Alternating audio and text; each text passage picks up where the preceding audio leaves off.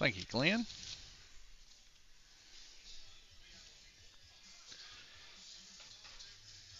All right, welcome everybody to the final race of the Winter Series here at Lanes Raceway. DTM, LMP, GTP action here. Starting just a hair bit late. Guys wanted to make sure their cars were up to snuff after 2 weeks off. Of course, last week we had Easter, and then the week before that, everybody had enough racing when it come to the Flexi Challenge, so they wanted to take a day off, so we let them have that day. So this will be our last race. We're actually cutting it one shy of the 8. The guys are good with it. We're going to take the best 4 races. And as of right now, it looks like it's going to be somewhat of a battle between 3 individuals, Randy, Guillermo, and Sean McCutcheon. Right now, Sean McCutcheon in the lead.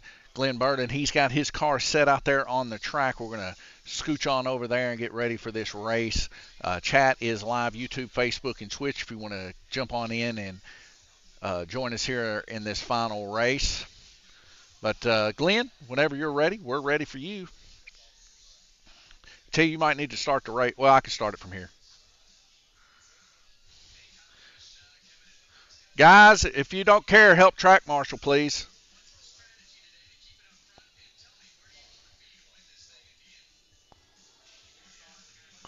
I'm going to wait till we get you a track marshal over here.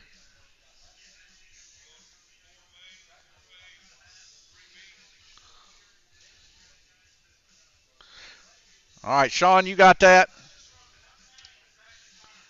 All right, Glenn, here we go.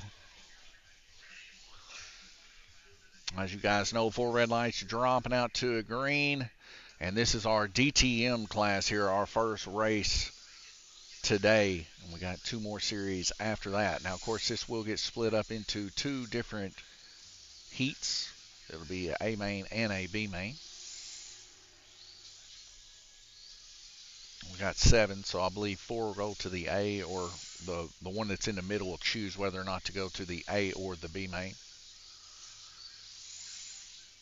And our banquet will either be next week or the week after, and it really just depends on Randy Kirtley. Of course, next week Randy Kirtley is going to be going on vacation. And if not, then and he wins, then he'll be here. So we'll have our banquet then.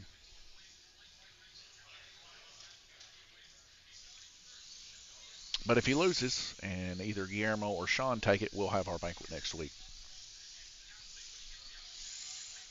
And then the following week after that, whichever one that is, let me get this a little bit bigger here. I wish you could get that bigger in a different way. It's probably big enough. There we go. Sean McCutcheon up next. Glenn Burden helping him out there.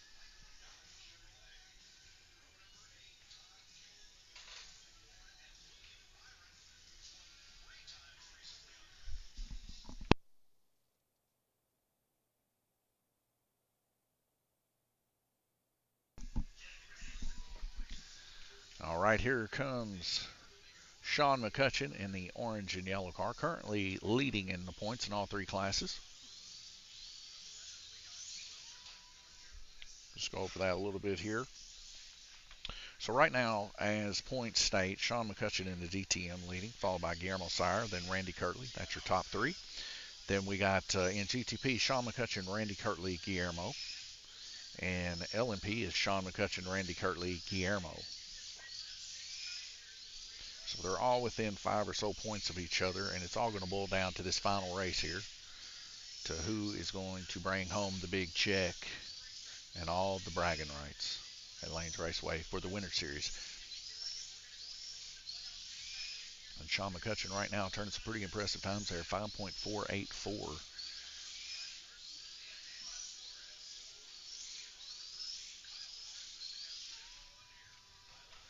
And he's going to go ahead and pull his car there with a 5.484 for his time.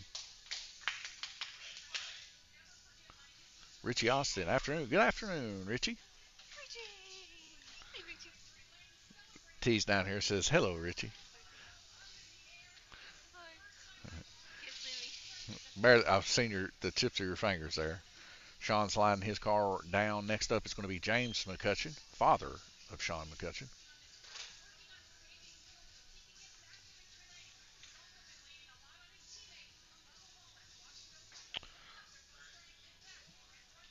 It's what T? Honorary Muffinette. T says she's still an honorary Muffinette. It hasn't really been a really good week in the news for slot car tracks, as we've heard about several slot car tracks having issues. Seen one where their track owner ended up passing on, and then another one closing at the end of June. This is not what we want for slot car racing, to say the least. Uh, we've seen it over and over and over again throughout the time. A lot of places take huge advantage of slot car tracks, especially as much space that a slot car track has to have. You know, you're on the upper ends when it comes to things per month. So, Richie says, heck yeah, T. Still are. Right now, James McCutcheon, a best lap of 6.557. Richie also says, not good at all. No, it ain't, Richie. I mean, man, I felt like after the Flexi Challenge here, things were moving in a positive direction, and slot car racing was coming back into a higher thing, at least mentally around this area. Everybody was talking about it around here after that race, and you know, I know you guys were missing it. We were missing it. Richie said one track's rent completely doubled. Yeah, I think we're talking about the same track there, Richie, and it would be different if it was somebody that didn't know how to run a track and wasn't a good person. But the person that was running that track, he's hard to beat.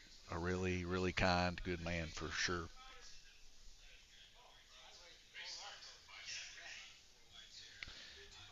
And you know, I don't know. It's a weird thing. Same thing happened to my dad in the late '80s when he had his track down here downtown Livermore. His rent got doubled overnight, and then they wanted to sell it out from underneath him. Gave it a chance to buy it, but just wanted to continue leasing it. But that ain't how it works. Uh, so that track got shut down. But that was my childhood memories. That's why this track exists. At least over half of the reason why is I had so many good memories back then of playing pinball, arcade games, and slot car racing, doing the womp womps back then. My brother, he was racing Group 7 wing cars with some of the adults and stuff back then. So I remember it fondly. And, of course, the people that go to those tracks and stuff that happens, it hurts them just as bad as it does an owner that doesn't want to leave. Uh, when owners don't want to leave and they're passionate about it, and they just get stepped out or stepped on, basically. Um, it's rough, man. And my heart goes out to them, both in loss for the one track owner that passed on. We'd seen that. I follow some of their racing and everything. Of course, I follow a lot of slot car races, watching slot car racing and stuff. She said, I'd make sure you become like a brother to your landlord. That is funny. That is true. We are brothers. My landlord is my brother, so that does work out good. Not to mention, my dad, my brother, and I all just big slot car people. Uh, so it helps, And whether this is a public place or a non-public place, uh, it doesn't matter. There'll be a slot car place here. We got to have a place for our slot car tracks. And that just all just depends on how the public receive it and everything. I think we put on a really good image to the public, and um, we're pushing for the upper echelons of slot car racing, wanting to have bigger style races. Some of the better racers in the world competing against each other. That's what our main focus is currently. But we do have also in the background there, as you guys know, we got a good kids program that want to get the kids involved, the community involved, and stuff like that. It's funny that it's kind of transferred from slot car racing to RC when it comes to the kiddos, but nonetheless, either way, you're getting kiddos in there. It's the next generation coming up. And running good, fair races, we pride ourselves on that. We really, really, really want a good, fair race, no matter what it is, whether it's drag racing, RC, or slot car racing. And as long as everybody leaves and feel like they've had a fair shot at it, and everybody leaves feeling confident that they gave it their best, how could it go bad? Randy Kirtley's up next. Gabriel Kirtley having a little bit of issues there with his car coming off there. He told me before the race started, he said that it was like a 1700s upper portion of a saloon. I'll let you use your imagination what that means. But anyways, it's not been ran on really hard for 2 weeks since the Flexi Challenge, as we didn't race that past Sunday, and then the next week was, of course, Easter, and we were closed. So the track's gotten a little bit slick, but some of the guys are making it work, some of them not so much. It's just about time for another clean down and a good spray cleaning, which it won't take as much this time because it's only really got one harsh weekend on it. So a good wipe down and just a good little quick spray gluing with a little bit of masking in the corners. I think the Chris Barnes corner method is definitely by far the best for speed and good braking. Where we used to spray the whole track, I just don't think it's necessary, and it's a whole lot more cleanup if you spray the whole track. A lot more scrubbing, to say the least. Rich Yoss says, yes, you guys have an awesome family. I need to order some more Kentucky smell goods. Well, we got plenty of Kentucky smell goods, but they are going quick for sure. We had a guy come in here last week or the week before, right before work. He come in here sprinting. We thought the place was on fire just to come get some Kentucky smell goods. Had me rolling in the floor. I was laughing so hard, but he really, really loved the way they smelled. And he wanted to make sure he got them for somebody else did, which is good. Randy Kirtley there with a 5.889, just a little bit slower than Guillermo Sire. Up next is going to be Nathaniel Burden. Now here in the coming weeks, we've got a little bit of a rule change coming for our next series. So we have a hard body GRC / hard body chassis that is coming up here in the next couple of weeks or so when we start the next series. And in that series, they're running a classic NASCAR and a new age NASCAR. And we're combining both those series. Now for the spring series, it kind of got glazed over because of all of the excitement of the RC and the drag racing and of course Flexi Challenge coming. So we're going to kind of miss out a little bit on the spring series because we're already past spring. We're coming into the beginnings of summer. So we're going to try to get ahead of that ball game, and we're going to combine spring with summer. I'm going to let all of the guys that were in this series here, the winter series, make a vote of whatever car and chassis that they want to run when it comes to the 4 Crown for the spring series. But as for the summer series, that's the hard body NASCAR / fairgrounds cars. And we're going to just give me a water. I don't like sugar-free stuff. Thank you. We're going to combine both those classes. So instead of them having 8 races and we pick out 4, they're going to have a total of 16 races and we pick out 4. So 6.038 for Nathaniel Burden. That's going to put him currently in 5th position, just above Glenn Burden. And that is going to be our final racer there. But some of the rule changes take place. They can run either the 4.5-inch GRC / FCR or the hard body chassis from RSR, I think it is, or Mid-America. And it's any motor, group 12 or below, in either one of the classes. So they're basically the same class. The reason I made this change is because the fairgrounds car looked so ugly on the GRC where you had to spread it open. It just looked like a copperhead laying down in the grass with his head all flattened out. It just didn't look good. Randy Kirtley brought that to my attention. So we're going to make those changes there. Other than that, all the other rules are the same, 1/8-inch axle in the rear and all that stuff. So Now we are going to get the next race set up. It looks like, Dad, are you going to B main or A main? A main? Okay, so James, Glenn, and Nathaniel are going to be in the B.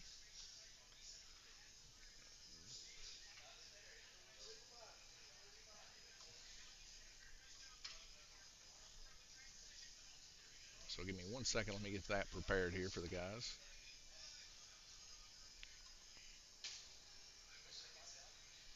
So Glenn, Nathaniel. So we need to move with Randy, Gabriel, Guillermo, and Sean. Nathaniel, where would you like to go? Glenn, James. Okay. And then we need to go ahead and increase to 2 minutes. We got that. Good. We need to change our options. Turn that to 40. And then turn this to 1 minute and 20 for a total of 2 minutes. And we're good. Gabriel Kirtley says, "Don't worry, Richie. We will not be going anywhere." I see him face down right now by the pillar over there making these text messages on YouTube. Dude cracks me up.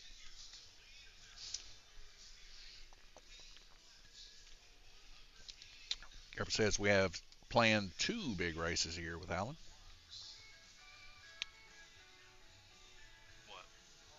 Your head's like right here.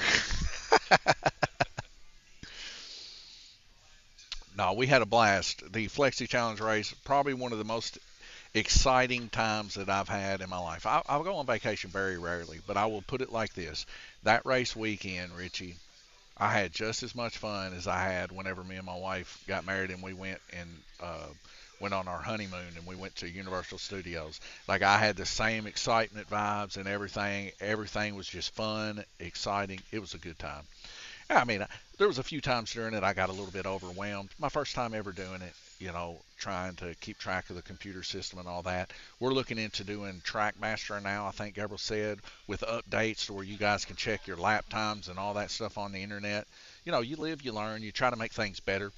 Something exciting, too, that I want to try to get for those, we had a few people that couldn't make it last time. And something that I want to really work on, too, is experiencing for those people that couldn't make it, whether they were sick or whatever it may be. We're going to get a couple cameras and we're going to interlace their frames per second and make it to where if they have a VR headset that they can actually set up there with me where I'm controlling the race and they can actually watch the race from home. So that's going to be the next time you guys come down. We'll make it to where that if you do miss it, hey, join in on the YouTube VR channel that we're developing right now, and you'll be able to watch the race in VR. That'll be excellent. Right now, we're just waiting on track marshals, I think. Just making sure.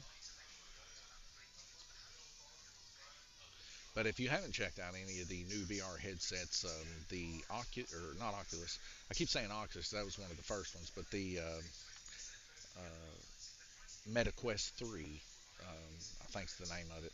They're really, really good. I put my eyes in them and it's super clear. So if I would suggest one, it would be that headset for sure if you are wanting to experience it when it happens. But we're going to be using, top of the line GoPros for that to take place, and I'm going to put fans on them and keep them cool, and actually hot wire them so that we don't have to use the hot batteries, so they'll actually work. All right, guys, we ready? Track marshals in position. Here we go.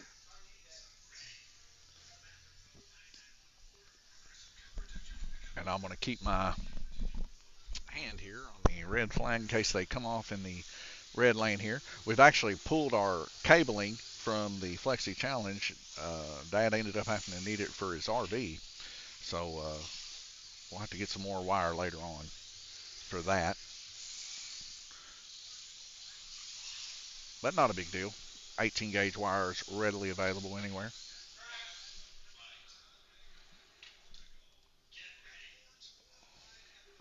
Another thing I believe too with the Trackmaster, we can kind of negate the 4 green lights and just have 1, which is pretty cool.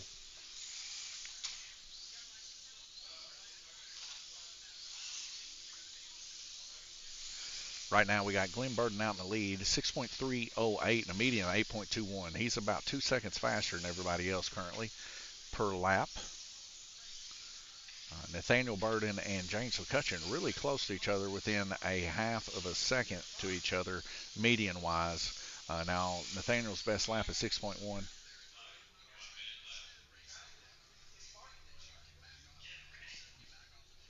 6.1 second there.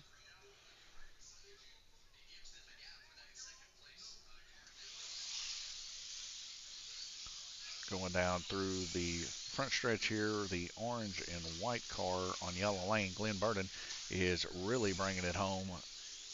Glenn Burden, during the Flexi Challenge race, the last one we had, ended up bringing home a first place in the C main, but so did Nathaniel Burden.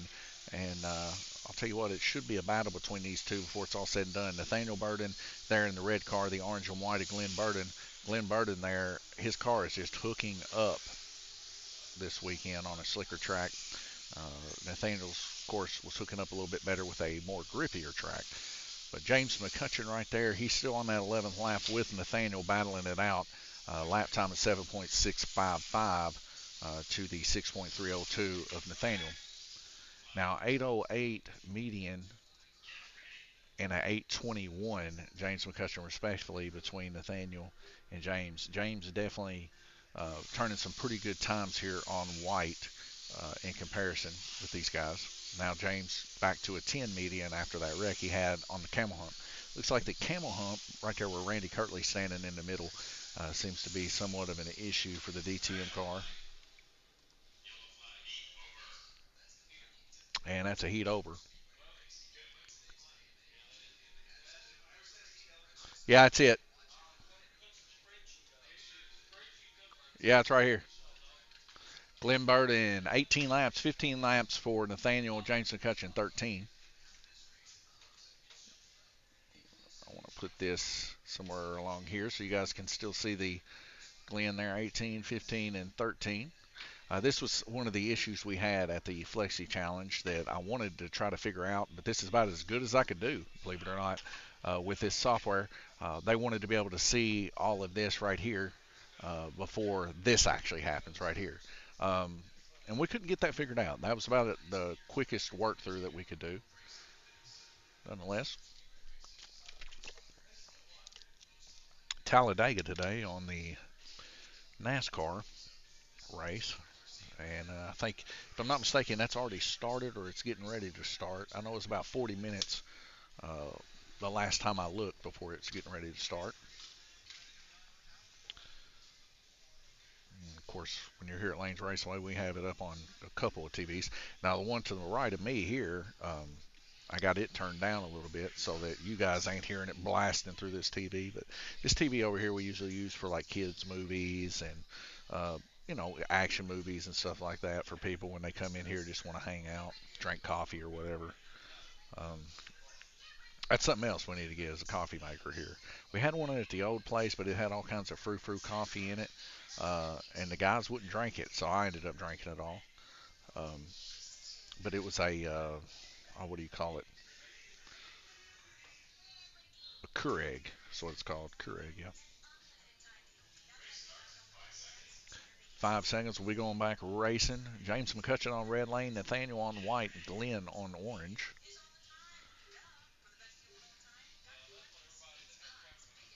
So I will say this: the last time I was on a live stream, had some issues with some bee stings and stuff. Ended up making my voice go out and everything else. Nonetheless, I'm back in action. Went to the doctor. Evidently, I about died, but I made it there. Got some steroids in me and got some antibiotics, and I've been pretty good since. But my lymph nodes really did swell up pretty bad. They're just now getting back to normal. Still a little sensitive to the touch, but she said it'd be about 2 or 3 weeks and I should never get stung again or it could be a bad issue. A lot of people coming off on the front stretch here.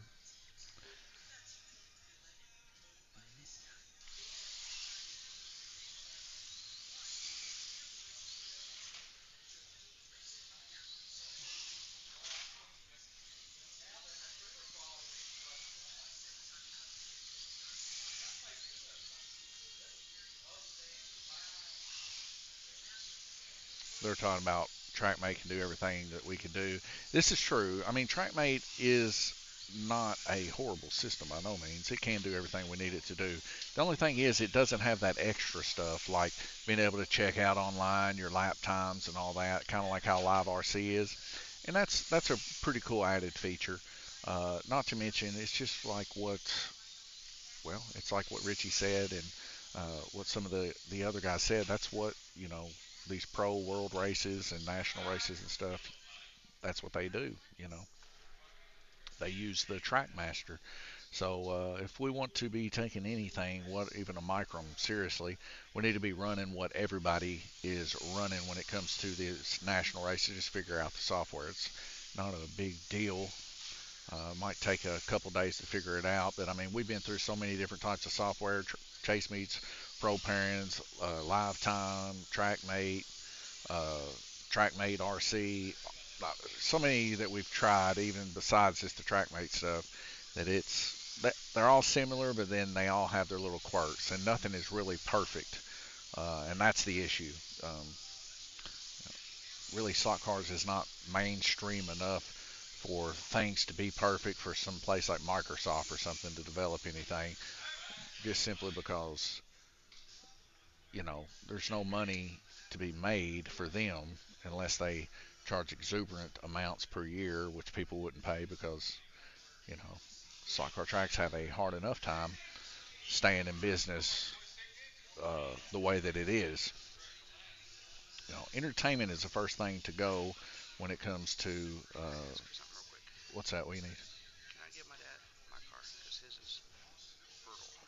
You can't do that, dude. I mean, if them two agree with it, Nathaniel and Glenn, I don't care. But once I'm just saying, once you bring a car in for tech, it's supposed to be there. Now he can take it off and try to fix whatever the problem is. Uh, yeah, I mean, you just have to ask them. Like I said, I want you guys to be happy, but at the end of it, they have to say, not me. Yeah, Richie Ossie, Gabriel Kirtley, hope you are doing well. You have to message me. I'm contemplating coming up 1 month or 6 weeks for practice days on Saturdays.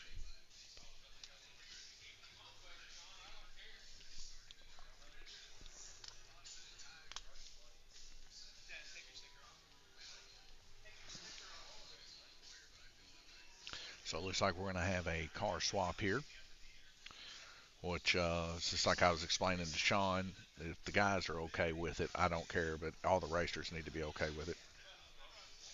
And evidently they are. So there's going to be a car swap here to help James be able to stay on. It's going to be a swap for Sean's car.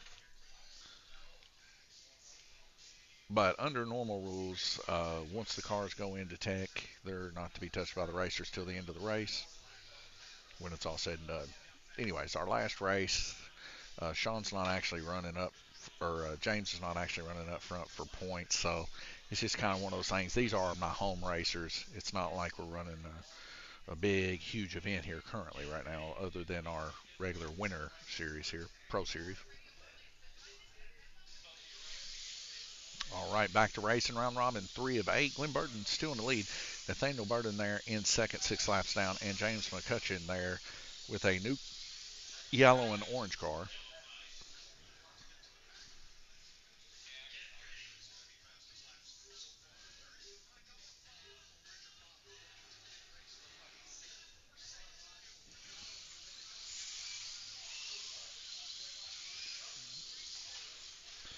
Past couple days, been watching some RC. I believe in Pennsylvania is where it's been at, and it's off live time too. You can check it out on YouTube. It's a pretty big event going on right now. I think it's called the Silver Crown, I believe is what they're calling it.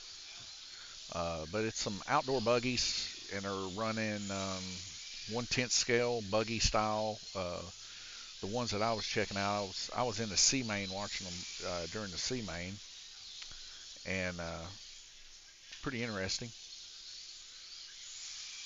Be nice to have a little outdoor rampy track like that. Run some super trucks or something.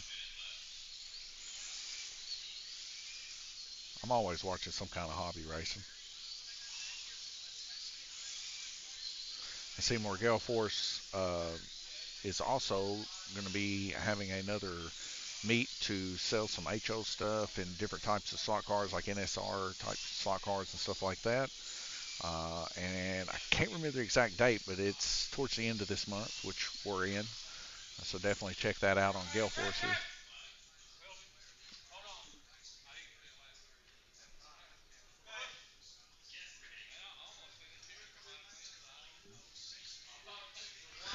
Gabriel said he about heard a tear coming out of Glenn's eyes as that car just about smacked the wall. Richie Awesome, that's awesome. Richie Awesome said that's awesome. I didn't know it was on YouTube.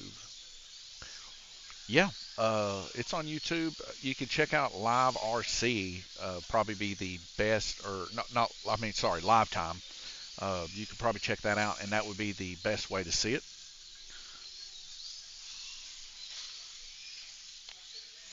And of course, Live Time is pretty much what everybody in RC uses. That's what we actually use here, even to, and you can check us out, Lanes Raceway, on all our RC stuff. Now we only do one RC here at Lanes Raceway. We don't really have enough room here with as many tracks and everything else that we got going on in here to have a huge selling area. But we got enough room to sell everything that one RC has, and we do that. Um, and that's why it's just one RC here. We don't do low C. We don't do anything other than one RC, and we're going to keep it that way. I think we're a really good destination when it comes to racing one RC. Richie Austin, one of the old Parma slot car pros, was doing well there. I saw on Facebook Paul Cicerelio. I think I'm pronouncing that right, Cicerelio. Well, we had a guy in here the other day, Jeff. Trying to think of his last name, Jeff Bryant, I think's his name, and he used to race with Greg McClintock back in the day, and it was good, talking to him and him reminiscing about how they used to race some of those professional RC races and stuff like that. And he said, I'd win one week, they'd win one week, and everything else. It's good, and it's also just good meeting new people. And they come in and race some 1RC with us yesterday on our new coating on our track. Tried something a little bit different, put some powder on it, and infused it into the coating, and it does cause them to grip a lot more. Richie Austin says your 1RC program I think is great.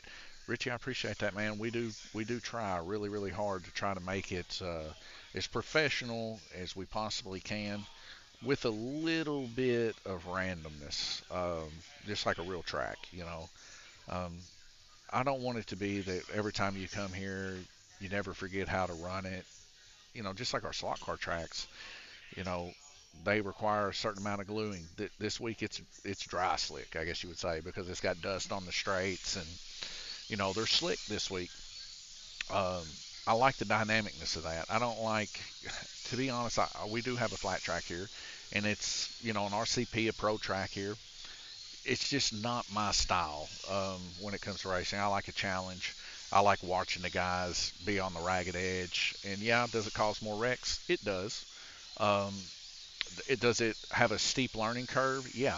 But there's something to be rewarding in that it has a steep learning curve. Kind of like the flat track here. You can't just, if you've never slot car raced, you just can't come here and get it like you can an oval track. It requires practice. It requires time.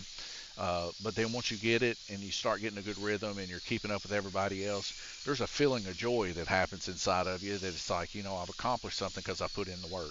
And that's what we want out of our big oval track that me, Randy, and Chelsea, my wife, which y'all know her as T, uh, built. Um, we want it to be dynamic. We don't want it to be so grippy that anybody can drive it. We want it to be a challenge every week that you come here, and I believe it's worked its purpose and it's done great. Now the kinks and stuff that were becoming an issue from the track settling, I worked those out before I put the coating on it.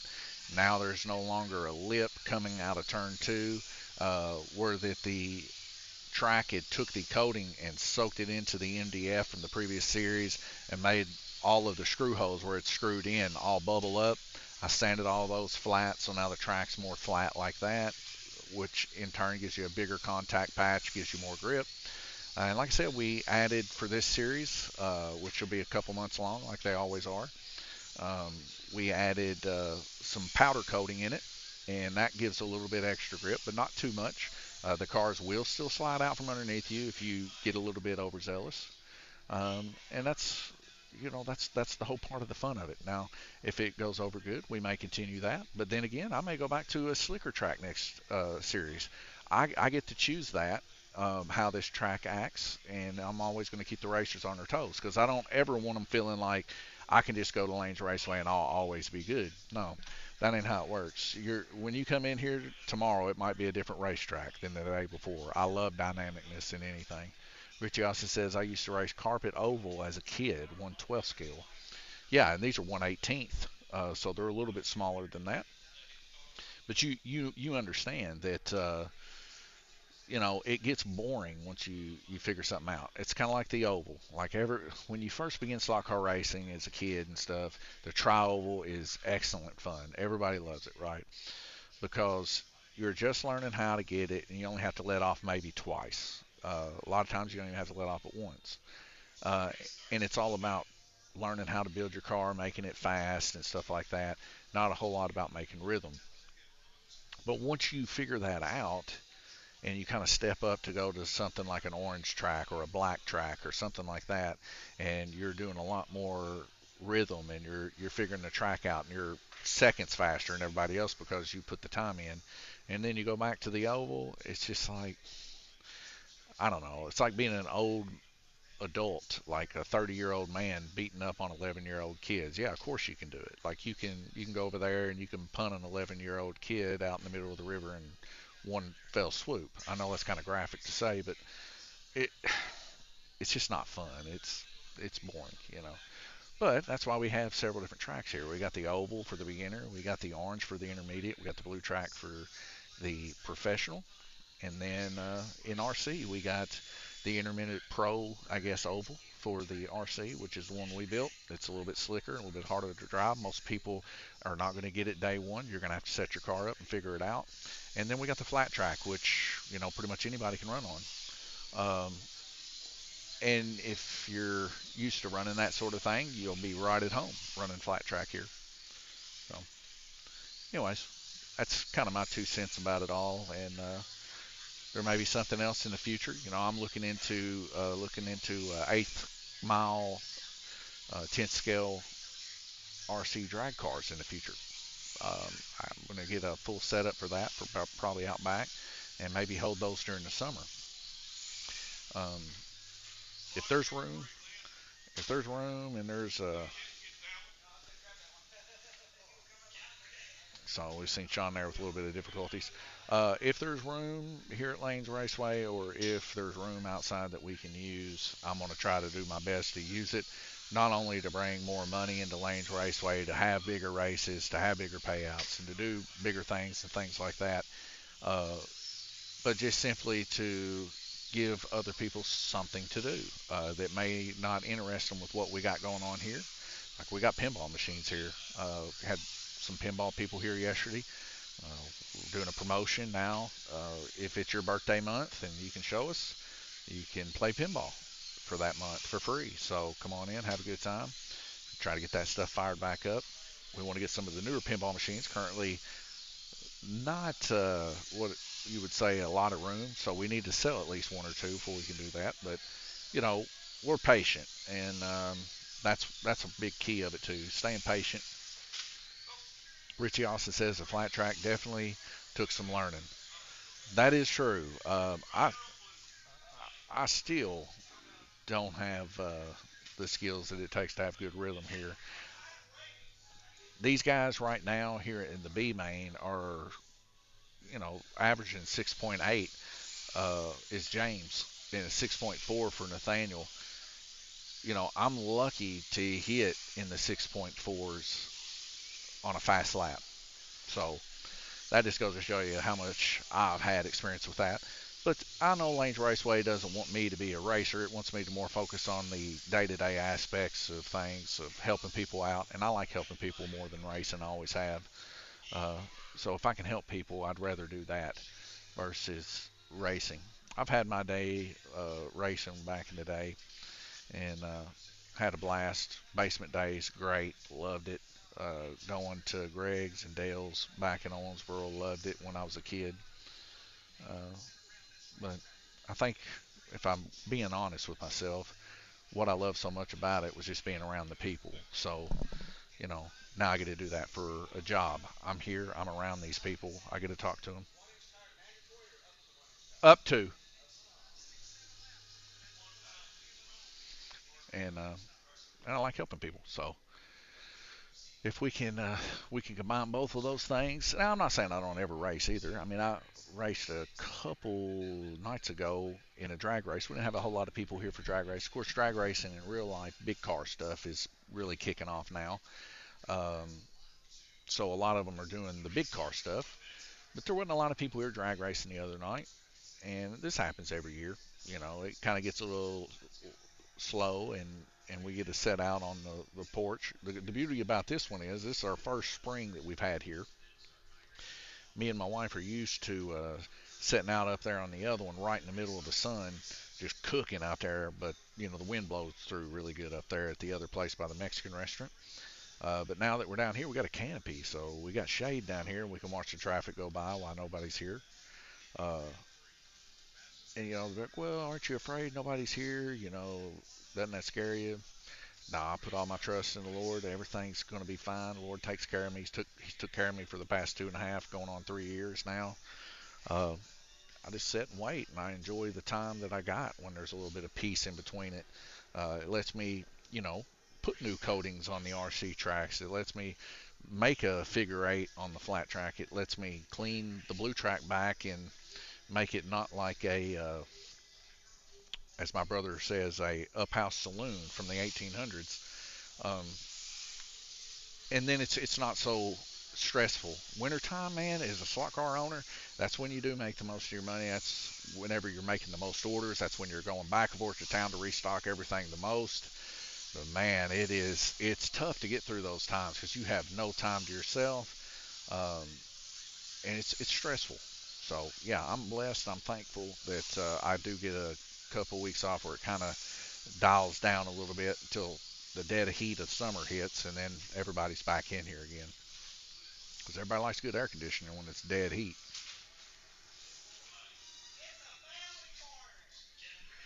So everybody coming off there, that's 3 cars, went ahead and hit the track there.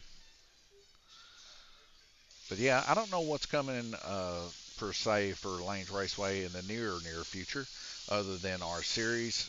But I am working on quite a few things in the background there. Got on that pretty quick. And they're pretty exciting things like outrunning's coming for the kiddos and the kid series and stuff like that that'll be coming up next. I made a website for that to be interactive, to get the kids more involved, so every time they come in they can see where they're at. They can get on the actual web page and see where they're at. uh, and it's like a cannonball run type thing, to where that the when they log in they can see how far they are on the map, and versus their buddies and friends. So I'm excited about that. So it looks like one car there got it tucked back in. Gabriel's going to roll it back out.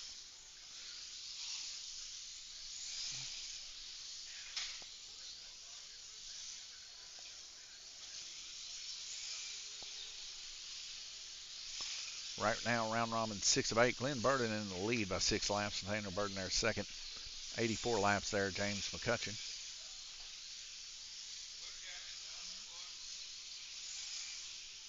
But I've spent a lot of my time here the past couple of weeks doing research on how to make live events with virtual reality, as I kind of touched on a little bit before. And the reason why is I want to put up several different linked cameras around the track.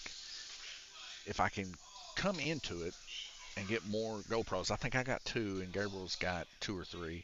But if we can line them all up at points to where that the camera actually overlaps itself, in that little center section there, you know, how it overlaps, you can create a 3D verse. And technically, if you're at your house or in your garage or whatever, you could technically walk around the track and watch the race.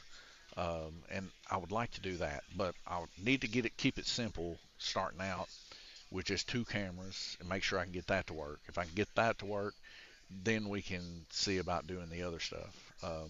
As for the other stuff, um, it would be dependent on resolution for one, frames per second is another, and internet, whether or not it can do all that. And then on top of that, also run our regular live stream simultaneously. So in other words, like Twitch, probably not going to be live that day. YouTube and Facebook, I think we'd have enough bandwidth to make that happen. But whenever people come the next time, of course, we would have to change the password so they couldn't connect to our Wi-Fi. So we would definitely have enough.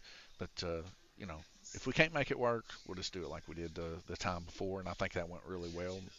Um, and just try to work on a few things just to make it a little bit better of an experience, better than it was before. Always thinking about that. So other than that, I don't know. Round robin 7 of 8, I know that, and this one's went pretty quick, but I've ran my mouth pretty much through the whole thing. Getting pretty good at that. I was disappointed a couple of days ago. A guy come in, and he's a big pinball player. Ended up finishing second. I keep forgetting the guy's name. But he finished second in the big pinball tournament there in St. Louis.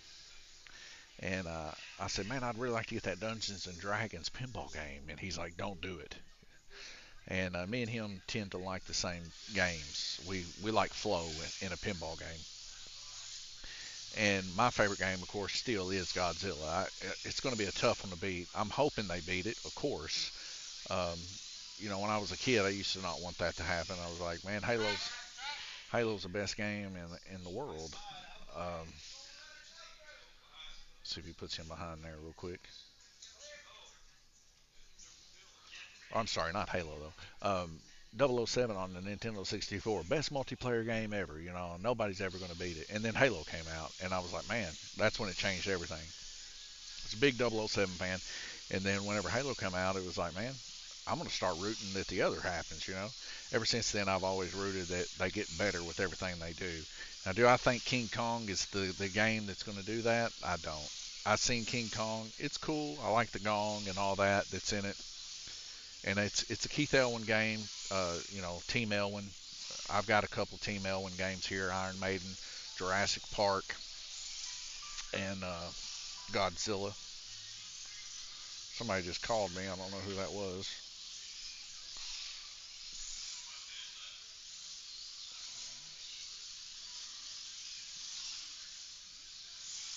Shane White just called me. Let me take his call real quick. Let me call him back. I'm going to mute real quick. I'll be right back with you.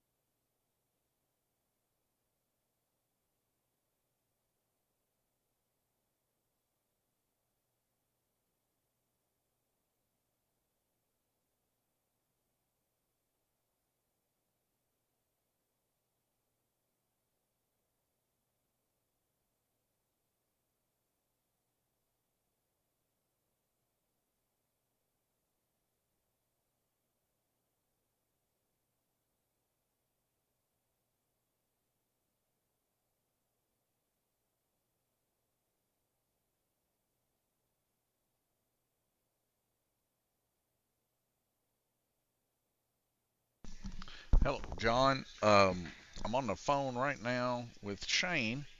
Good to see you, John. We did have a uh, good Easter. Happy Sunday to you. And it's good to see you, John. I'll be right back here with you here in just a second, getting some info on a big race coming up from Shane. And I'll talk to you guys here in just a second. I'm going to leave the mic actually unmuted so you can hear the cars. This is 8 of 8.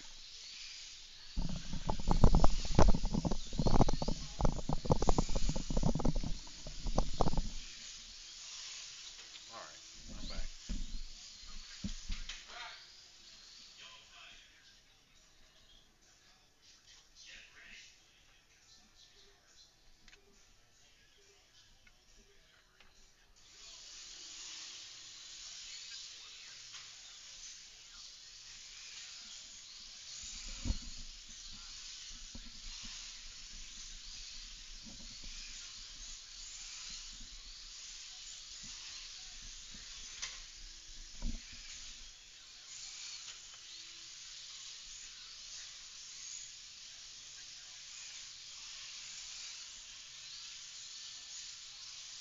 So it's the same as what we're running right now?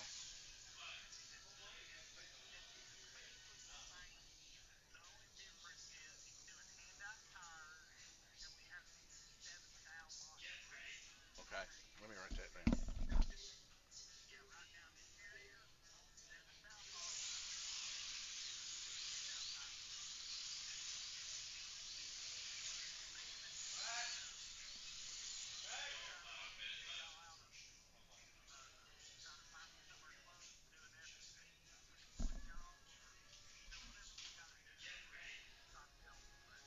Well, we'll probably end up just taking the RV most likely.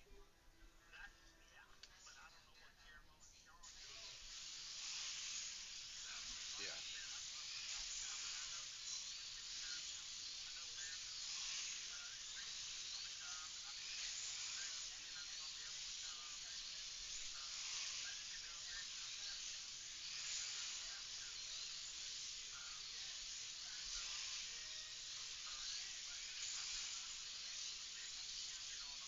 yeah. Well, I'll sure and let everybody know. Uh, what is the name of? Is it just named Cleveland Raceway, or does he have the Raceway? Okay. All right.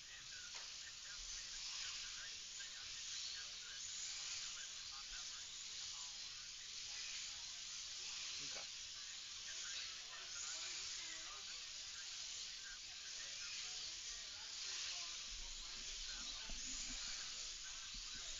Yeah, I mean, it just depends on how busy it gets here if me and T can go, but I am going to definitely let the guys know.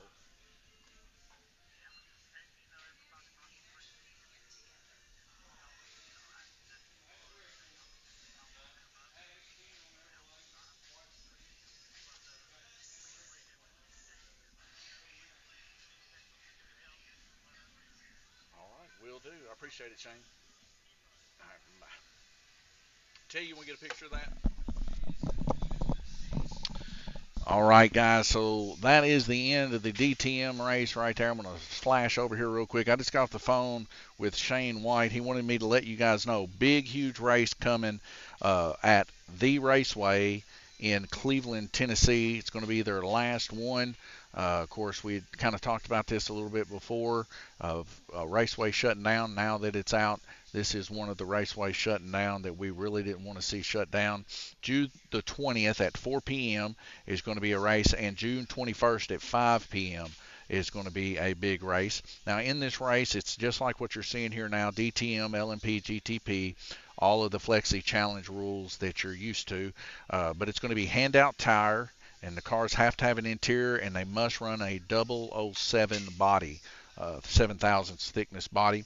I know I'm going to be letting our guys know. Probably quite a few of the guys are going to join down for that race. A big shootout for the last bit of that race there, and it's going to be on the flat track there. They got a really nice one. I've seen pictures of it. Maybe you've seen them on the internet. But come down there for sure, guys, and check that out. Do not miss that race. It's going to be great. I think Gabe is actually going to be overseas during that time, so he's probably not going to make it there. Okay. But now we're going to get into our next portion of the race. I believe T's got the picture now. And we're going to get our top 4 racers here. But yes, if you guys have the time, check that out. The Raceway, Cleveland, Tennessee, and make a date June the 20th and 21st to get out there and get to racing. If things work out here at the track, me and T's even going to be down there. We just got to make sure everything's going to work out here before we go so that we can shut down for that day. So let me go to race format here. It's going to be round robin timed heats.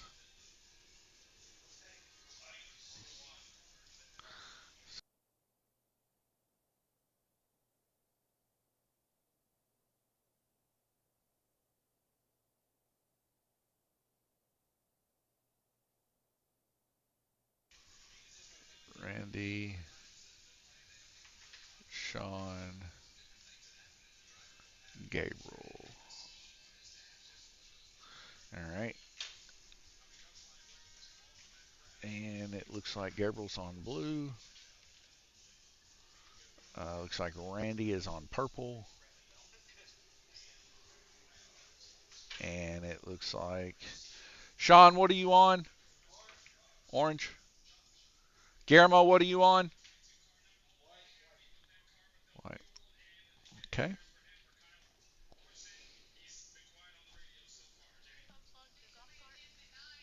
Is it charged? If it's charged, you can.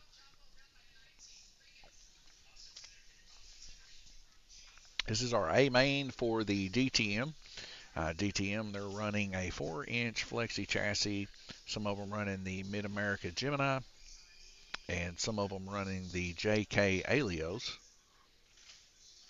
I don't know if we have any Mazzetti runners out there, but Mazzetti also legal here. A bunch of them running Raptor Pro motors, and some of them running the Mid America Enforcer motors. But a 11 tooth pinion or less, 332nd axle. A lot of the guys running 720 tires, fish rubber, of course.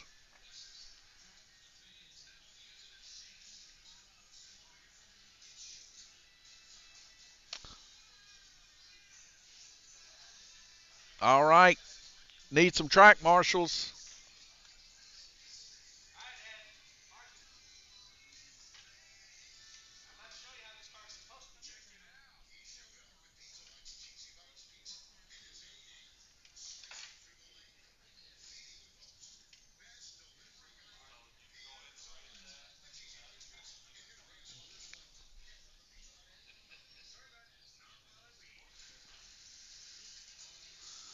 All right, we got track marshals rolling around.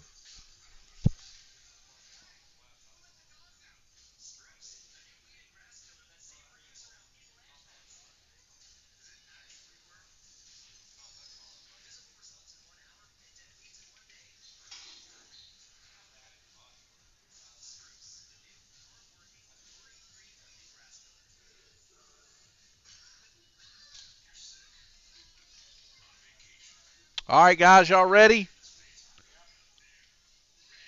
4 red lights are dropping out to green. Round robin, 1 of 8 in our A main here. And out to an early lead, Gabriel Kirtley followed by Randy Kirtley there.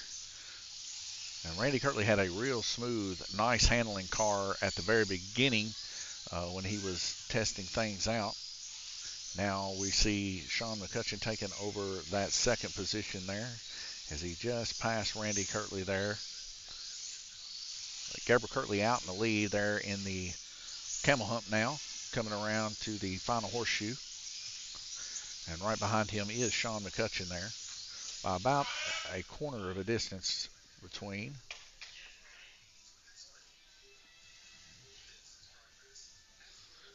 We see Guillermo Sire's car coming off on the front stretch again. Gabriel Kirtley and Guillermo right behind him.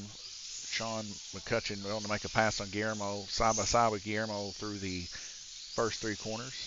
Sean able to make that pass. Gabriel Kirtley now pulling out in the lead substantially there, as he's got his car really hooking up there on blue lane.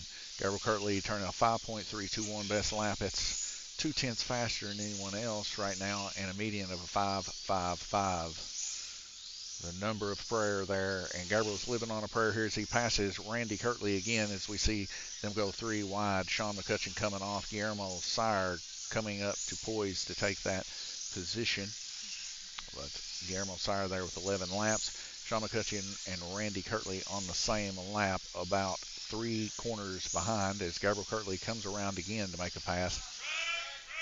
We'll get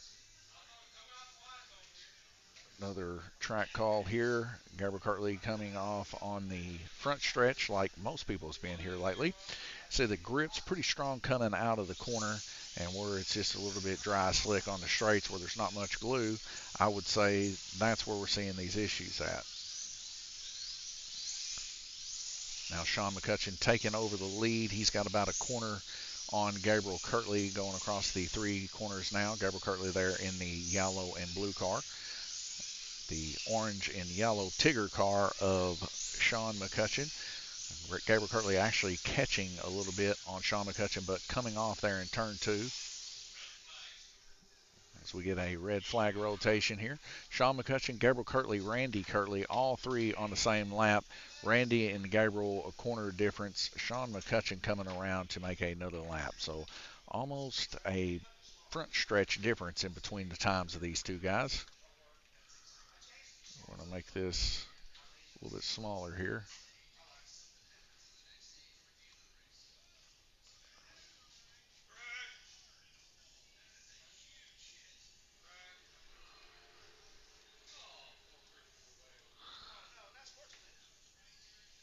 All right, there we go. Bring that down low so you can see a little bit better the laps there, as the end of it is a little bit small. One of our big complaints here is people have to squint to see it. I wish it would get completely big and take on the resolution of the screen that it's supposed to, but I don't know. I try to lock all that stuff down so much, it's crazy. 1 minute we'll be back racing, but I'll tell you what, a pretty smooth first heat to say the least. That's kind of what you want to see. We still have 2 classes to go here, and after that first race, I didn't get a picture of it, but T did. I believe Glenn Burden ended up taking it home there in the B main. His car was really hooking up pretty good there. I know it's getting a little bit warm in here. T, let's turn the air down a couple notches. It's like 71 in here. My face is getting hot. Let's turn her down to 68 at least before we all die sweating in here.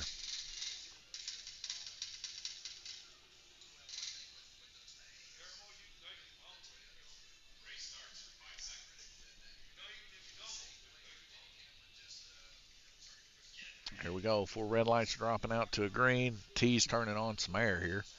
I'm getting a little hot here. Now, I do have a long sleeve shirt on, but if I'm getting hot, I know these racers are hot. A little flicker in the lights there. And Sean McCutcheon's still in the lead as we see a car sent to the high outside there. That's red lane Guillermo Sire. Sean McCutcheon half of a lap up on these guys. As he's coming to make a pass on Randy Kirtley, currently 3rd position. Randy Kirtley in the camel hump, followed by Sean, and it looks like Randy catching Guillermo Sire. Guillermo Sire coming off in turn 1 there. Right behind Randy Kirtley, of course, is Sean McCutcheon. Now, he is your leader, and he's gaining about a car length on Randy each lap. And Guillermo coming off again, giving Randy a little bit of a break there. As Guillermo's buying this time here, Sean's needing to try to make a way around him. Now, Gabriel's coming up quick because of the hold up here. And now Gabriel's fixing to make a pass, but he comes off in turn 2.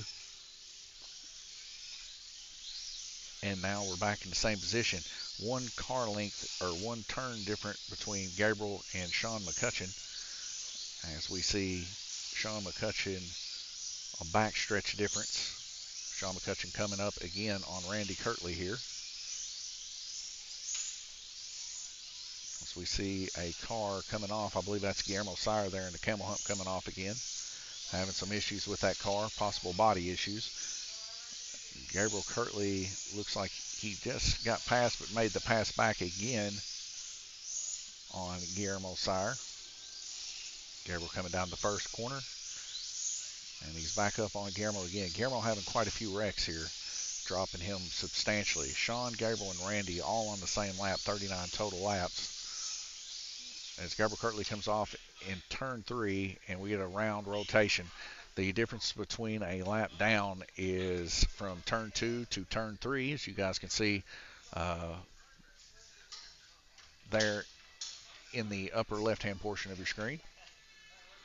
Sean McCutcheon, the only one to turn 21 so far. Guillermo having some trouble there on red and white, 15 and 18. Not his strong suit when it comes to this track. He likes the other end. He likes purple and black. He usually does the best on those lanes. But Gabriel, Randy, and Sean all turning respectable numbers there of 20 laps, showing Sean there with 41.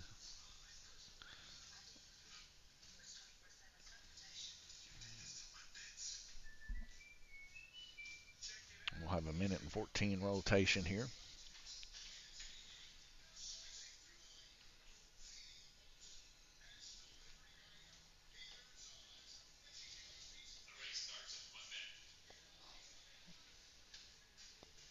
If Sean ends up winning 2 of these, it's no contest. He will be our winner of the Winter Series here. But if Randy wins 2 of them, it is a possible change here. Now, Randy needs to win the GTP and the LMP. He's currently running 3rd here in the DTM. Guillermo is running 2nd. But as a full breakdown of all of our series here, points-wise, it's in the DTM. The race that you're watching now is currently Sean McCutcheon in the lead, Guillermo Sire 2nd, Randy Kirtley 3rd, Glenn Burden 4th, Nathaniel 5th, James McCutcheon 6th, Jay Latham 7th, Gabriel Kirtley 8th, and Gunnar Vender 9th. Gunnar raced 1 race, I believe, this series, if I'm not mistaken. No, he raced 2. He raced 2, and then I guess he backed out. Looking here.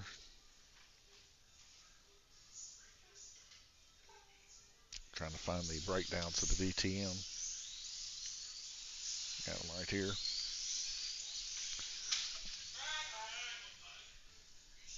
So DTM's 370. Okay. Guys, y'all gonna have to let me know when that happens now. I'm gonna hit this button. It's a live track.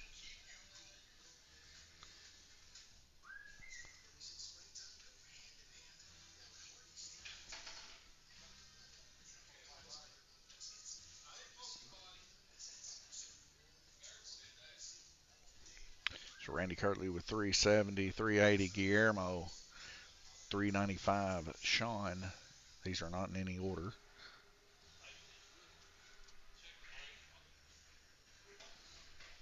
$295 or $235 for Jay, $320 Glenn, $320 Nathaniel, Gunnar 165, $190 James, and Gabriel 185 in the DTM.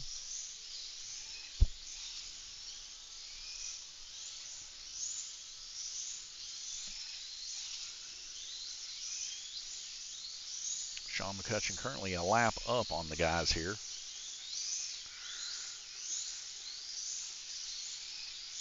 As Randy and Gabriel there a lap down, trying to make that lap up. Gabriel Kirtley having trouble there in turn 2.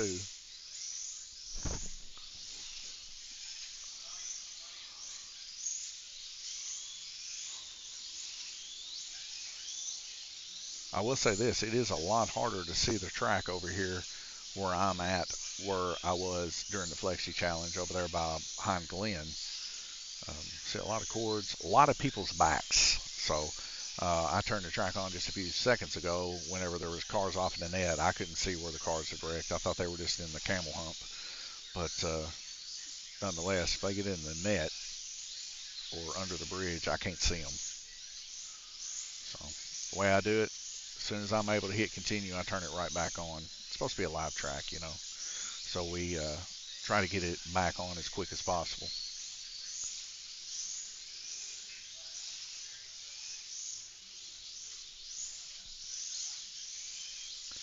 Right now, Sean McCutcheon there in the camel hump coming around. Right behind him is Gabriel Kirtley.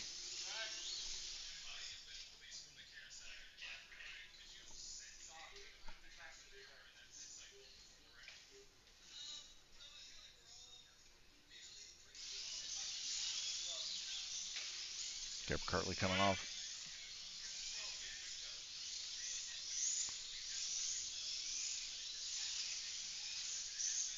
It looks like Guillermo Sires going to take a look at his car. So he's at 45 laps currently. He's not having good luck with that car whatsoever.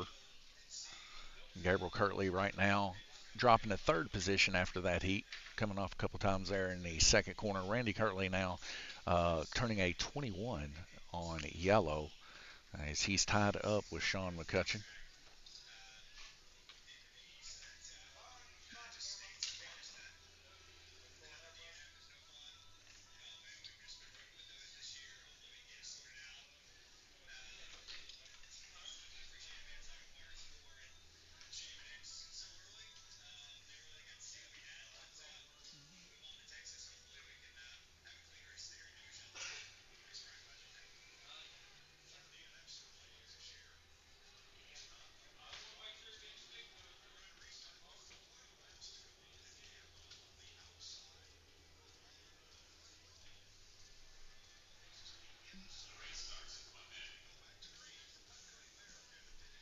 Well, the guy's running pretty smoothly here as we're already halfway through the total race here. Sean McCutcheon has pretty much had it since the second heat here.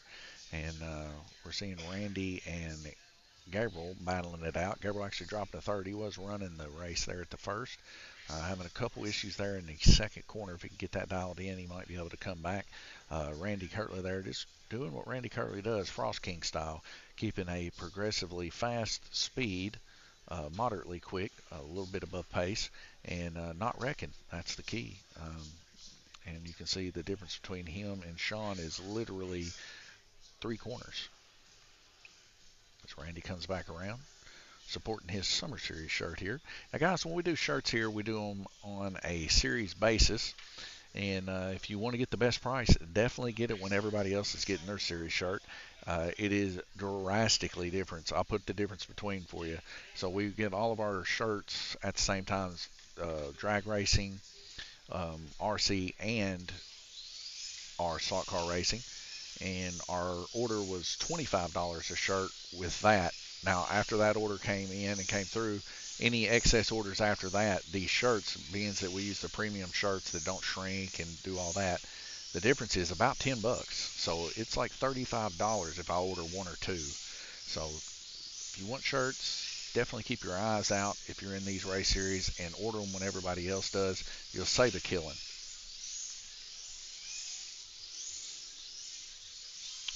Gabriel having a gear issue here. This is going to cost him. Gabriel actually finished second in the Flexi Challenge in one of the series, but this gear being loose here is going to cost him this race for sure, as he's going to drop like a hardened stone. He's definitely out of the race here.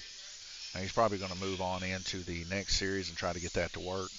Gabriel's not running for first place currently in the DTM. Gabriel is towards the bottom. He's actually at the bottom at 185.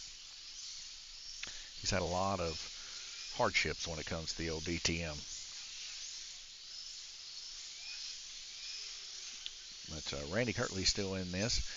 Right behind him is Guillermo Sire. Now, Randy Kirtley is a quarter difference between Sean McCutcheon. Looks like we might have a change here, possibly.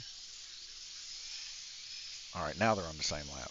So now Sean McCutcheon there in the orange, solid orange car, which I don't recall that car being solid orange.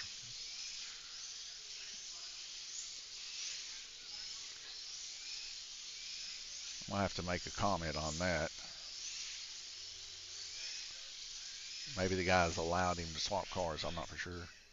Sean, did you swap cars? Is that Guillermo? Okay. Did y'all allow it? Just racing. Okay. I just seen a new car out there. I didn't know what was going on.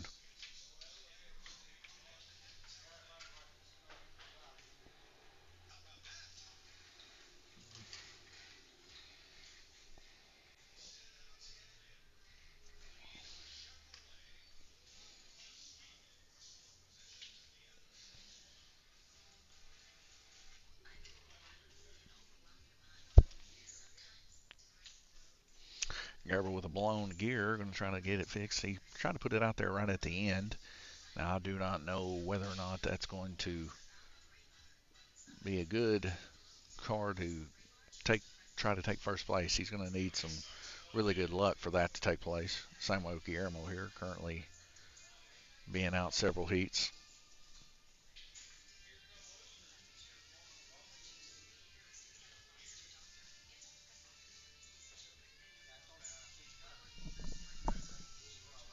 What's that?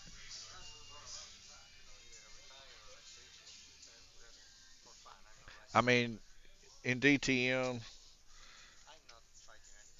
yeah, yeah, you're at 380, so you're not running for first. It's actually between Dad and Sean today. So yeah, just have fun. Yeah, I mean, first place on they ain't getting anything. They're gonna get a check, you know.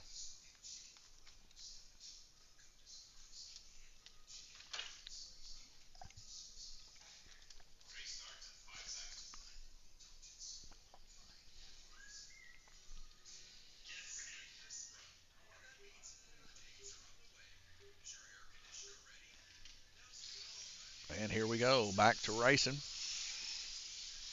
And Guillermo Sire, like he said, his other car just wasn't doing good. He's not running for first position here, this being the final race.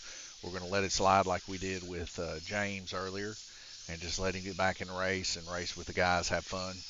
Um, but under normal circumstances, if he was on the line, for instance, then yes, he would have to retire. But he's not racing for first. And first is what's going to be getting something here in this class.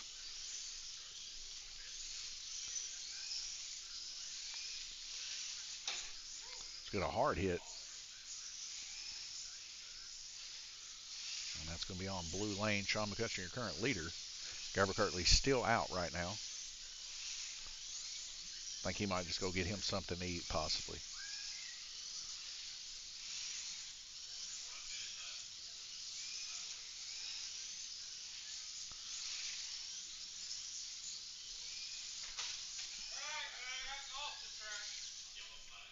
All right, we got an off the track call here, so it's going to be just a moment.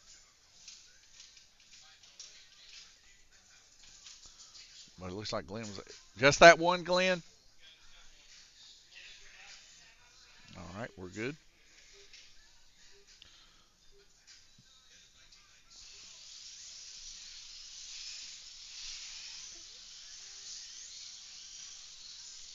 And we see that same one coming off again. And it looks like Guillermo's going to pull this car too. So no luck in the DTM for Guillermo here. It's around 5 of 8. Down to 2 as we got 2 guys out. It's between Randy and Sean McCutcheon. See, I can't see where that car wrecked. Randy Kirtley's currently in my sight for where it's at.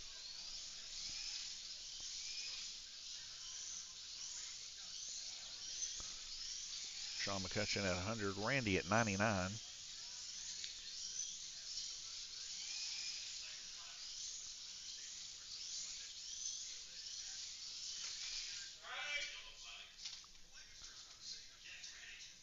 Randy coming off on the front stretch there with 4 seconds to go.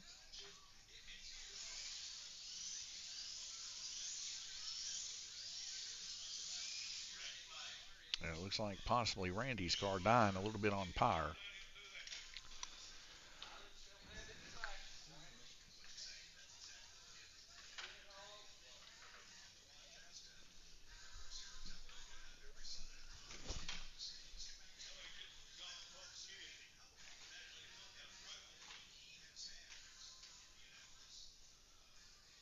I'm going to go check the air. I don't know if the air ever got turned on, but I am hot.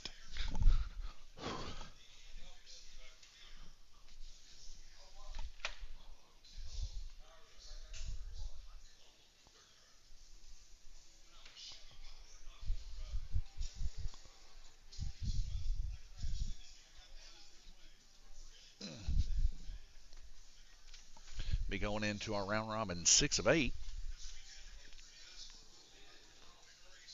Special thanks to our sponsor, Livermore Subway, 270-278-5999. If you're here racing or coming to visit, definitely stop in and let Subway have some of your business, as they do sponsor slot car racing here at Lanes Raceway. Not to mention, guys, coming up at the Raceway in Cleveland, Tennessee, June the 20th at 4 p.m. and June the 21st at 5 p.m. There is going to be this race that you're seeing here done there, but on a more professional style. Some of the biggest names in slot car racing going to be there for a good send away for that track. And Bill and them at race pace, pretty much, is race pace, is who Bill is, not pretty much. That is Bill at race pace. Handout tire, interior must be in car, and a 007 body are the requirements, alongside the 4-inch Flexi chassis and all of the rules of the Flexi Challenge. So definitely mark your calendars for that. Head down there and join in on that race. It's bound to be a huge race. Everybody's super excited about it. I just got that info just a little bit ago from Shane White. Shane's going to be there. We're going to try to be there too, and it should be a really good time.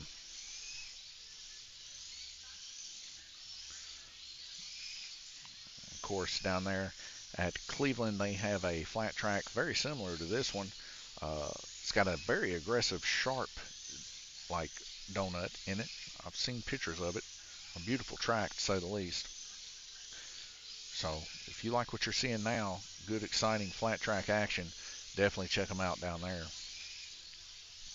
Right now, Sean McCutcheon kind of walking away from it a little bit, about 3 laps ahead of Randy Kirtley, but Randy Kirtley making a push here on red lane, doing the best he can. The car seems to be running out of power here, if you see it here down the front stretch, but that's the nature of the game. These FK motors, they wear out, the brushes do.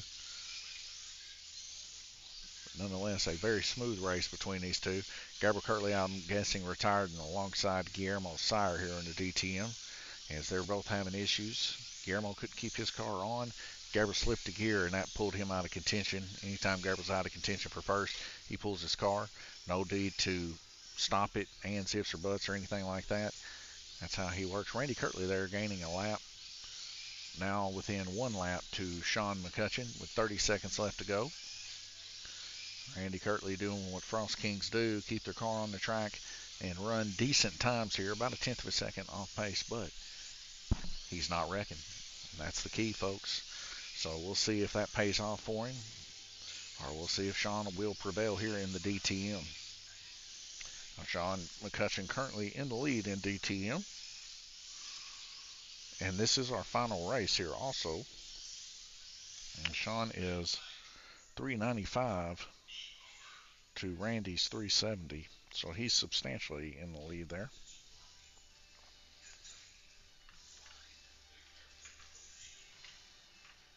We're going to see him rotate here again.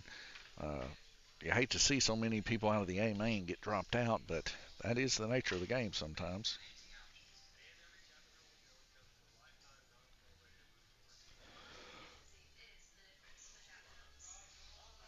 Right now, Sean McCutcheon, 124 laps, 123 Randy, 66 Gabriel, and 64 Guillermo Sire.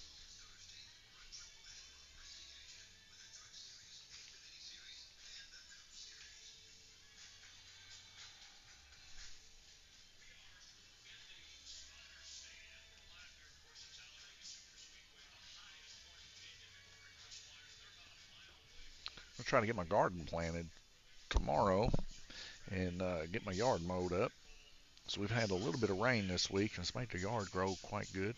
My yard's looking pretty good. Now, I do fertilize and do all that kind of stuff. I am an old man after all. So I like to keep pretty good care of my yard. I was not pleased when I got on the golf cart today to come to work and noticed a dandelion in my yard. So I got to get my little dandelion grabber. I use a little root grabber that you shove in the ground and pull up on this thing, and it twists the root out of the ground. And I'm going to get that dandelion probably tomorrow before I mow, just to make sure it's good and gone. Now, don't get me wrong, I do like dandelions to eat, and I like the root. I like to make dandelion tea and stuff like that. But I do not like seeing dandelions in my yard. I don't like the little fuzzy things in the summertime. I don't like any of that. So, you know, I got to combat from where my neighbors don't really care. They don't really care to have dandelions in their yard. But nonetheless, I don't like it. So I like a good green yard, green like a golf course, and nothing else growing in it other than grass. So I'm going to try my best to get that fixed. Just got some bees last week too. I need to put another brood box on them and get them established so that they're at least 2 broods deep before winter hits.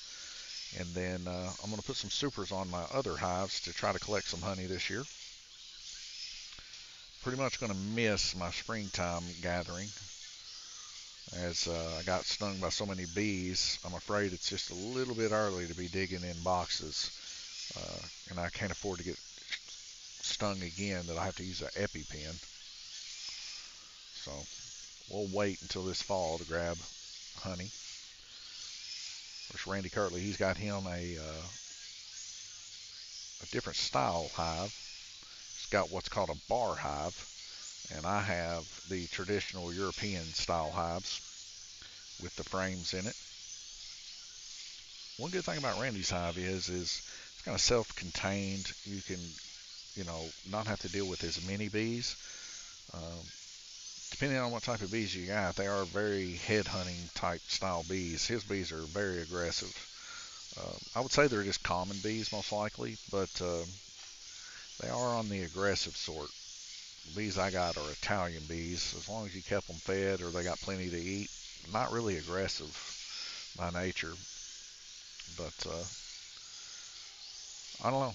It's hard to tell the differences between them. Very minute differences. Size of the abdomens and stuff like that come into account.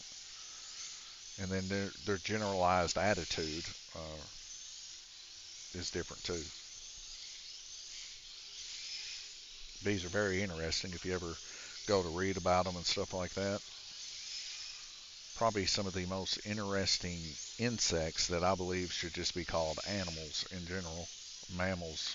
They act more like mammals than they do insects. And that is another heat over. We're going to see 2 lap difference between Sean McCutcheon and Randy Kirtley. Now, Sean turning impressively 22 laps there twice already today on green lane and black. Randy Kirtley turning a 22 on red. We're going to have to see Randy at least turn a 22 here on blue and see Sean have somewhat of a 19 or below just to see if this is going to be competitive this next heat. Is it likely? Not mostly. Sean's car has been pretty hooked up here in the DTM, and I don't know if we're going to see that take place.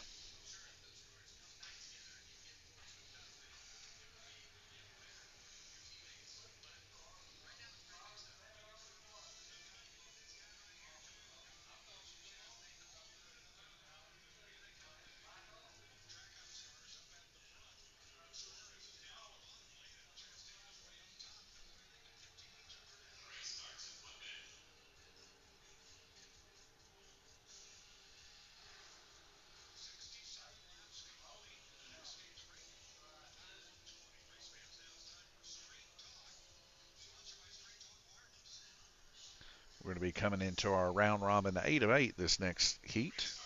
Sean McCutcheon there in the camel hump there.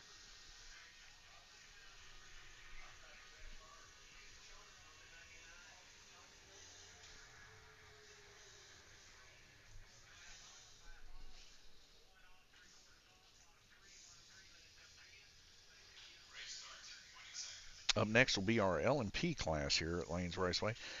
Same car basically, just different body, a little bit more lower profile down low.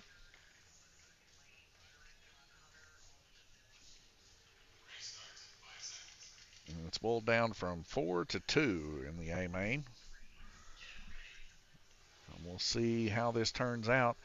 Leading the way right now, Sean McCutcheon there in the camel hump. Right behind him, Randy Kirtley there on blue lane as he comes off right immediately. Losing right out another lap here. Not looking good there. Randy Kirtley definitely going to take home a second position here in the DTM. Unless something drastic happens with Sean McCutcheon in the next few seconds or so. We'll see Randy coming off again.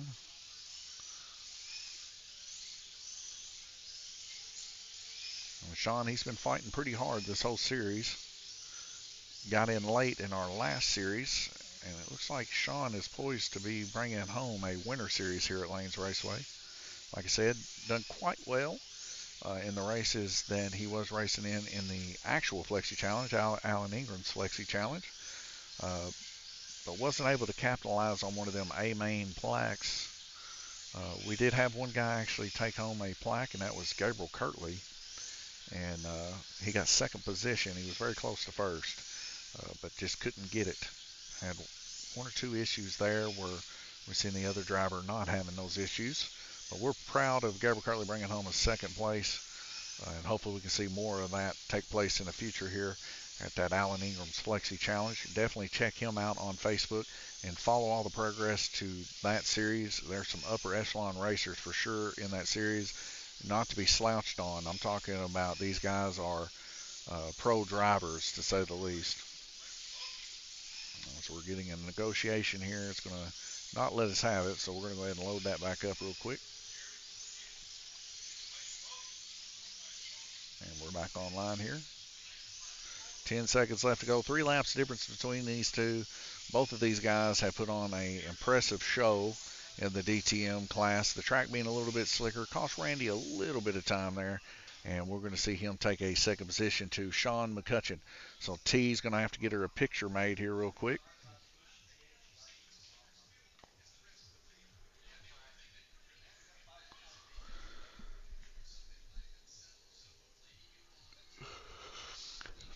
Once she gets a picture, we'll get set up for our next class, and we'll get to qualify. I can get it here. I'll take the picture.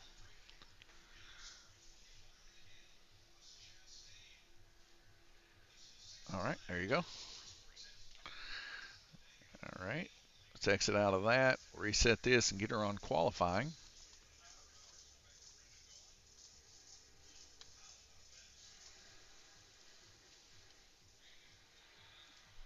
And like I said, we'll be moving into the LMP series here coming up next. So we're missing Glenn, Nathaniel, and James. All right, we'll place those random. Guillermo will be first up in qualifying. And we need to drop this to 20 seconds. And 20 seconds. That way I don't have to deal with it. Let's make it 15.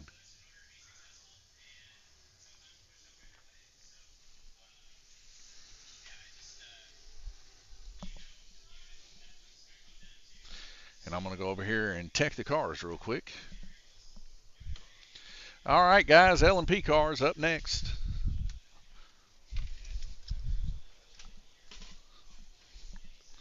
And it'll be Guillermo up first in the qualifying.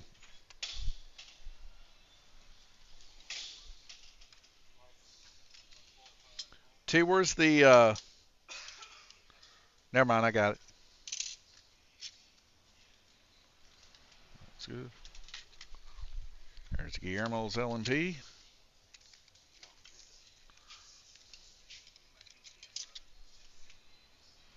That's good. Sean McCutcheon's Tigger Mobile.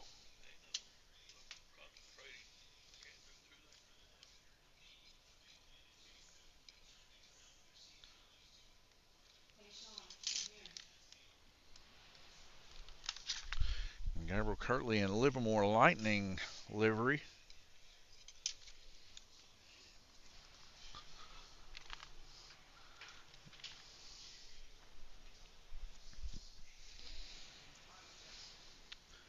Looks like we're missing Randy's and Glenn's.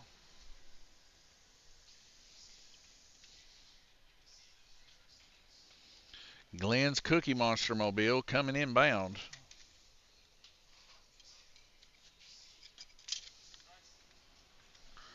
Cookie Monster in. James McCutcheon. Here's how hungry mine is for the win. It's opening its mouth.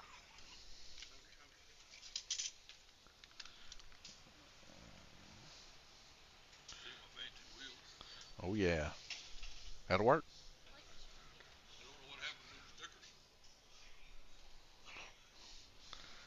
So,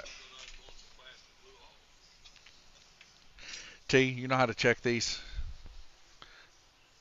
So, look, take that brass, check underneath, and then check the width with that tool. I'm going to go ahead and put these out, start getting the qualifying. Dad's the only one left.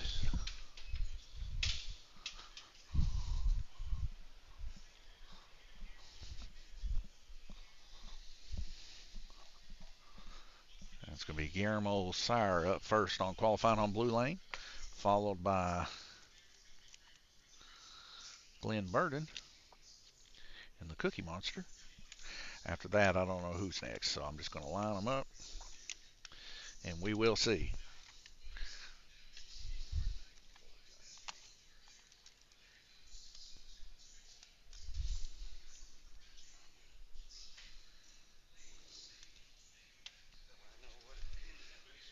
All right. Guillermo, you're up to qualify. A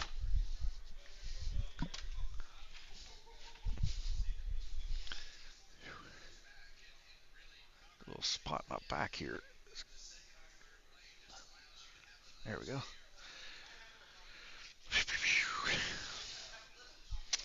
All right, this is L&P action.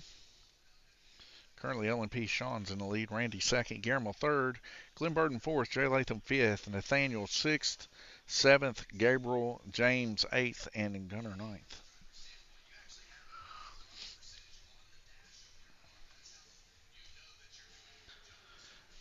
All right, we need track marshals.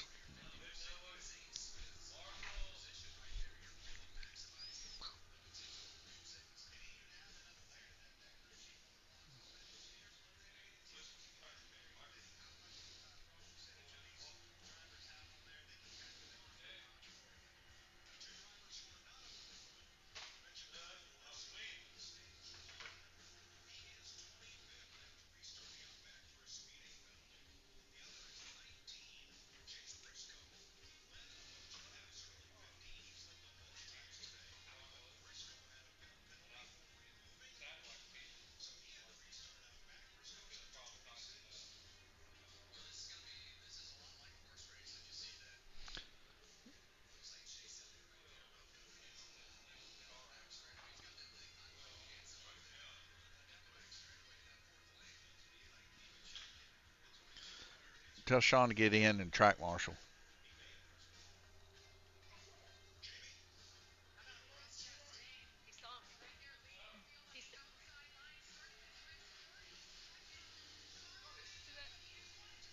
Huh?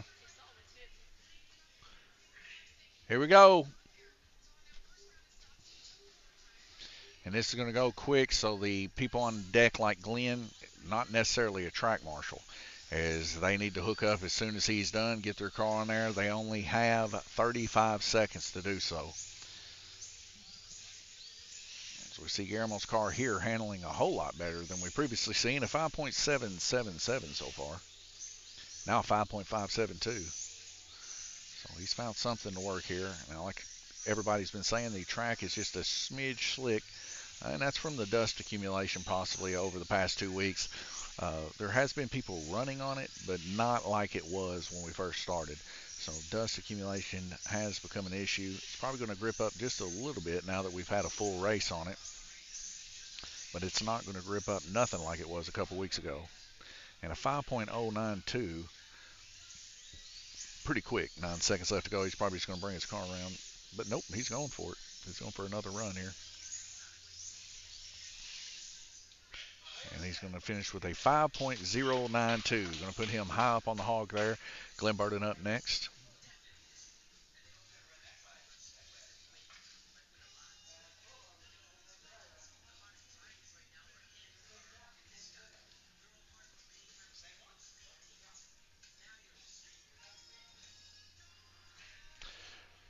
Dad, you're on deck.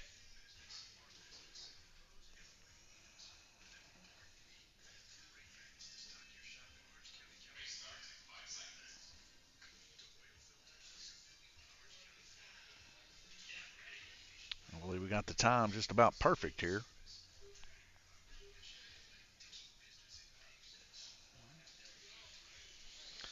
Glenn Burden out in the Cookie Monster mobile there on blue. What a smooth sounding car it is, and it's getting up to them RPMs.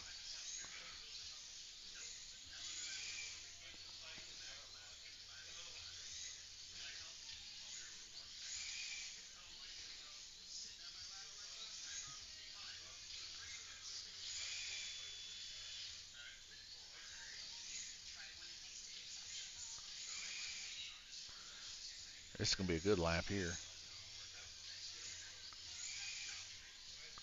5.719.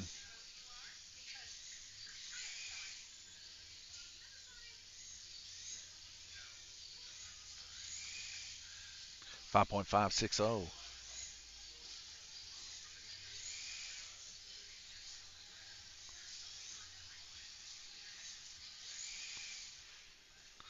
And a 5.527.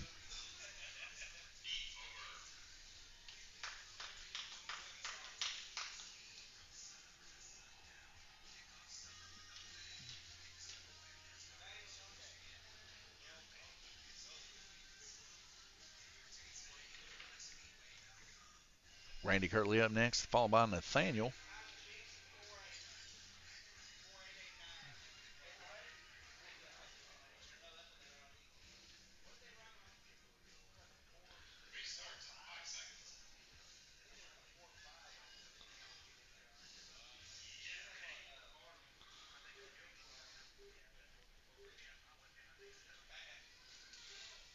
Randy Kirtley up next in the Frost King livery here.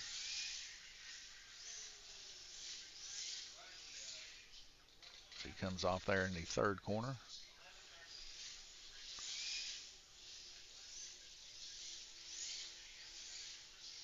And his car a little bit loose in the rear end.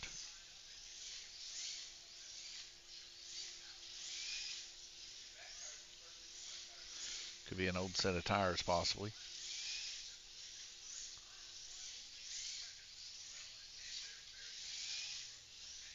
.244 so far. He definitely has the backstretch speed, a little bit different than Glenn there. Glenn's was kind of maxing out a little bit before that. But Randy can't keep his tires from blowing off there coming out of the third to last corner.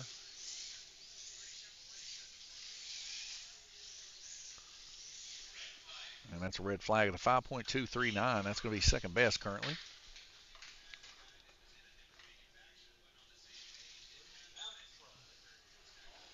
Nathaniel Burden here in his red and black ride here coming up next as he gets hooked up.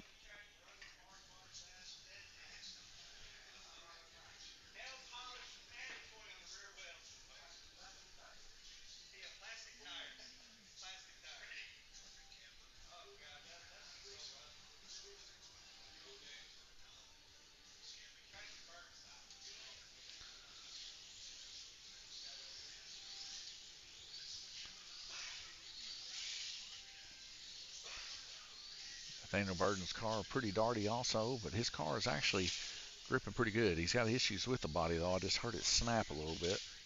Coming around the third to the last corner there, he might have a tuck issue possibly.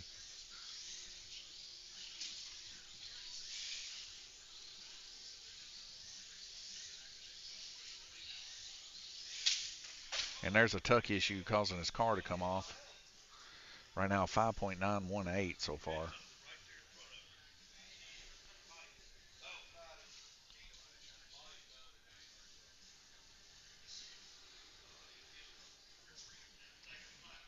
This car here looks like it's possibly going to need some work done to it.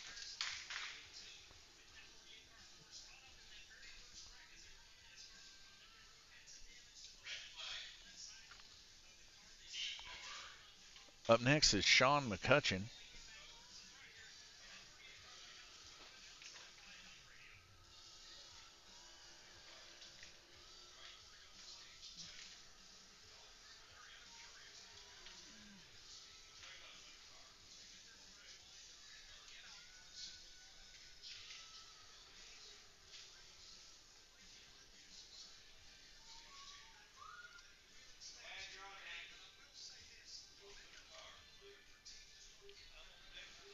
And here we go. Sean McCutcheon, our winner of the DTM, now moving into the LMP here with his Tigger body, painted here at Lanes Raceway. Very quick, 5.169 on first lap, 5.052 for second.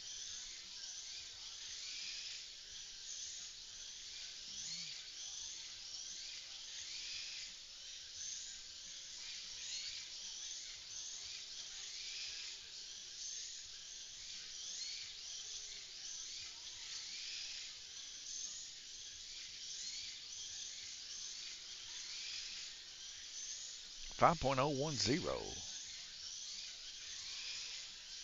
Can he get it below 5?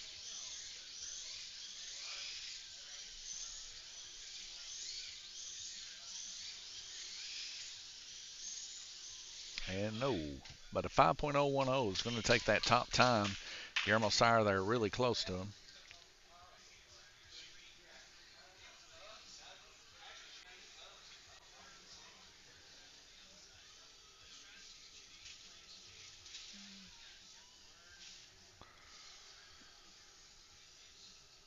Up next is James McCutcheon.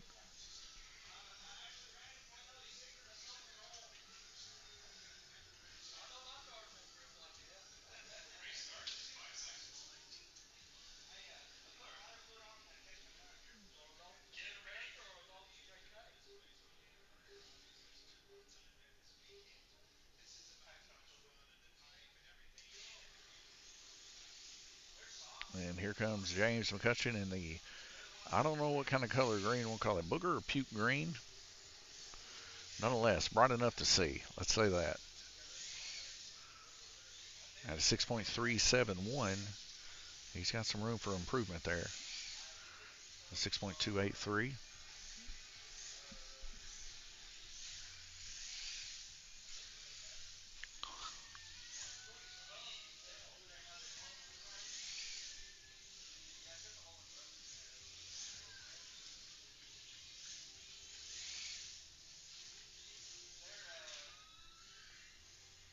Gabriel Kirtley on deck. He'll be our final qualifier for the LMP. 6.283 for James McCutcheon.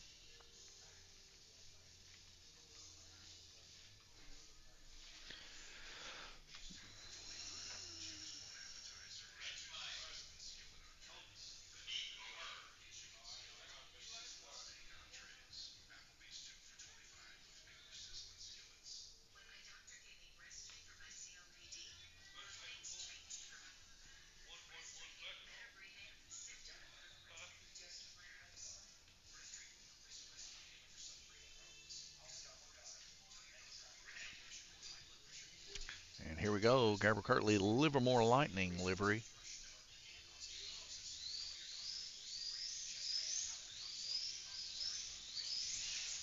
Very quick on the backstretch.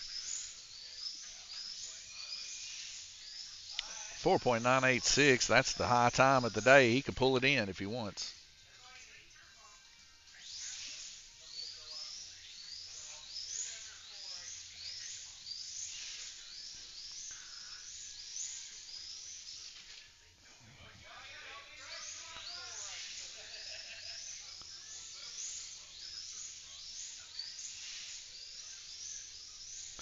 .920. He's going to do 4.882. Very, very impressive.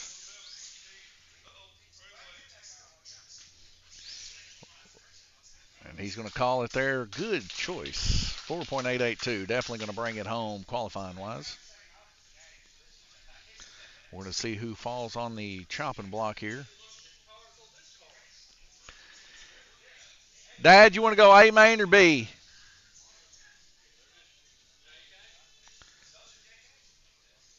A. Glenn Nathaniel James.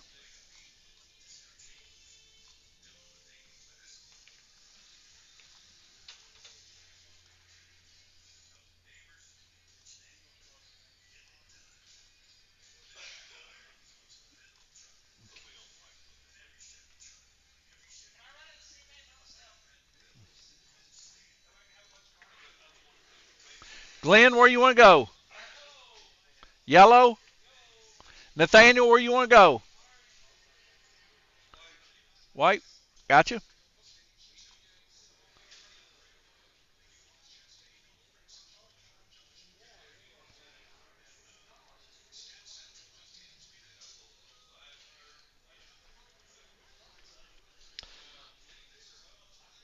And we're ready.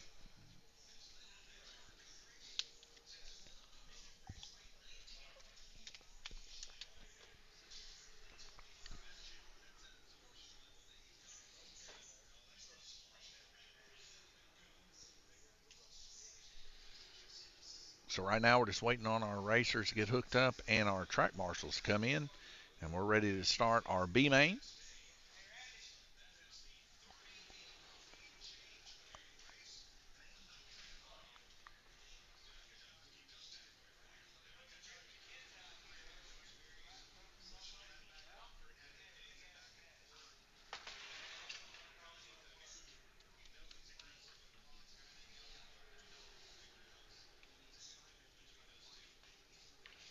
Something's going on outside uptown Livermore. 4 or 5 race gawkers going out there. Gabriel's going to join the mix. Well, what's going on here? Hopefully nothing too serious.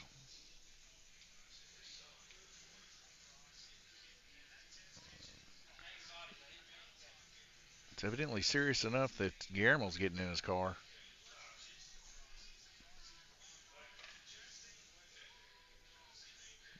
Here they come, so probably not that bad. Guillermo's probably just getting him a peanut butter sandwich.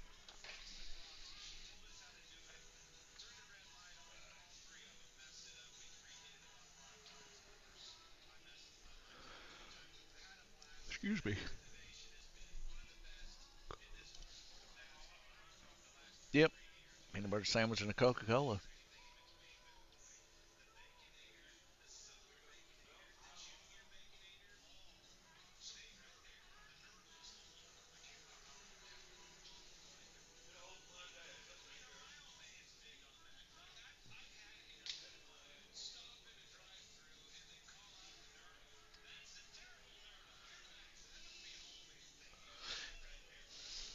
Hey, can y'all get Sean? We're ready to roll.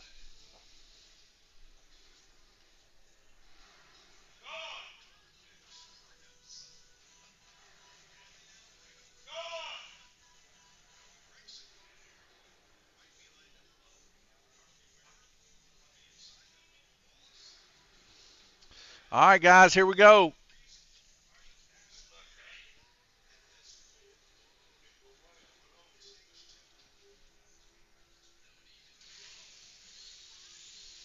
Three racers rolling out. Cookie Monster, Glenn Burton there currently in second. Now in first. As he makes a pass on Nathaniel. Side by side here.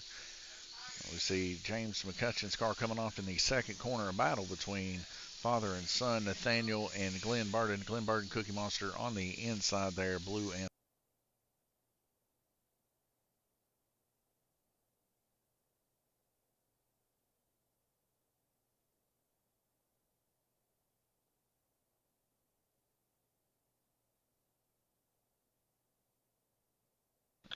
so headset died there. Nathaniel now 3 corners down from, or Glenn down 3 corners from Nathaniel Burton.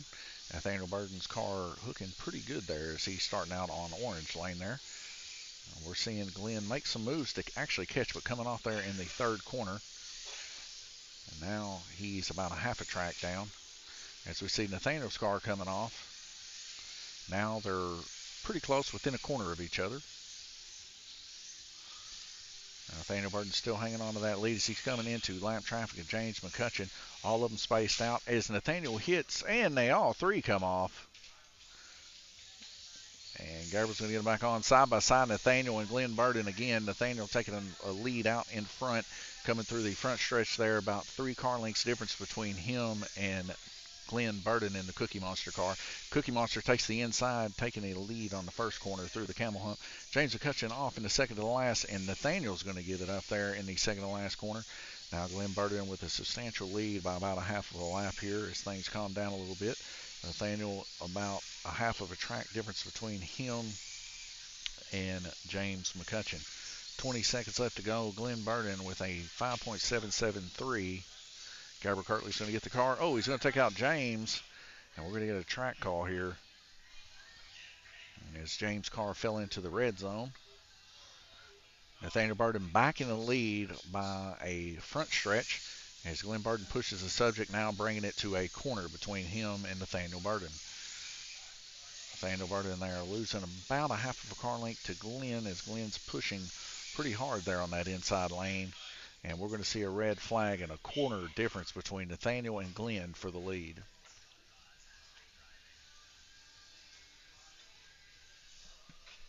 As they stop there in the second corner, take a time here just to thank our sponsor, Livermore Subway, 270-278-5999.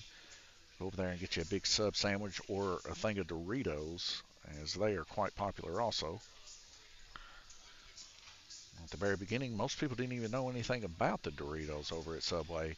And once they found out about those $5 Doritos with the jalapeno peppers in it, and the tomatoes and the cheese and everything good sauce, everybody's been buying them since. T actually took a picture last night in the drag race, took a picture with her Dorito box. She likes them that much.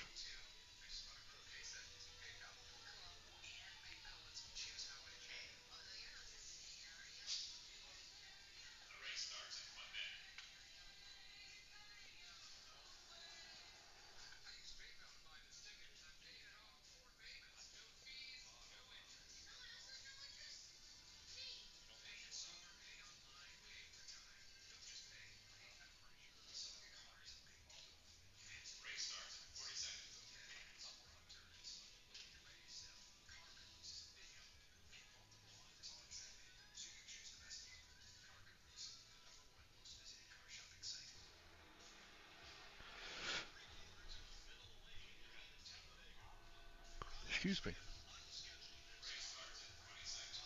20 seconds will be going back green and racing. We see Glenn Burton coming around his Flexi Challenge shirt here. Nathaniel Burton, his fireman shirt.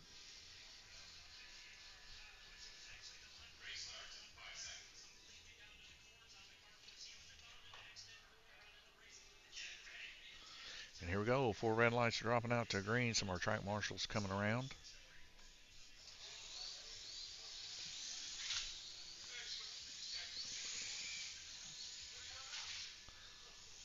Two cars coming off here are current leaders here. Nathaniel and Glenn Burton. Nathaniel out in the lead here by about 3 car lengths as Glenn Burton's in the Cookie Monster car trying to catch up with the purple and orange car of Nathaniel, and he's doing so, gaining about a car length a lap here, it looks like. So if he keeps the progress he's going, he should see a pass here, and we see it. It's back and forth here as Glenn's inching him out just by a hair, and now taking it to about 2 car lengths. Glenn Burton now in the lead as we see a car coming off, and that's going to be Nathaniel Burton there in the camel hump. Now Glenn Burton substantially there in the lead, coming up on lap traffic of James McCutcheon in the green Shrek-looking car. And I see he takes a pass on the inside there. James is going to come off in 2, but Glenn's going to hold his resolve there, trying to put a lap up on Nathaniel Burton here in the LMP as he's coming up really close in the Cookie Monster. The Cookie Monster wants more cookies to eat as they all 3 get past there. Nathaniel and Glenn side by side again. Glenn for the pass yet again this as he comes off, both of them coming off in the corner. And we see Guillermo Sire there getting both of them put back on. Glenn Burton now having to do a little bit of catch up here to grab Nathaniel again.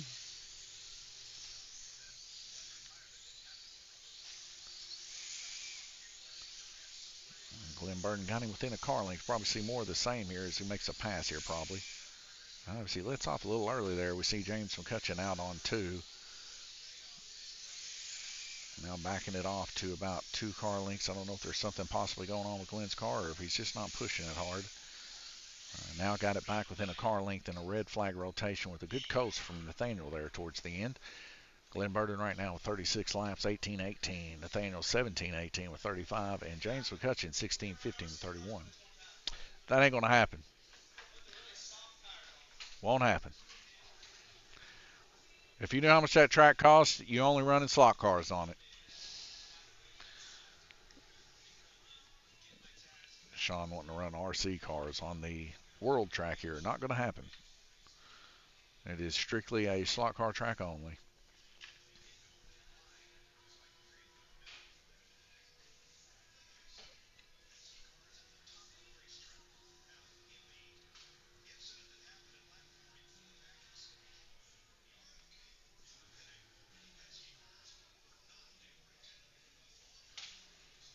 Nathaniel's slamming his car down. He don't care. He's ready to go back racing. Glenn Burton right there behind him, about, say about 8 car lengths behind him or so.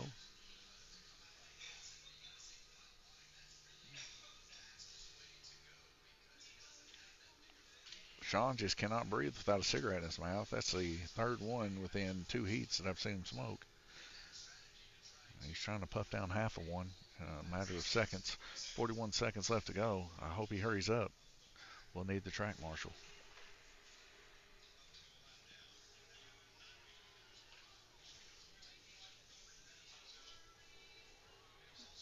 Coming up next after this will be GTP. Here's T behind me. Uh-oh, look out, eating jelly beans. She is a jelly bean, constantly with sugar. I might as well just buy her a pound of sugar and let her eat it. It'd probably be cheaper than the candy. Did you? The candy monster. Right now, the cookie monster currently in the lead, Glenn Burton. As we got 1 second left to go. Here we go, folks. 4 red lights dropping out to green. T, who do you think's going to win this one? Out of the B-man? Yeah. Glenn? He's been pretty strong. As he's coming up on Nathaniel right now, coming to third, second, and last corner on your front stretch. The purple car of Nathaniel Burton now side by side with Glenn Burton and the Cookie Monster. As they come into the first corner here, Nathaniel's going to stretch it out by a couple car lengths there, as we heard James McCutcheon's car come off in the second corner. But we're going to see Glenn Burton and the Cookie Monster now stepping back a little bit more, whether it's an issue with the car or he just don't like white lane. Nathaniel's pushing the subject, trying to get out in red lane a little bit further. Glenn pushing through the camel hump, gained quite a few. And his car went back in, so we're going to continue. His car popped off there over the bridge, landed back into his lane, so he's good. Still about 8 or 9 car lengths difference between him and Nathaniel. Nathaniel really trying to push that car to try to gain up on one of those laps that he lost from Glenn. Glenn's kind of taking it easy, but probably should keep the pace up a little bit, as keeping your pace up high always helps you. So we see Nathaniel coming off there a little bit. We're going to see Glenn make that pass again, put about another half a lap down on Nathaniel. Glenn has been somewhat of a frost king here in the B main. We're going to call him the Cookie Monster, though, as Glenn always has a car resembling a monster of some sort. Since we've been running slot cars here, his cars for the series always have a famous monster of some sort on them. He's been the Joker. He's been Octane from Apex Legends. He's the Cookie Monster here. He's got several monsters under his belt.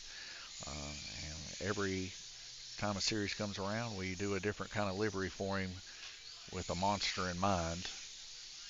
And the 4 Crowns, we were going to do all 4 monsters. Ended up deciding not to do that, as he kept some of his cars from the previous series to run them. And that's pretty cool, too. Glenn Burden still in the lead here. Turning an impressive 19 laps there on white. The most turned right now is 19. Nathaniel also turning 19 on red. And he is averaging about 0.3 laps more than Nathaniel per heat. And that was our third round robin of 8. We still got 5 more round robins to go. I'll take a small break here. I'm going to go grab me a water real quick and be right back.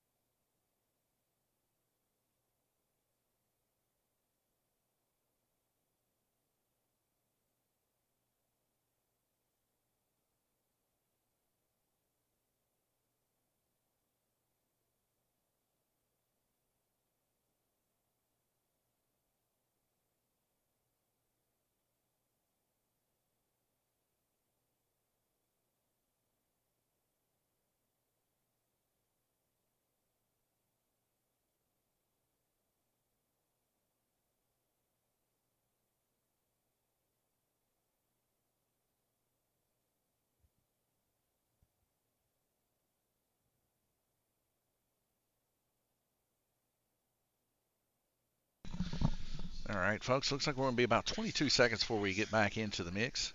I'm going to swap you over here and let you look. We have transformed our flat track into a figure 8. Some of the guys very intrigued by it, practicing on it last night. They believe it's going to be a very exciting, fun little class we're going to run here on the flat track, and I'm excited to see what we can do with it too. Anyways, a whole lot of wrecks to be ensued, to say the least. Going to give me a little bit of beef jerky here.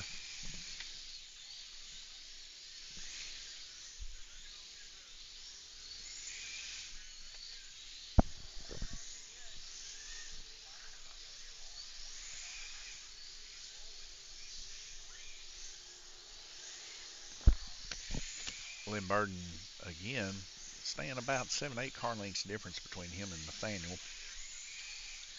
He's still a lap up on Nathaniel as he comes off in the second corner. And now that one lap up has shrunk to about 10 car lengths. And Nathaniel was pushing hard there on green lane, trying to make the pass. And he makes the pass here. We're going to see a change in leadership here. Nathaniel Burden now in the lead by about 4 or 5 car lengths. And increasing it substantially here as he's a corner out now, almost 2 corners. Glenn Burden taking his time there on red lane, just trying to keep his car in. And this is probably a good strategy as we see Nathaniel now just 2 corners ahead with 48 seconds left to go. So he may lose a lap here, but then more than likely we might see a car pop off, most likely. So Glenn opting to keep that car consistently good there on red lane is a good strategy.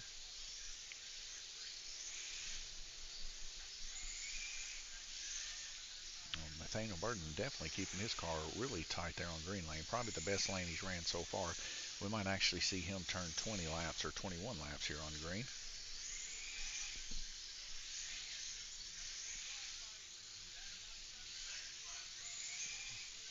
And we are going to see 20, but making 21 would be astronomical to say the least. And those are A-main times right there. Being able to get a 5.58 out of that green lane is impeccable. And we're going to see Nathaniel now a lap up on Glenn. But Glenn held that 19 laps there on red. We'll see how good Glenn does on green coming up next.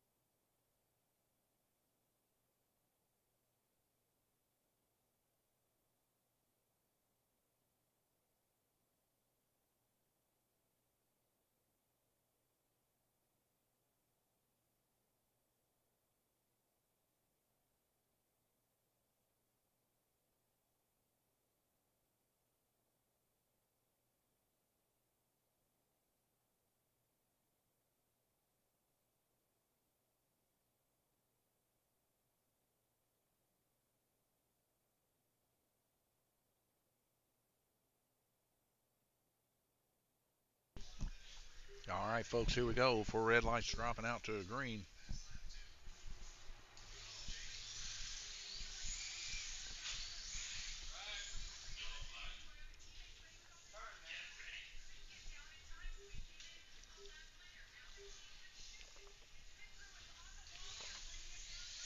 It's round robin 5 of 8. Nathaniel Burden and Glenn Burden running on the same lap. Glenn Burden coming off in the second corner.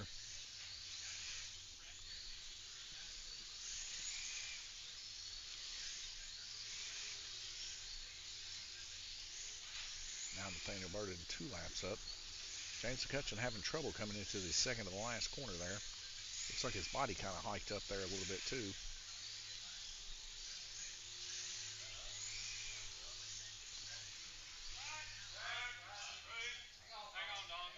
All right. I'm going to eat some beef jerky while you are doing that. Looks like the track's rolled up about where Gabriel's at.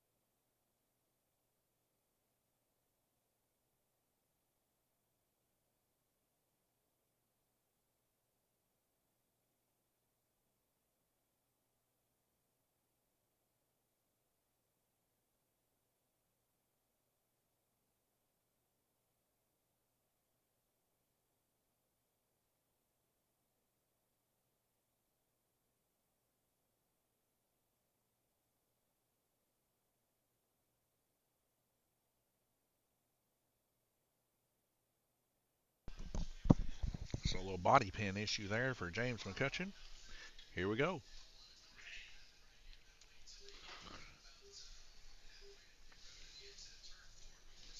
We had a rolled up braid coming into the second to last corner there. You see Nathaniel Burden's car coming off for the first time this heat. Glenn Burden pressuring a little bit here too. And Glenn needs to make up a couple laps here, so he's going to need to make the pass. And he does so. But then he over pushes there as they get side by side. Comes off in the camel hump there. You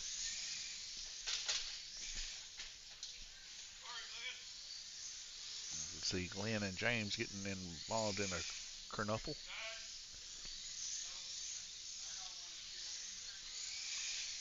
James now, or Glenn now out front of Nathaniel.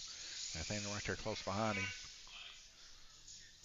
as he comes off in the front stretch. 29 seconds left to go.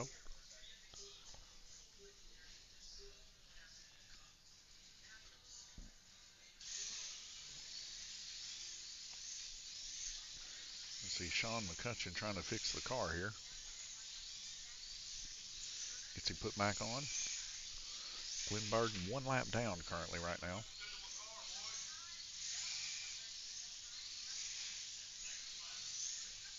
Ten seconds left to go. We see Nathaniel Burden's car coming off, but then Glenn Burden's car comes off.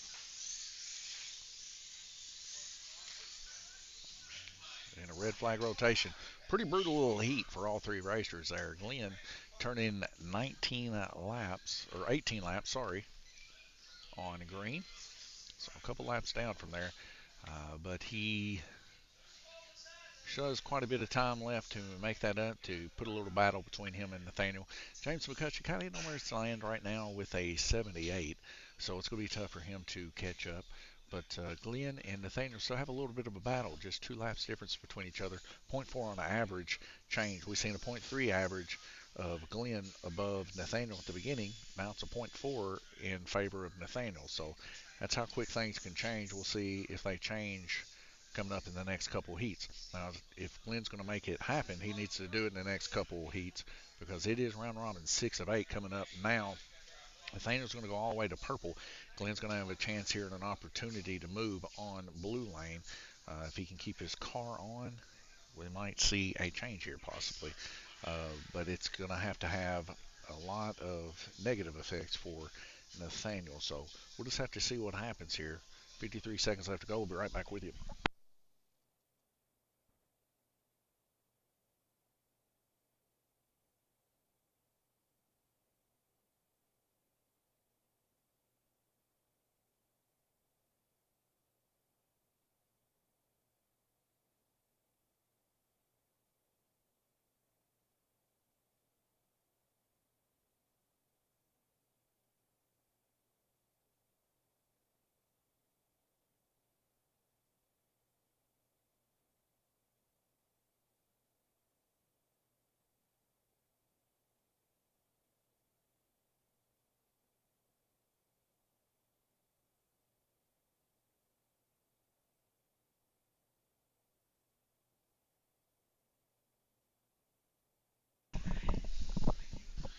All right, folks, here we go. Four red lights dropping out to green. Round robin, 6 of 8. Current leader, Nathaniel Burden. Glenn Burden 2 laps down. Glenn Burden now on the qualifying lane here. He did qualify fastest out of these 3. Oh, as he catches just the narrow ledge here. We'll go ahead and hit the track button there as all 3 came off. Glenn Burden now currently out in the lead, out of the way of the other 2 racers. He's going to have to push this blue lane a little bit to gain up on Nathaniel. Nathaniel there on purple lane, best in 4.829 to Glenn's 4.714 with time to spare. So we'll see if Glenn can make those moves, and it looks like he's doing so. He's just got to stay out of the wrecks. James Fukushi, he's caught 2 of those wrecks so far, but now that he's out in front of James, he should be safe at least for another lap.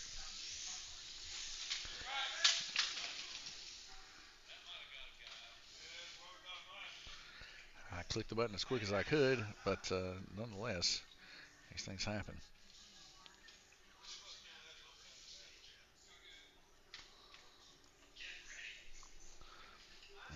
Glenn Burden's still out in the lead here as he's going to make a push here to stay out in front of James McCutcheon.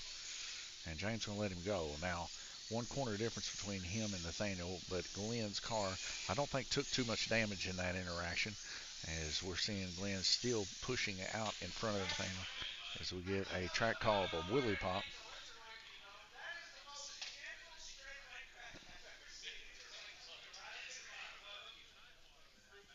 And now Nathaniel there on the inside on purple, and Glenn Burden there on the outside on blue. Glenn's going to push hard there in the first corner. Nathaniel's actually going to come off. This is going to be big for Glenn Burden, as he's now over a half of a track difference between these 2, and this could be a change in result here. So we see 2 wrecks here from Nathaniel. Glenn Burden's going to make another pass here, and this is going to put him on the same lap.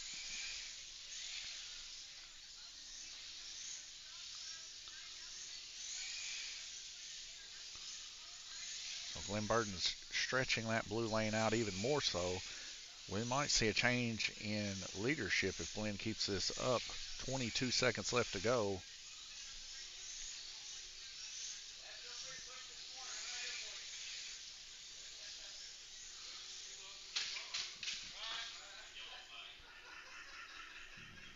As we see a car flying through the middle section there.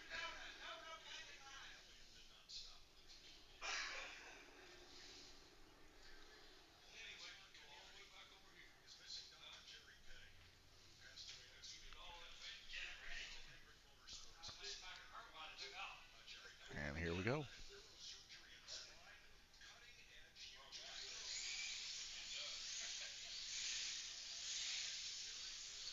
Now Glenn Burden on the same lap, and he's about a half a lap difference, it looks like. So big improvements there for Glenn Burden, as he made a 20 lapper there on blue lane. We'll see how well he does on purple. Purple definitely going to be the deciding factor for this race. If Glenn can do 19 or better, it's going to be very, very close. Now that average dropping from a 0.4 lead for Nathaniel to a 0.1 in one heat.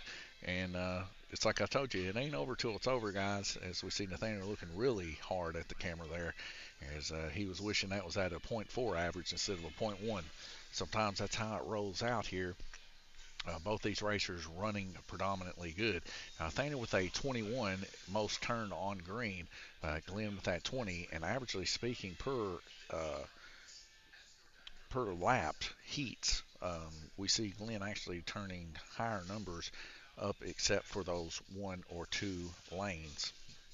Now coming into round robin 708, we got this one and one more, and it's boiling down to be a pretty big race in the B main between father and son here.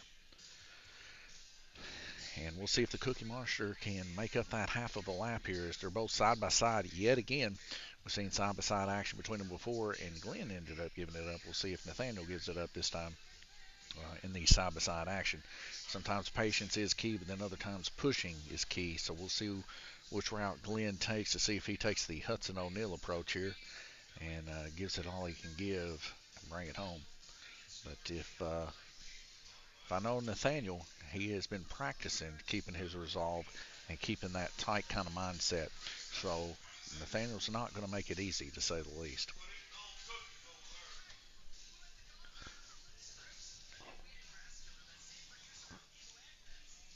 10 seconds left to go, folks. We're going down to the last couple of heats here, and I love when a race starts to form.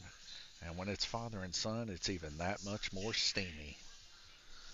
4 red lights are dropping out to a green. Here we go. Nathaniel Burton still hanging on to that lead. A half a lap difference between him and Glenn Burton.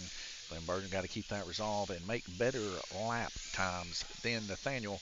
Right now, both Glenn and Nathaniel making lap times. Glenn 0.2 of a second higher on the lap time here. This is what needs to happen as we see James McCutcheon breaking up for Glenn to make a move. 1/10 of a second's difference lap times between Glenn and Nathaniel. Glenn actually making those lap times a little bit quicker. As he comes off twice there in one row. Not good for Glenn. Glenn is going to have to hope on a prayer here that Nathaniel has some similar luck later on in the heat. Minute and 17 seconds left to go, and we see Nathaniel Burton out in the lead by a full lap now after those 2 wrecks back to back.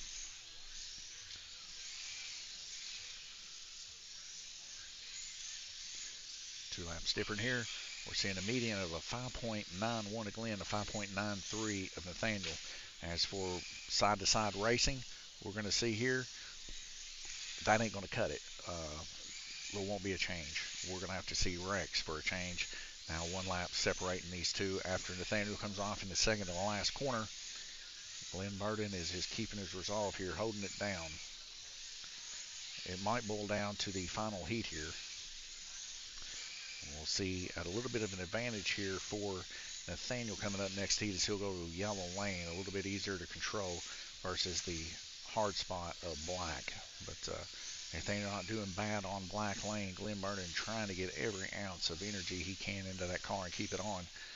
But it's just the pushing is pushing a little too hard in the corners there, coming off 3 times to Nathaniel's 1. Very detrimental, bringing him back down to a 2-lap difference.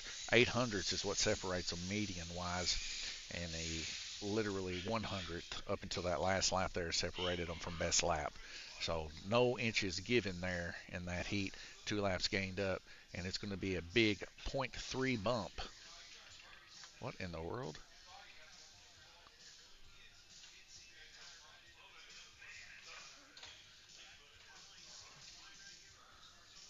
What in the world is this?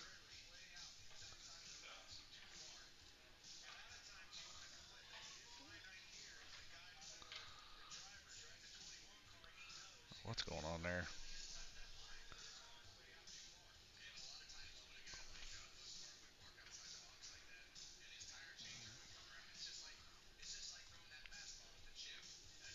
I don't know what's going on here.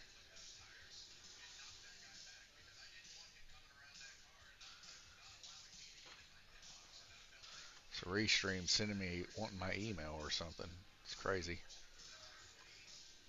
All right, there we go. Should be restarted now. We are still live streaming. At least I think we are. Yeah. We got one watching on Twitch currently. All right. 49 seconds left in this heat. We're going to roll into the round robin 8 of 8. This will be the last heat, and it's been a battle between Glenn and Nathaniel. Now, Glenn going to probably arguably the hardest lane on the track. Nathaniel getting spread out there a little bit on yellow. Nathaniel, if he plays his cards like he did on black lane, he's going to have it in the bag. If he tries to push a little bit too hard, there is a chance that we'll see him coming off on yellow. Unless he has car body issues, probably going to see Nathaniel bring this one home. But like I said, it's still anybody's ball game. A couple wrecks can get you right back on the same lap. But it'll have to go pretty quick if that's going to take place, as Glenn is currently 2 laps down. If I could say, early on, we seen Glenn wait on Nathaniel as he wrecked. Probably not a good idea there. He probably should have went ahead and pushed it forward. It could have been a different outcome there, as there was 2 times that Glenn waited on him. I guess to keep the race interesting. I don't really know. But if it was me racing, I wouldn't care if it was my dad or my brother or my closest kin. If the race is on the line, I'm going for it. And I would have pushed. I wouldn't have cared whether it was a race or not. Sometimes you win by 20 laps, sometimes you win by a hair, and you just never know how that's going to end up turning out. But Glenn Burton right now, 5.792 is his lap time. He's about a tenth of a second different. Now getting to a 5.46. Median-wise, 0.03 of a second different between him and Nathaniel. So he is going to have Nathaniel wreck at least, I would say, 4 times within the next 1 minute and 17 seconds for a catch to be able to take place. Now 5 times as Glenn comes off yet again in the Cookie Monster Mobile. 6 times. So it is all but written in stone. Nathaniel Burton is going to bring this one home today. As Nathaniel Burton side by side with Glenn Burton in the Cookie Monster Mobile. And we see Nathaniel holding strong yet again in his car. And he is going to bring it home. But like I said, black lane, very tough lane.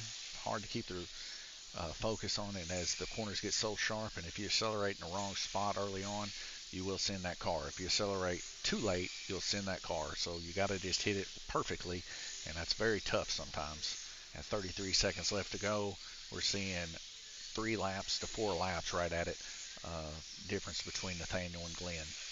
But they raced hard all race long, and it pretty much boiled down to the last 2 heat. Like I said, purple was probably going to be the deciding factor for Glenn Burton. He had a few wrecks more than Nathaniel, and that cost him the race, folks. I mean, that's just how it is in slot car racing, especially when you're running this competitively and everybody locking down gear ratios and stuff. But Nathaniel had good true heart. He's been practicing this race method for about the past 2 series, and it's paid off with a 21 lapper there on green lane. The most turned, that is A main status.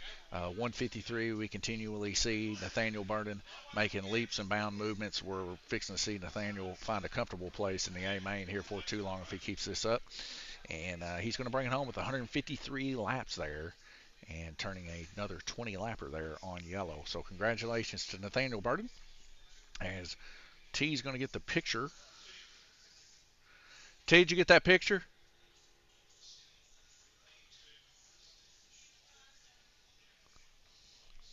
Well, hey, just write this down. Nathaniel, 153. 153, Nathaniel. 148, Glenn. 132, James.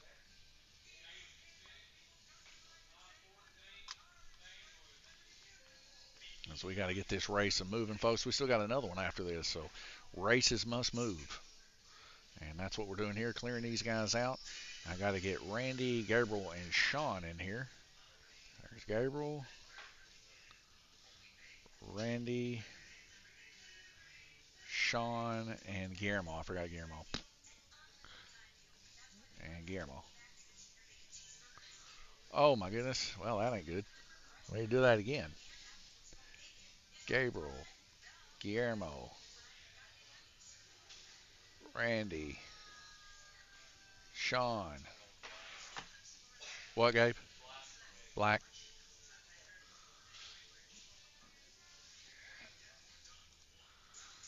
Gabriel Black. Sean, where you want to go? Yep.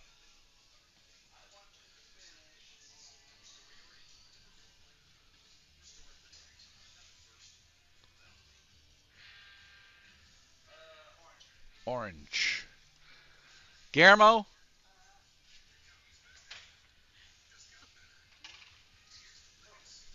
purple. Dad?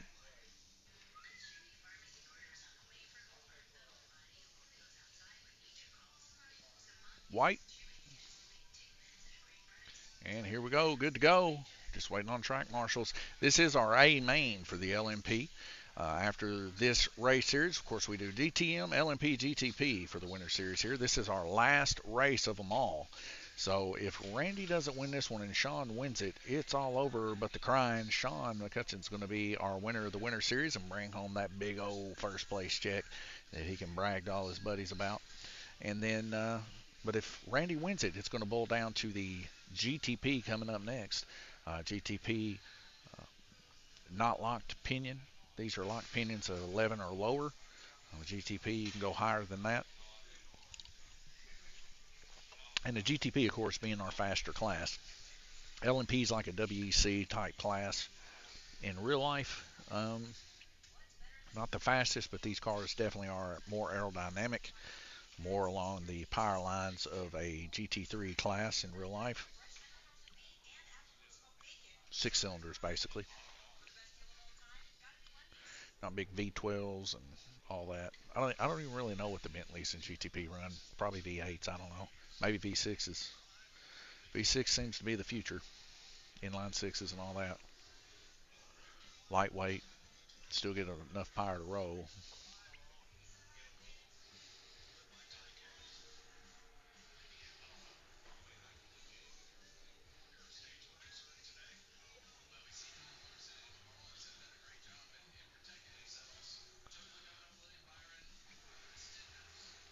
All right, Sean McCutcheon got his car finally done here. All right, we got track marshals. We good?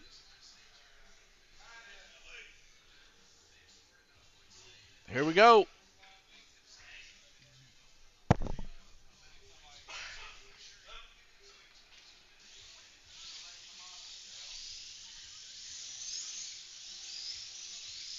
And out to an early lead, the Frost King himself, Randy Kirtley, there on white lane with that milky blue car. Coming up behind him in Tigger is Sean McCutcheon. So we get our first wreck here.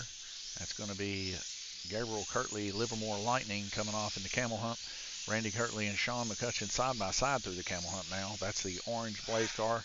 And Randy Kirtley in the milky car there.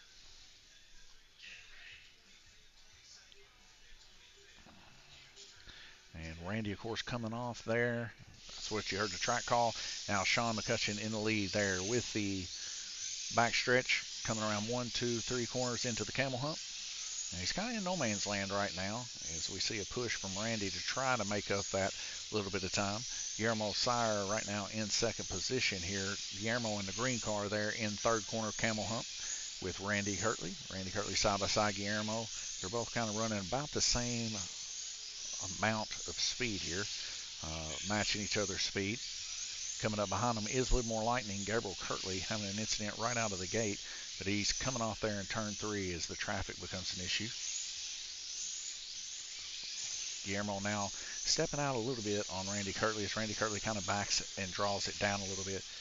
Guillermo Sire still there in that second position. Sean McCutcheon making some huge pushes here in his car as he is actually coming up on Randy, the next car. Gabriel Kirtley coming up on Tigger himself, also known as Sean McCutcheon there in the blaze orange car. And we see Gabriel Kirtley possibly a little bit quicker, but he drove it just a little deep there in the first corner, causing another wreck there for him. Randy Kirtley still keeping it with about 8 or 9 car lengths or a corner between him and Guillermo Sire, the green car. So Randy Kirtley right now going back to his safe spot, which is fast times but consistent, keeping his car on. This is key. Sean McCutcheon right behind him, about to put a lap on him, and we're going to see our first round-robin rotation. Sean McCutcheon going to turn an impressive 22. Everybody else 21. So you can kind of see the difference between our B main racers and our A main racers. Is the best lap turned was one time on green from Nathaniel with 21, and these guys are starting off with 21 22s. So these guys are definitely a lot quicker, and they're running the same stuff. It's just they keep their cars on and they have a little bit tighter rhythm. So they're actually getting into that trigger a little bit hotter on any straight stretch, and they're able to carry that speed through those corners a little bit better by allowing that car to roll over a little bit and match that corner.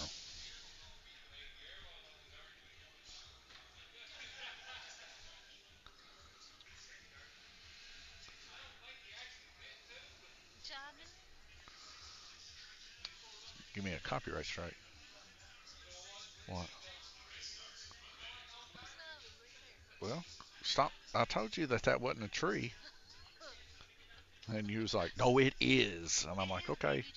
Well, don't come crying to me whenever you get poison ivy. And what's happening? Now you're crying to me because you have poison ivy because you planted poison ivy. So my wife, she has a tree in quotation marks planted in the front of our house. And I said, that's poison ivy. And she said, no, it isn't. And I said, well, don't come crying to me when you get poison ivy. And now she's covered in it because she planted poison ivy, not a tree. Baby tree. Yeah, it's a baby poison ivy tree. Anyway, she's itching to death because of it. She's full of it. All right, looks like we're at about 8 seconds here. This is round robin 2 of 8.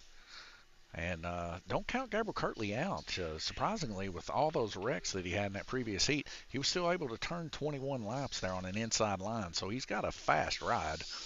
And he can definitely make that time up now that he is on one of the more centralized lanes here, as he's coming up right now on the green car of Guillermo Sire. And he makes that pass in the second corner through the camel hump. He is hooking.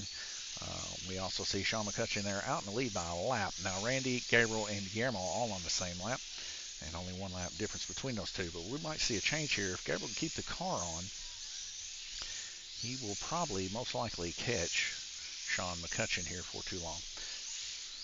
Randy Kirtley on red lane on one of the far outside lanes here in the blue car. Right behind him is our current leader in the blaze orange car, also known as Tigger scheme, of Sean McCutcheon. They're keeping each other pretty close to each other. About a backstretch difference between the two. Gabriel Kirtley still coming off even on one of the inside lanes here. Possibility of just pushing just a hair too much. A lot of focus required for these guys running this fast. You almost have to not blink, and that's tough on the eyes, especially for long durations of time. Now, our heat is only about 2 minutes long, but nonetheless, that's a long time. So we see a stuttering take place here on Randy Kirtley and Sean McCutcheon. I don't know what's going on. Sean's your car all right? Okay.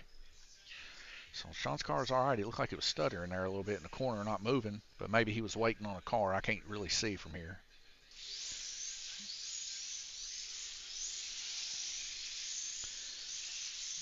Anyways, Randy Kirtley still holding about that same amount. Sean McCutcheon in the lead. Now Guillermo Sire taking over second position. Randy Kirtley in third and Gabriel Kirtley in fourth. Guillermo Sire, haven't talked about him much, but his car handling a whole lot better than the DTM, and he's holding down that purple lane right now, or black lane, sorry. And right behind him is Randy Kirtley. We see Sean McCutcheon's first wreck in a while, and we see Nathaniel getting put back on here, as we might see a change in leadership here. Guillermo Sire now taking over the lead. Gabriel Kirtley second, Randy third, and Sean, how quick they fall. Sean now currently in fourth position, and that was all off of 1 wreck. That's how close these guys are, folks. So Guillermo Sire in the lead by the camel hump there. You can see his green car. He took over the lead right there at the end. Randy Kirtley 22 on red, and very impressive on red lane to turn 22 laps. Guillermo turning 22 impressive laps on black lane even. All of these guys, 43 total laps. Everybody 21.5 on average. This is your A-main crew here at Lanes Raceway, and they are not to be slouched out. It's anybody's ball game to the end with this unless we have car issues, and these guys hardly wreck. So it's very, very cool racing to say the least. If you're interested in chatting with us, YouTube, Facebook, and Twitch, we are live chatting all day long until the end of this final series race here at Lanes Raceway. Special thanks to our sponsor, Livermore Subway, 270-278-5999. They threw up $1,000 for these racers in the Four Crowns, which was what we run every single year at the end of the year. We are currently in our Winter Crown, which is our Purple Crown right now. and we called that the Winter Series Flexi.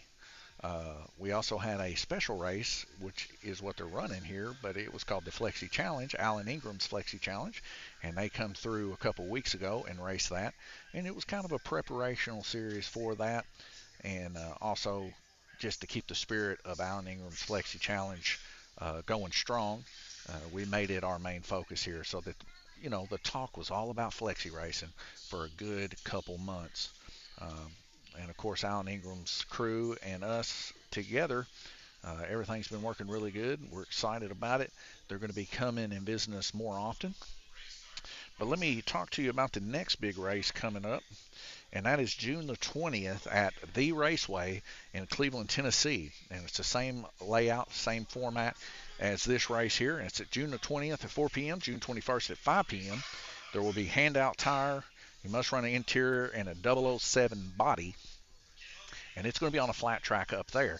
Now, that's Bill and the crew there, also known as Race Pace, running that. So definitely, if you like what you're seeing here and you want to get the rules, check out Alan Ingram's Flexi Challenge for the rules, or you can check it out on our website for the rules. And get down there to Cleveland, Tennessee, and join in on the action June the 20th, as we're going to have a whole lot of people like we had here, but down there, talking about big racers, top echelon racing, and it's going to be a good time. Right now we see Gabriel Kirtley currently in the lead, followed by Guillermo Sire. Right behind Gabriel Kirtley in the Livermore Lightning blue and yellow car is Sean McCutcheon. His car just doesn't have the horsepower down the backstretch as we see with Sean McCutcheon, but Sean is biding his time, kind of like how we see with the Frost King. Now right behind him, coming out of nowhere, Guillermo Sire, he's making moves. Guillermo's car does have the horsepower down the backstretch, and we see him side by side with Gabriel Kirtley, but Guillermo's going to give it up on the last corner. Right behind Gabriel yet again is Tigger himself in that bright orange, but not to be held with on Gabriel's top speed on the backstretch. Gabriel turned in impressive time of 4.901. That's 500ths of a second. Now, one would say, well, that ain't too much. 500ths of a second when it starts being much, because a tenth of a second's a ton, and a half of a tenth is a decent amount. That's a couple car lengths, folks. And I know what you're thinking. Well, on a big track, 150-foot long, a couple car lengths ain't much. But if you do it over the full race length long, it ends up being quite a bit. As we can see right there, Gabriel losing about 12 or so car lengths in an instant. Gabriel Kirtley through the camel hump there, holding his own here on Orange Lane. We might actually see a 22 lapper or possibly a 23 lapper out of Gabriel Kirtley here on the Orange Lane. So far, his best lane turned here. 15 seconds left to go, and he is already at 21 laps. So there's our 22. Can he make it to 23? Oh, and it looks like he's going to give it up right there at the end. And he is going to make 23. He's still going to he's going to get dropped to third position after that one wreck there.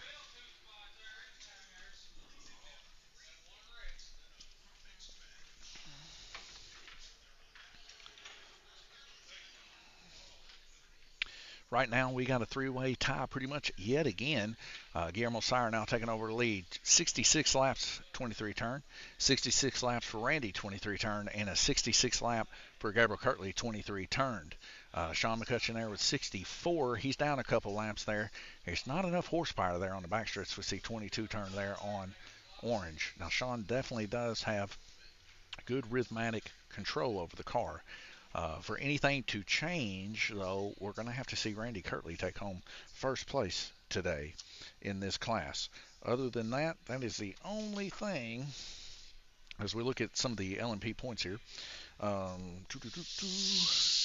Randy Kirtley at 385 point-wise to Sean's 390. So Randy needs that extra 5 points there and that extra 100 to get him above to make this a battle between him and Sean McCutcheon. If he doesn't get it, Sean McCutcheon is going to be your winner of the Winter Series. I'm going to take a small break and be right back with you.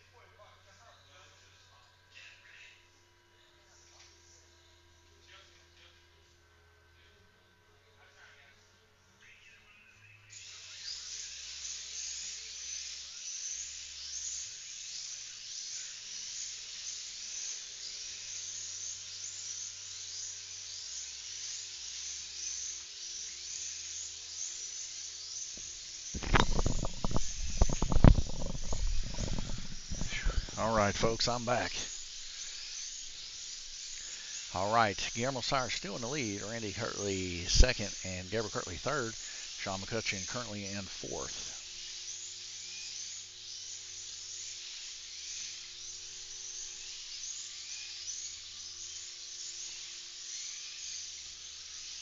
And Gabriel Kirtley coming off there in turn 3. And Glenn Burden getting the car there in the middle.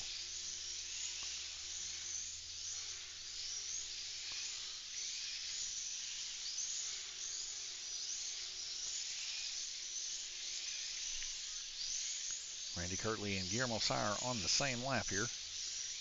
Gabriel and Randy Kirtley side by side through the camel hump. 34 seconds left to go.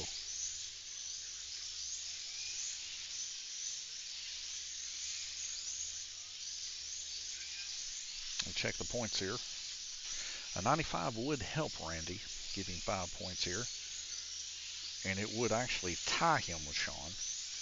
But Randy would like to gain 5 points here if he gets first. And that would put the contention here very close. We'll have to do some math at the end of this, possibly, depending on how this goes. We'll get a red flag rotation. Let's take a quick look at this real quick. So right now, we need to look at these top 3 positions here: GTP, LMP, and DTM. LMP right now, Randy has 100, 100, 90, 95. Sean has 95, 95, 100, 100. And Guillermo has 95, 90, 95, 85. So Guillermo's pretty much out of it. It is between Sean and Randy. So if Randy gets a 95 here by getting second place, he will tie Sean McCutcheon in the LMP. DTM, though, we see Sean there with another win. Sean has a 400 in DTM. And I can't remember the results who got second. We'd have to go back and look. But Randy has a 90, 90, 95, 95 for a total of 370. Guillermo has a 380, though, there in DTM at 100, 100, 95, 85. Now, in the GTP, we see Randy with 100, 100, 95, 95, which is 390 total points. We see Sean with an extra 100 there. So Randy needs to get a first place here to give him that 5-point bump. And then I don't know if it would still be enough after the win there in DTM, pushing a 400 perfect run for Sean McCutcheon. It's just going to have to be mathed out and seen.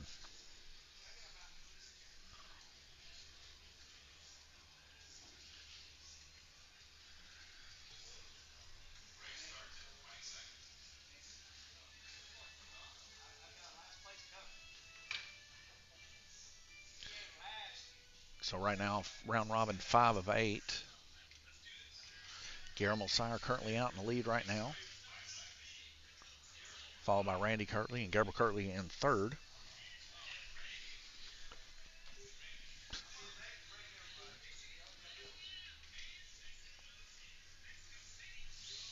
And here we go. And Guillermo crossing the line first there, 90 laps right now in the lead. And Randy Kirtley right behind him by about a half of a lap. Randy and Gabriel still side by side as they roll through. Ooh, Randy Kirtley pulling a drift move out of the turn 3 there.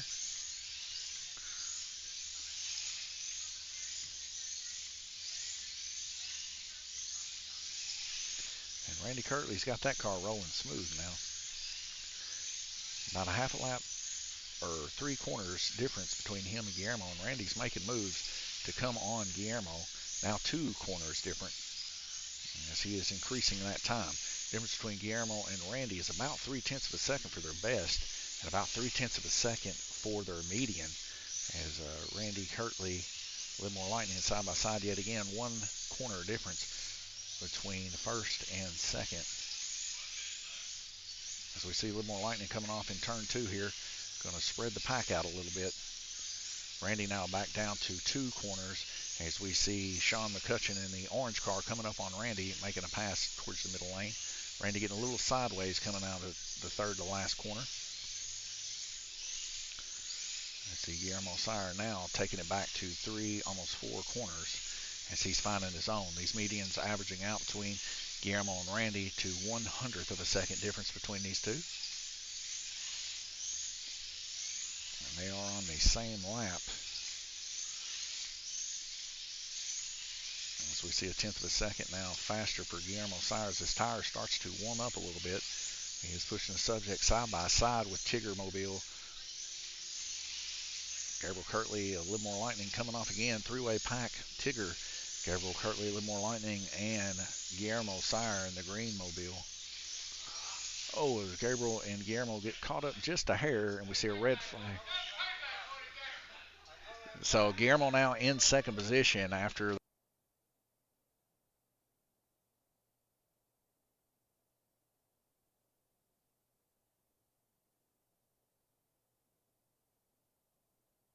this. All right, so we see there Randy Kirtley edging out the lead right there at the end on Guillermo Sire on the bridge. You can see Randy Kirtley's car there on purple lane, about 3 car lengths in front of Guillermo. Guillermo ended up getting in a little bit of an incident with Gabriel Kirtley. So this changes things drastically as we're heading into the 6th round robin heat. Now, Sean McCutcheon currently in 3rd position. This will not help him in the LMP. So Sean McCutcheon, let's see here. He needs a win to get any kind of help whatsoever in the LMP. Randy needs a 2nd or better for help. But if he gets a 1st, that's going to gain him 5 points going into the GTP. But he's definitely going to have to hang in there.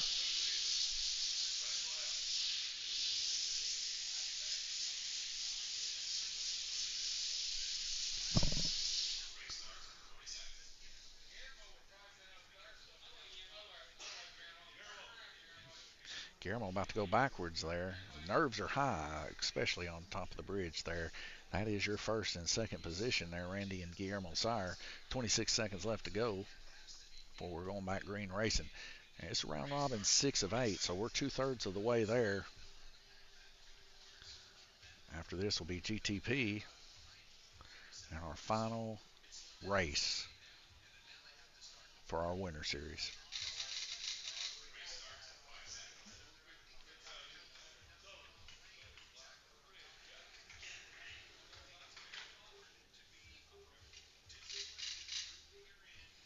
Here we go, folks.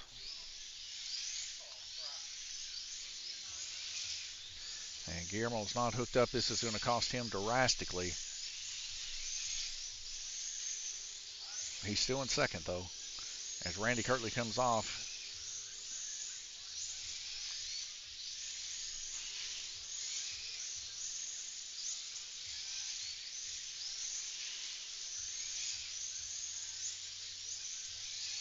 Randy Kirtley out in the lead, as right behind him is Livermore Lightning, Gabriel Kirtley, followed by Guillermo Sire. Guillermo and Randy on the same lap, about a half a lap difference between them. We see Livermore Lightning coming off yet again in the 3rd to last corner. Randy Kirtley holding his own, keeping his resolve here in the LMP. He's going to have to do so for the next 1 minute and 2 seconds on black lane. Coming into yellow lane, he's probably got a little bit of leeway there. It's going to help him out a little bit. We see Sean McCutcheon coming off there. Randy Kirtley kind of checking up a little bit. Definitely probably doesn't want to get next to Sean McCutcheon. Sean McCutcheon, even though in 4th position, still has a chance at it. We're looking at 3 laps difference between 1st to last here. As we see Guillermo Sire's car flipped around backwards. And Glenn's going to get him in there. He did a 360.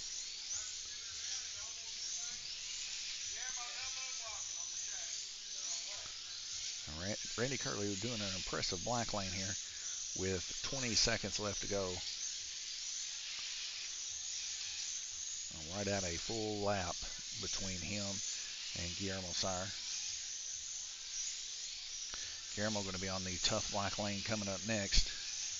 Randy going to be on a better lane, yellow lane, one of his stronger lanes. And we're going to see a red flag rotation. Randy Kirtley hanging on to that lead by right at a lap. and turning a 21 lapper there on black lane, which is on average about what you can turn there. So yellow lane, the fastest lane probably of this whole track here, is coming up next for Randy Kirtley, and we're going to see Guillermo Sire go to blue. They're going to be side by side. Going to be tough. Blue and yellow, very, very competitive lanes, to say the least, for first and second. Showing Guillermo in the lead, but it is currently Randy Kirtley in the lead, right at a lap, per se.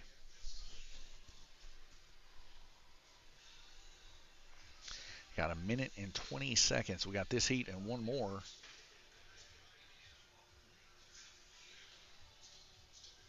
Randy's going to finish on orange, and I believe Guillermo's going to finish on purple.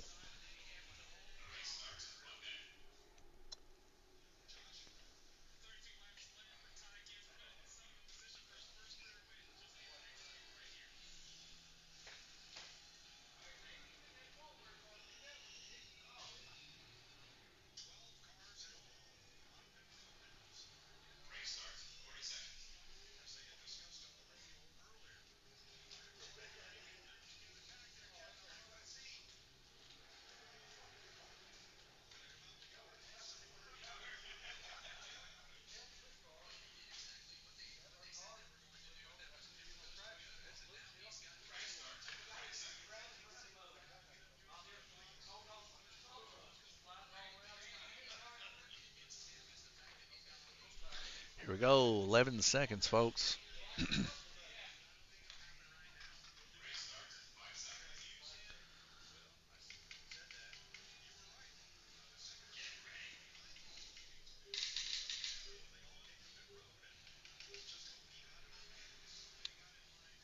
2 minutes. Randy Kirtley making the first pass. Going to be our leader. Here we go. Coming up strong on Tigger, also known as Sean McCutcheon. Sean McCutcheon coming around the front stretch. Randy Kirtley gaining about 3 car lengths per lap on him.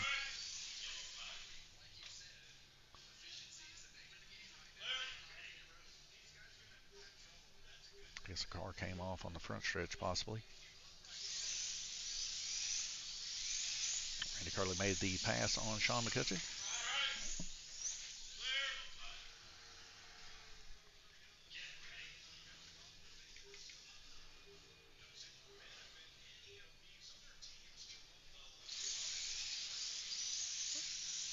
Randy Kirtley coming up on Gabriel Kirtley, coming through the front stretch here.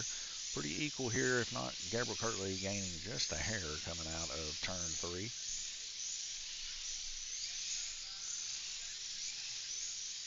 But this isn't a bad thing for Randy, as he doesn't want to have to battle anybody. He wants to be staying pretty comfortable right there in that position, just as long as he's faster than Guillermo Sire. And currently, so far, he is by about a tenth of a second. Randy Kirtley coming off here. And that's going to cost him. Guillermo Sire now in the lead. Randy Kirtley has got to make up a half of a lap here in this heat and the next. And it looks like he's gaining about a tenth of a second a lap here. He doesn't have to push too hard on this lane. He's just got to get in front of Guillermo and hold it. As Guillermo and Livermore Lightning, Gabriel Kirtley, pretty close together there. Randy's gaining about 2 car lengths per lap on Guillermo.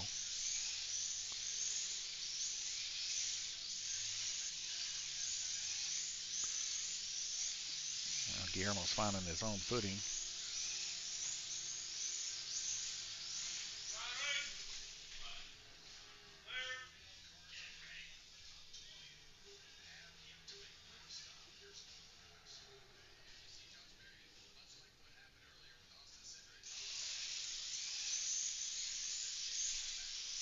Gabriel and Guillermo side by side. And we're seeing Sean grab his own car. 7 seconds left to go. Guillermo Sire.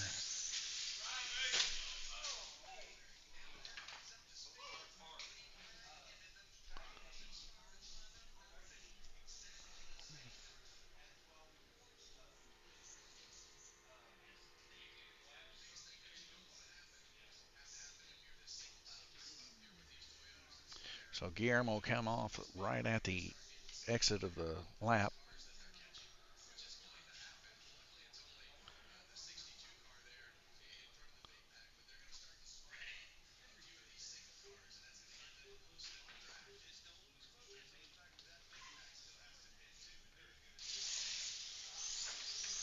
And that's bad news for Guillermo there.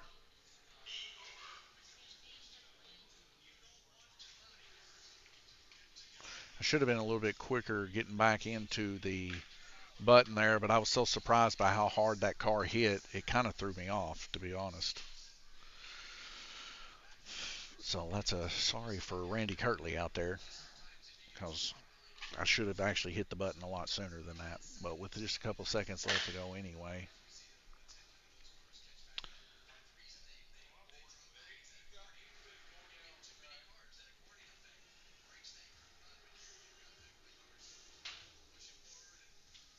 Randy Kirtley currently in the lead.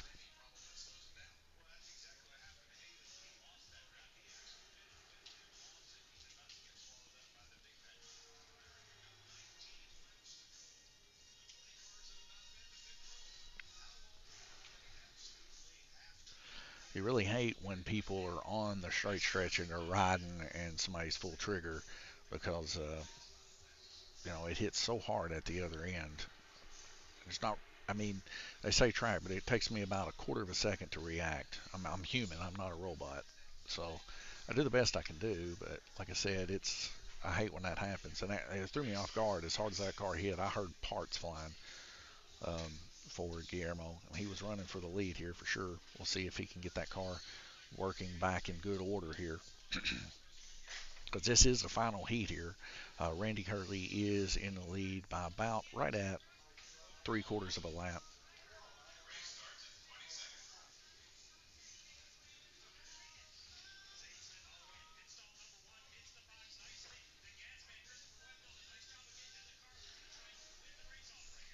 Nine seconds before we go back green racing.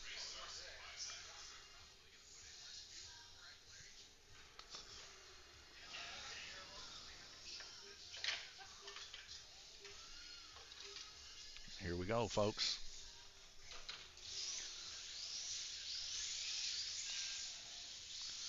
As we're down to what looks to be 3 cars. Guillermo's still trying to get hooked up. And we're going to get a track call here. Guillermo will probably get his car hooked up now.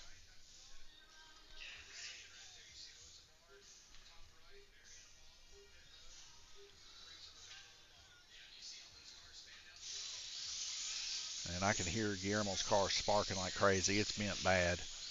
Um, it is definitely not the car that it used to be after that big hit. Like I said, guys, I try to hit it as fast as I can. You guys seen on the live stream, I went as fast as I could with the clicker. It's just one of them things. The perfect amount of time to be perfectly wrong, I guess you could say. Um, you hate to see it. When we was in the Flexi Challenge bringing up Alan Ingram's Flexi Challenge, I had a mistake for the weekend. See, that's how long it takes me, about a quarter of a second. Um, and when I messed up on it, I actually caused Shane White to slam into the third to last corner because he was under the bridge, and I didn't know there was one under there. So that's something we're going to try to change too. Maybe get a camera up underneath the bridge for viewing purposes too. Um, Nonetheless, guys, I mean, we do the best we can do. We're all human. This track don't know when cars come off of it. I wish it did, but it doesn't. So Gabriel now in second place, trying his best to catch Randy Kirtley. They're all on the same lap, but he's going to have to gain a whole lap to catch Gabriel, or for Gabriel to catch him.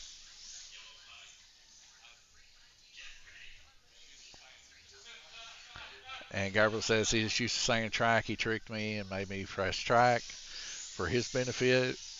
1 lap deduction. I didn't like to hear that. I'm just messing with him. And just like in the DTM, we're down to 2 cars at the end. 32 seconds left to go. And Randy Kirtley's got it. He's going to actually gain up 5 points here. It's going to make it very interesting for the GTP coming up next. It's going to boil down to the wire, guys, in our class. So very, very crazy.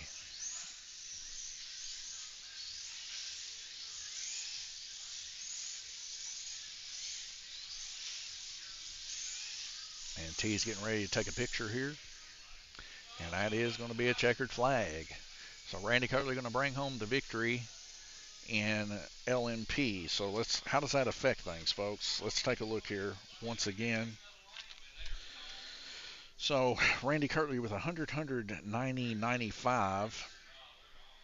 And we see Sean with a 95, 95, 100, 100. Now Randy's going to have a 100, 100, 100, 95. So he's going to gain 10 points here.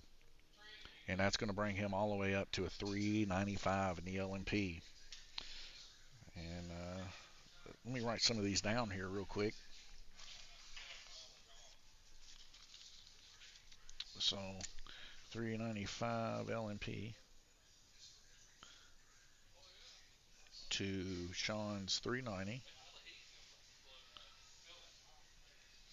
DTM is currently 370 for Randy to Sean's 395. That's going to be a big one to have to gain up. I don't know what place he ended up finishing, but he's got a chance to gain 5 points there. He might already be gone out of this. GTP is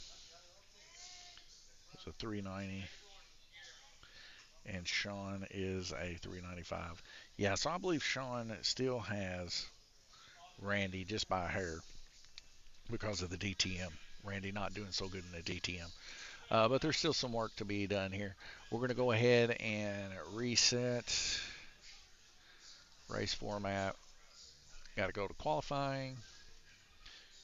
1 minute. Select racers. Clear all these guys out. And then we need to add Glenn, Nathaniel, and James.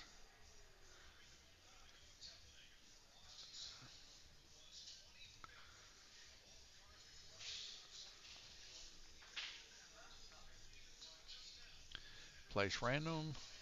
Glenn will be up first. Options. And that's going to be set to 2015. Okay, and we're good to go. Now I got to go check the cars for our last race of the evening. All right, guys, GTP.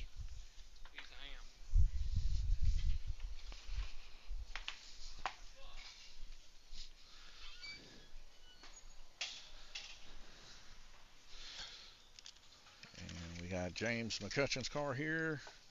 Going to pass chassis height. The width is forcible, so he's good. And Gabriel Kirtley, Livermore Lightning, number 2 car.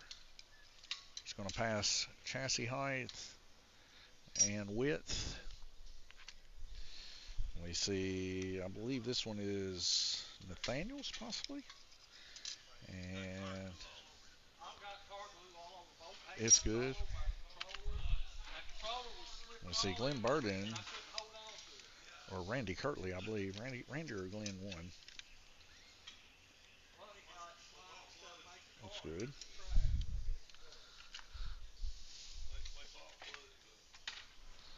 Who's next, GTP? GTP is next.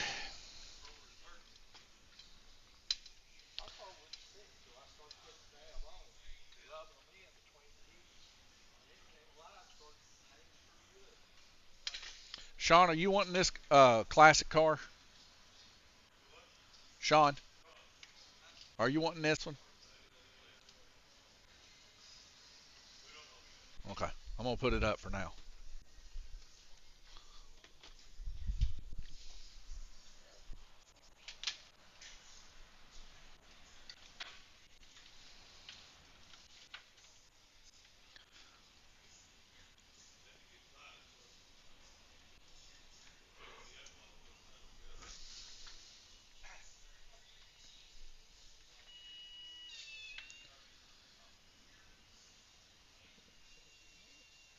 So we got 4 of 7. Guillermo's coming.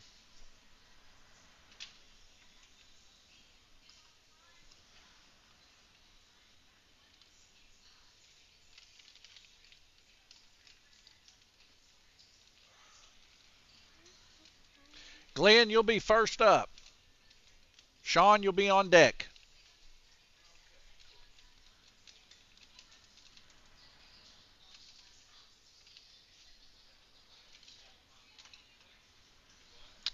Frost King himself up.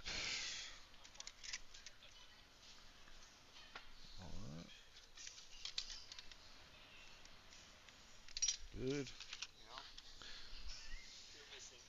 the car actually worked better. That's why I keep it like that. Did it? Yeah. Yeah, because he put it out right here. Yeah. Did you throw it away or did you fight for it? Need one car. The other guy had it. The weight? Yeah, the weight. Weight on the I car. ended up with the weight. He's sorting the motor in right now. Who's the other car? Sean, you want to go ahead and put him out there? And I'll get him. So Gabriel's going to help me put the cars out on the track. Appreciate that. Waiting on Sean. He's sorting the motor in.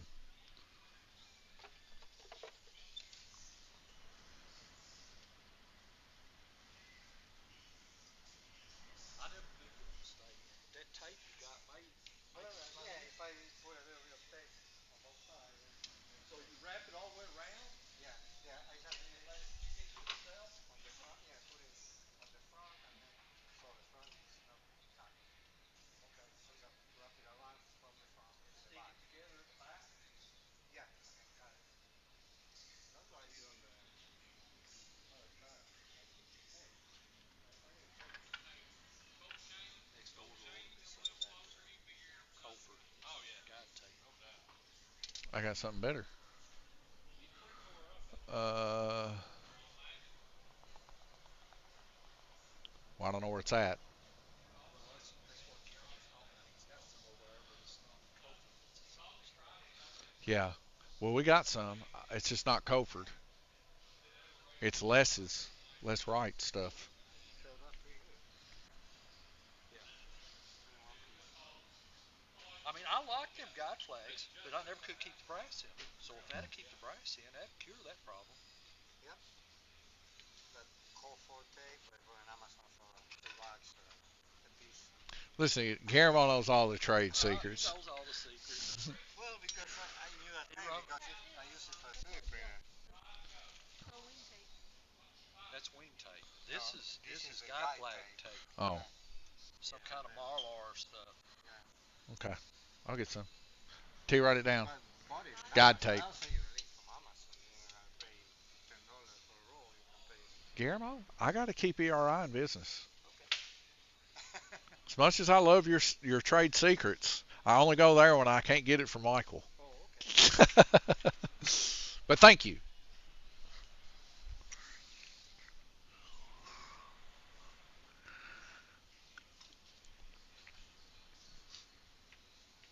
So how many retro cars do you have, Guillermo? I have a lots of chassis. T, if you don't mind, tech Sean when he's done. We're going to go ahead and get this started. I have cycles there. I have a couple of Canams and All right, guys, if you're ready to track marshal, I'm ready to qualify. 3 laps to go. Who do you think's going to win it? Always a smart remark from Glenn. You can count on it. Is that Cole Trickle in the front? Oh, it says Menards. Okay. This is Talladega. The guy running last is It's going to boil down to that white flag's what it's going to do. They throw that, that's when the wreck's going to happen. I'm calling 28 car wreck.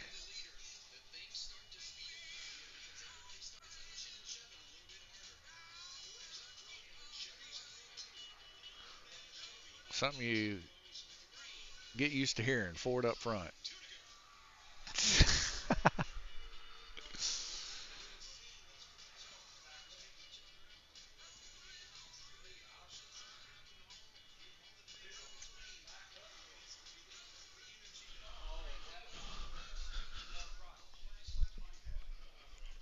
Checking on some stuff here.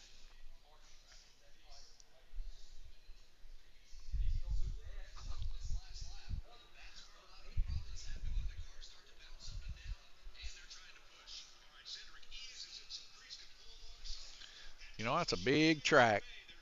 You've been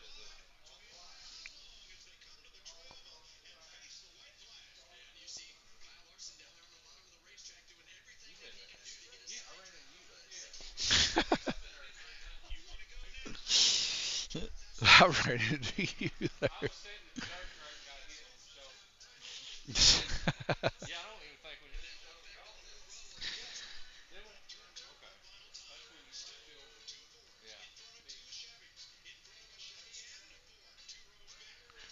Oh, it's getting interesting now. Two's starting to wiggle a little.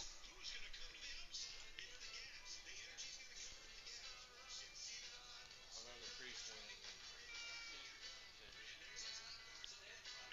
Cedric. He's in the lead right now.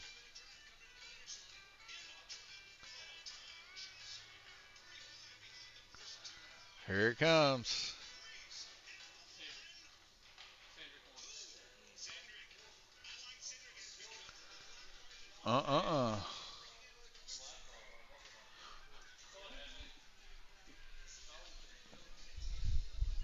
All right, guys. Glenn up first. That's cool. Larson got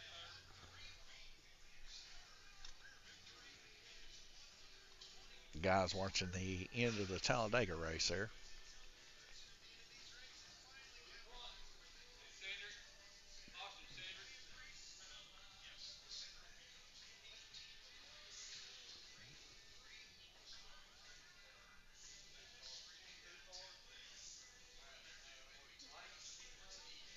To T.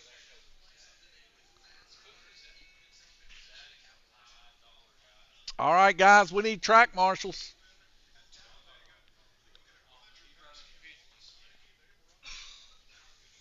running fifth. This will be our last race class for the evening and for the series.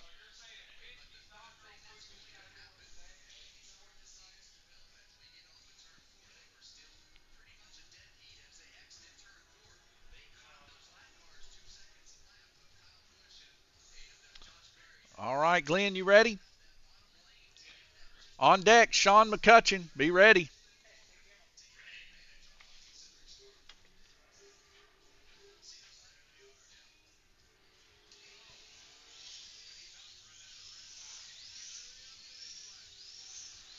And Glenn Burton, whoa, hard hit.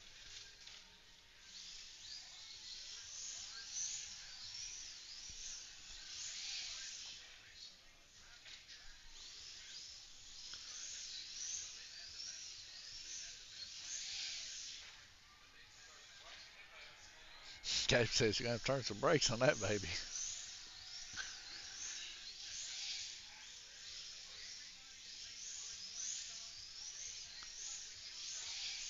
Glenn with a 4.746 so far in GTP.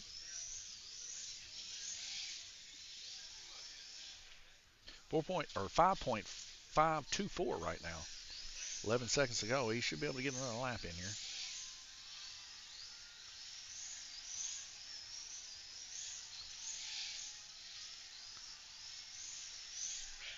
And a 5.524 for Glenn Burton. Sean, you better hurry.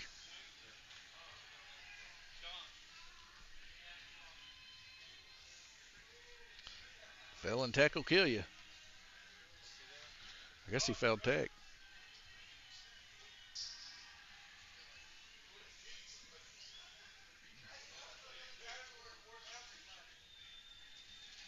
So it looks like he's passed tech. He's got 8 seconds.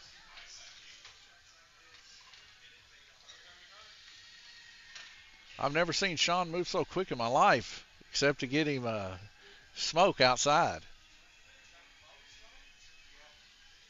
Sean on a fresh motor. Here we go. And Tigger Mobile number 2.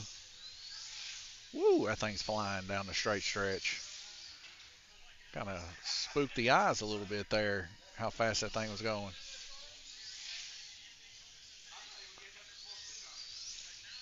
I think he's using voodoo, folks. 5.66. 5.268. 5.118.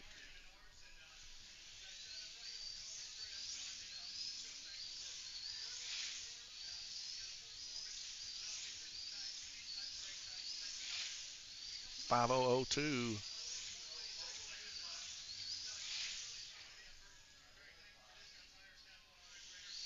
6 seconds to go.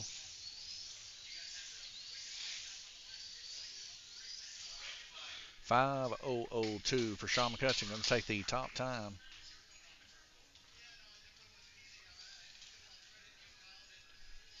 Up next is James McCutcheon.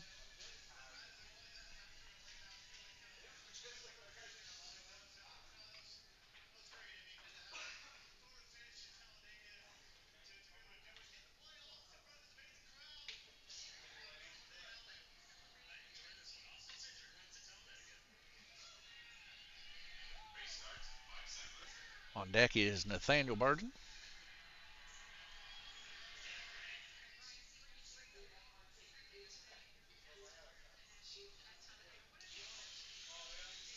And here comes James McCutcheon in the green booger or puke colored car. But definitely easy to see. 6.054.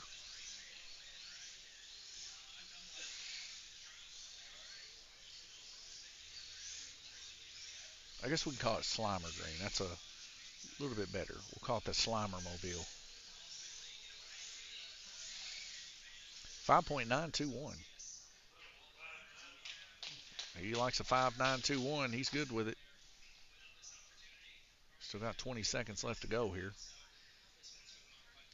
Gives Nathaniel plenty of time to get hooked up.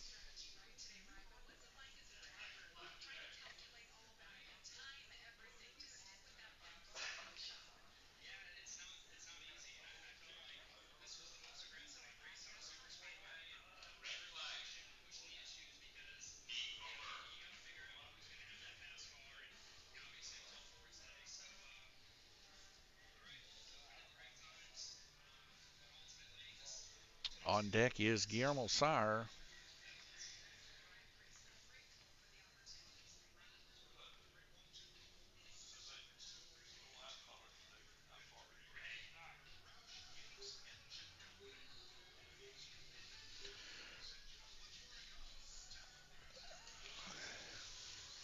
Nice smooth sounding car coming out of Nathaniel Burton's car.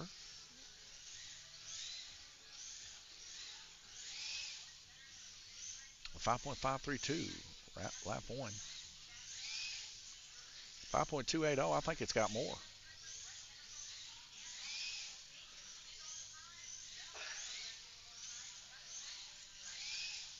5.171, that's a good car, folks. 5.042. 4.919, folks.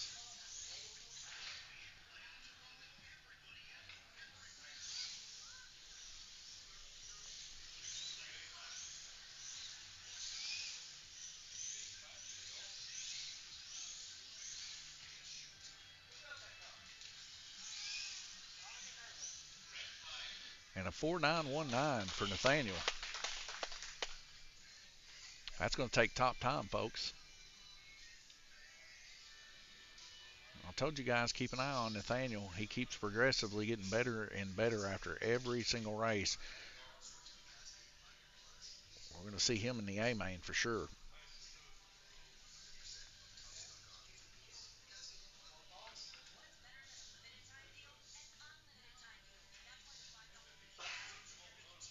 Up next, we got Guillermo Sire. On deck is Gabriel Kirtley. Gabe, you're on deck.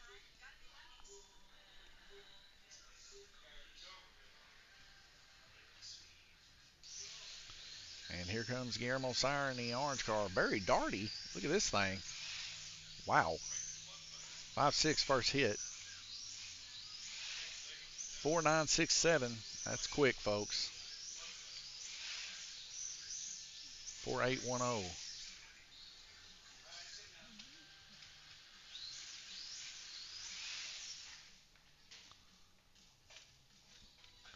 Car seems like there's a little bit of vibration in it.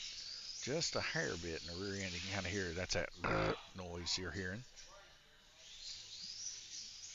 But he is quick for sure.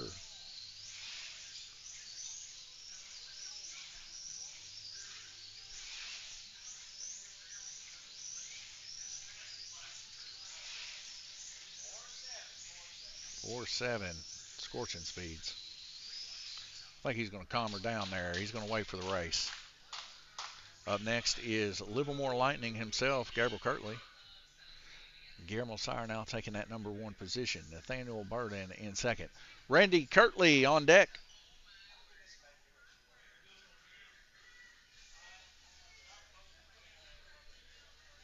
Glenn Burden on the block. 2 racers to go. All these guys running pretty impressive times here. 11 seconds. Let me go ahead and skip that. Stop wasting people's time. Somebody move to the middle.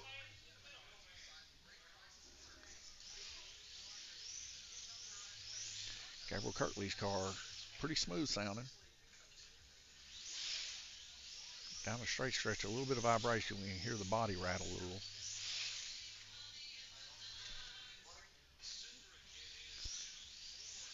Randy saying he needs to put some brake in it. 5038 so far. He is in the A main. 4895 definitely in the A main.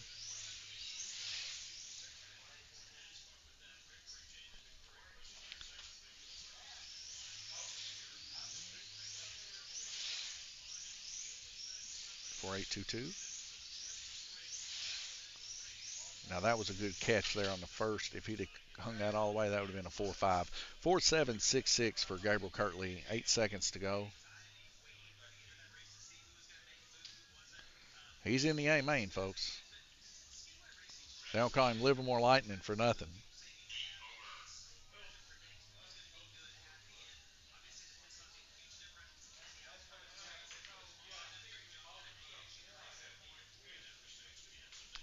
Randy Kirtley up next.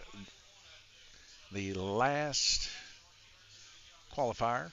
Sean McCutcheon on block right now.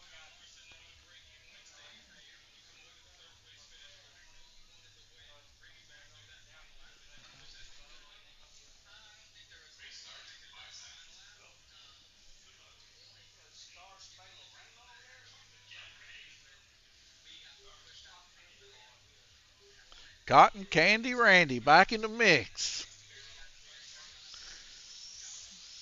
Randy Kirtley's car was definitely planted.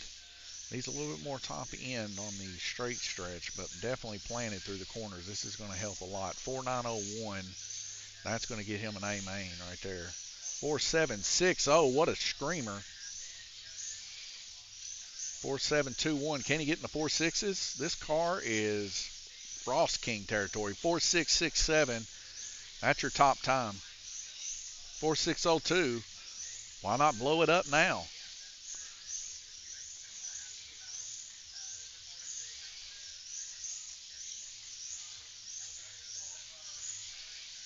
Four, five, four, six. Who is this guy? Cotton candy mixed with a little bit of Frost King. You get a frosty treat. 4, 5, 4, 6. Wow.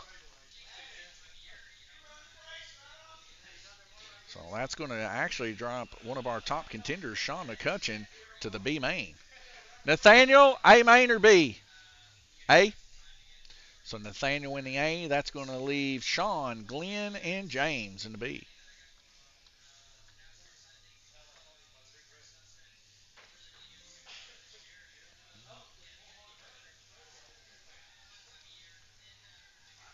Oh, no, don't do me this way.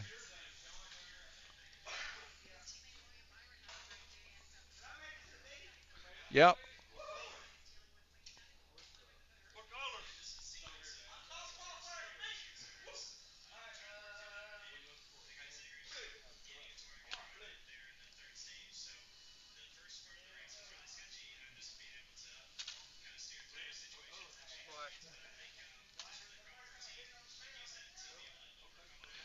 Sean, color. Glenn? James?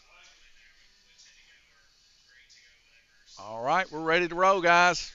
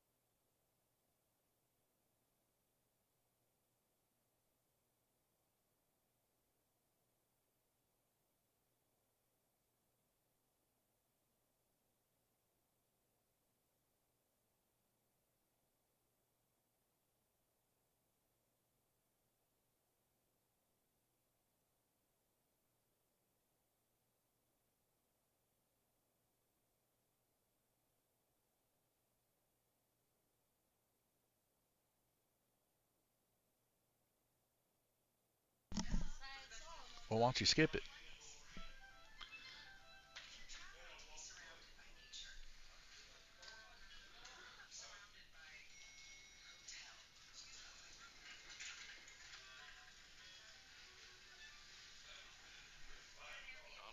Gabonius.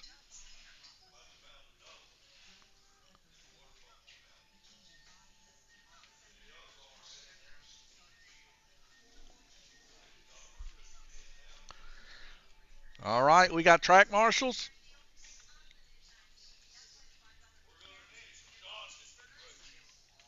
Here we go. 4 red lights. This is the first heat of our B main of our final race series final race. GTP. Out in front is James McCutcheon, followed by Glenn Burden. Now Glenn Burden out in front. James Reckon. Sean getting held up. Glenn pushing with everything he's got there. As we see another wreck, Sean just can't find his car and what he wants it to do. Glenn Burden now up a total of a lap.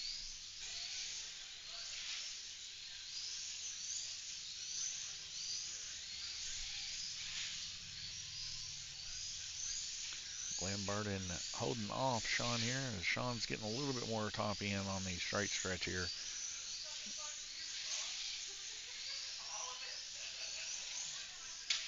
Sean in a new car here.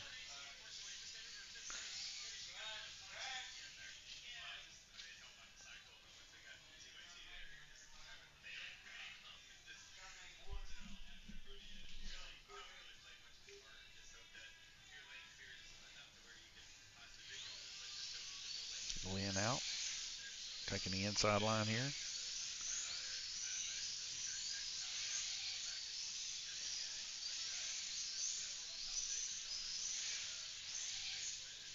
We see Sean's car coming off again. Glenn Burden taking back over the lead.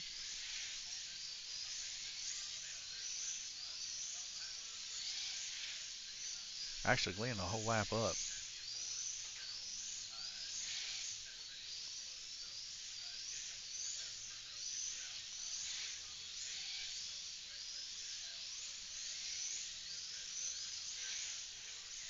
See Sean coming off again, and Glenn getting about a half a lap up on him.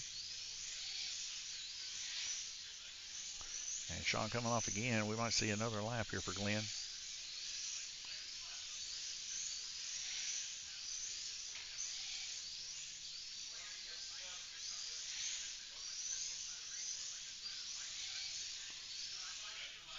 And a red flag rotation. We'll see Glenn Burden out in the lead by 2 laps. 19 total laps turned on Black Lane. 17 for Sean McCutcheon. James McCutcheon 16. And I got ants fighting or termites up on my monitor. It looks like fighting termites here. I don't know where they are going. They're everywhere. Might be termites trying to eat my wood.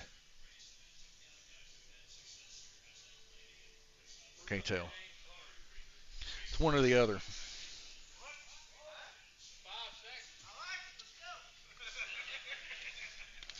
Oh, crud. I'm going to have to pause it. Sorry, guys. I forgot to change the time back. Give me 1 second. I'll fix it. Y'all just go about your business. Y'all didn't see nothing. Y'all see nothing here. Y'all see nothing.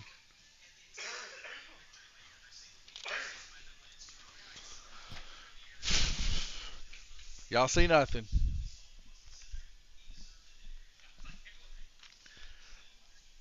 Keep on rocking in the free world.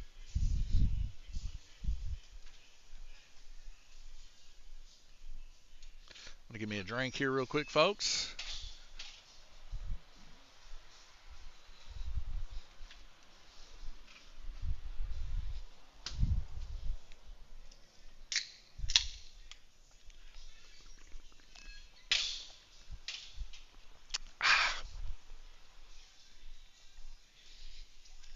Glenn, that baby's planted. That car. I said, Glenn, his car's planted. All right. I'm getting invaded by termites. They're all talking to each other over here, too. Ready?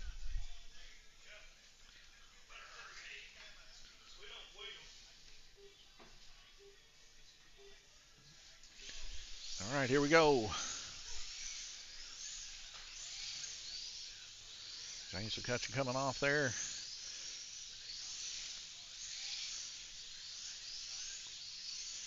Glenn Burden, your leader right now, 21 total laps as he is coming up into Camel Hump right now, trying to chase down James McCutcheon. Car good and planted, just needs a little bit more top end, really. Other than that, it is really good in the corners.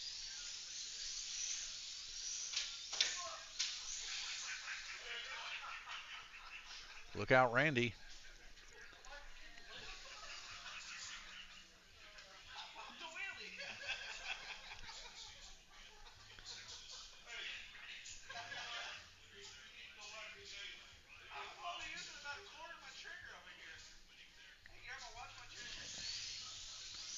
Sean McCutcheon having issues here with his car.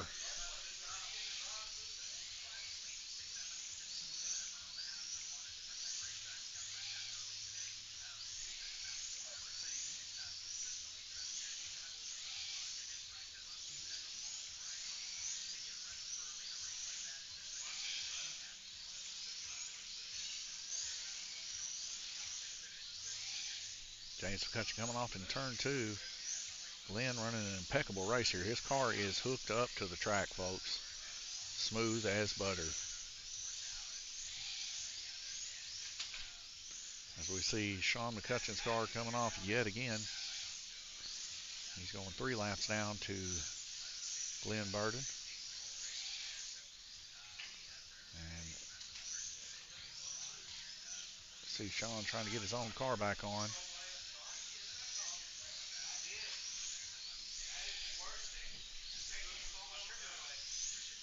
19 seconds left to go.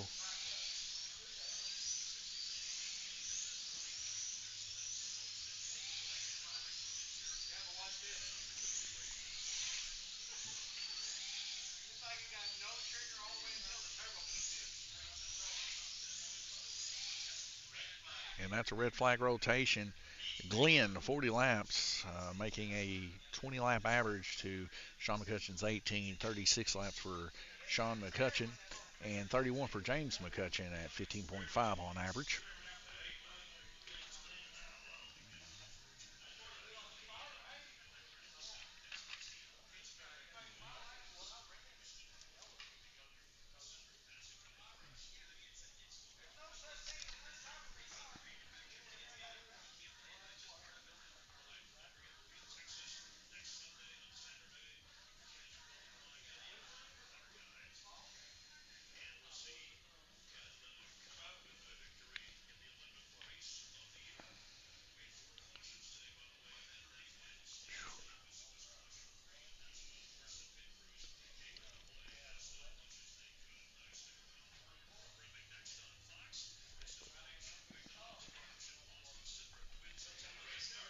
Michael Howell, good evening, Lanes Raceway. Good evening, Michael.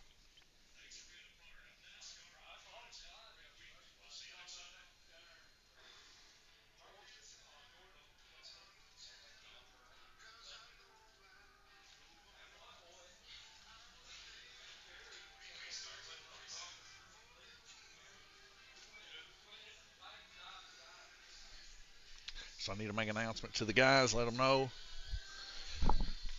All right, guys, I'm going to tell you how we do things. You need to do better. I'm working on it. Uh, First race, Sean's got it. You got the second race. It's 33.1 points, 33 or 33.3, 33.3, 33.3. That's how the series goes. First place is the only one that gets points. You're running for this. You get this, you're going to tie him. So whoever, y'all, I need to know your number and his number at the end because whoever's in front wins it.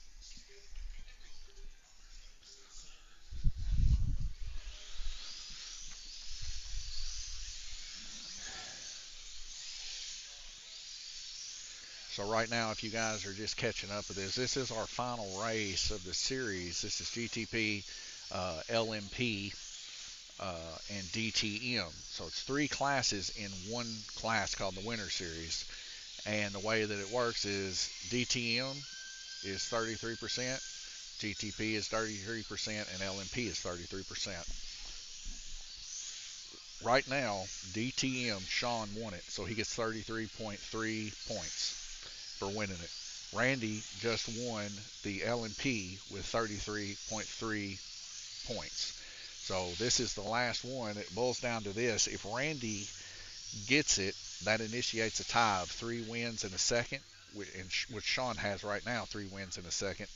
And it's going to boil down to finishing position. So just like real dirt racing, if you got a tie on the final race, whoever's out front wins it. It's the same principle that we had with our RC race last week. It came down to the wire. The only way that changed is in a 3-way tie, and that actually took place with Blake Panel winning it, which put a 3-way tie between Garrett, Blake, and Tim. Then they had a 3-way runoff race, but this is just a 2-way, so it's easily fixed. Whoever finishes out front gets it. So, very eventful. I didn't think it was going to go this way, but nonetheless, it's a lot on the wire. Currently, Glenn Burden, 55 laps in the lead, 5.65, 5.432. Best lap. Sean McCutcheon there in second, 5.54 median, 5.351 best lap. So Sean kind of focusing in here as where he finishes is very important.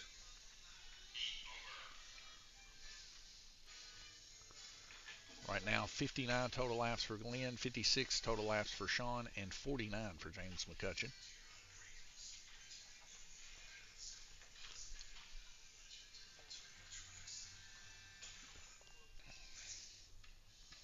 So as you can kind of see here, I don't know, let me go to our big screen.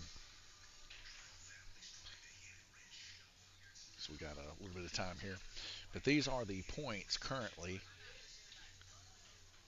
You can see Randy there with 390, 2 100s, a 95, and a 95. And you go down there to Sean, you see 3 100s and a 95. So if Randy ends up getting the win here today in the GTP, that'll give him 3 100s and a 95. And then we go to a decision of where they're located on the track in comparison to lap. So it's going to boil down to it. So the person with the bigger number at the end, if he ends up winning this, is going to be our winner. Then LMP, we see Randy here. We can go back to this. We got 48 seconds here. LMP, we got Randy with a 100, 190, 95 for a total of 385. And then we go to Sean and we can see a 100, 195, 95. And then Randy got the win today, which put him in the lead for LMP, giving him a 33.3 point for winning the LMP. DTM, though, was a no contest here for Sean. As we can see, Sean there with a 100, 100, 100, 95. Randy 90, 90, 95, 95. And then, of course, Sean bringing home the victory today for a perfect score of 400, giving him a 33.3 on that. So right now we're currently tied with Sean and Randy, and it's all going to boil down to this GTP race. Michael Howe, I raced yesterday, but it was short-lived. Got into a wreck and my car broke after I hit the wall. Well, we had a similar thing happen earlier today with Guillermo Sire. So Guillermo Sire, he was leading by about 2 laps in our previous race, the LMP race, and he smoked it into the wall, and then I believe Gabriel was able to capitalize above him, and Randy ended up bringing it home. But other than that, it was a battle there for a couple heats between Randy and Guillermo. It was a give and take kind of thing. Right now, Glenn Burton's in the lead with 64 total laps here on White Lane. 4 laps up on Sean McCutcheon. Sean not having the best day of GTP when he needs to really shine here today. I told him a while ago he needs to get better out here, pick it up a little bit. The reason why is it's all on the line here today. This is it, folks. This is the last race.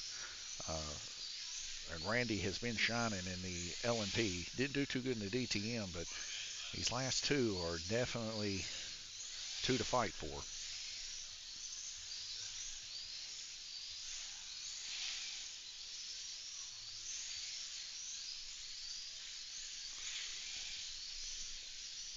And Glenn Burton's car planted, folks, at a 4.60 best lap on white.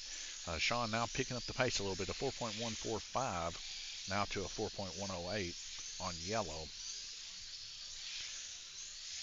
He's really going to have to crank it home and get some of those laps pushed in if he has a chance of taking this home.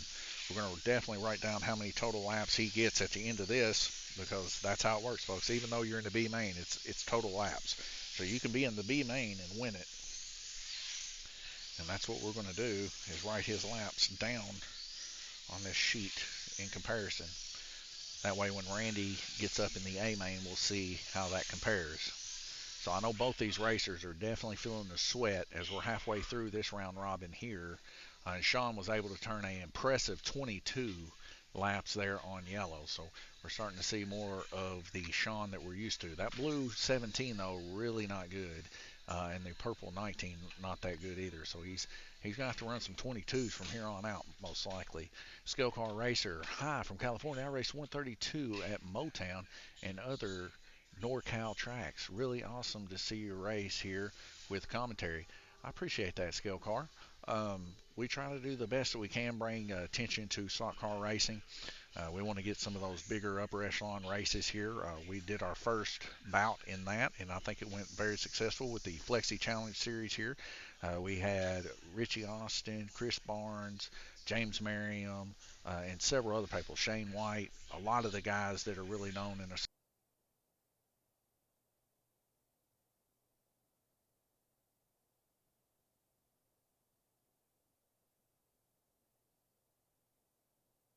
test.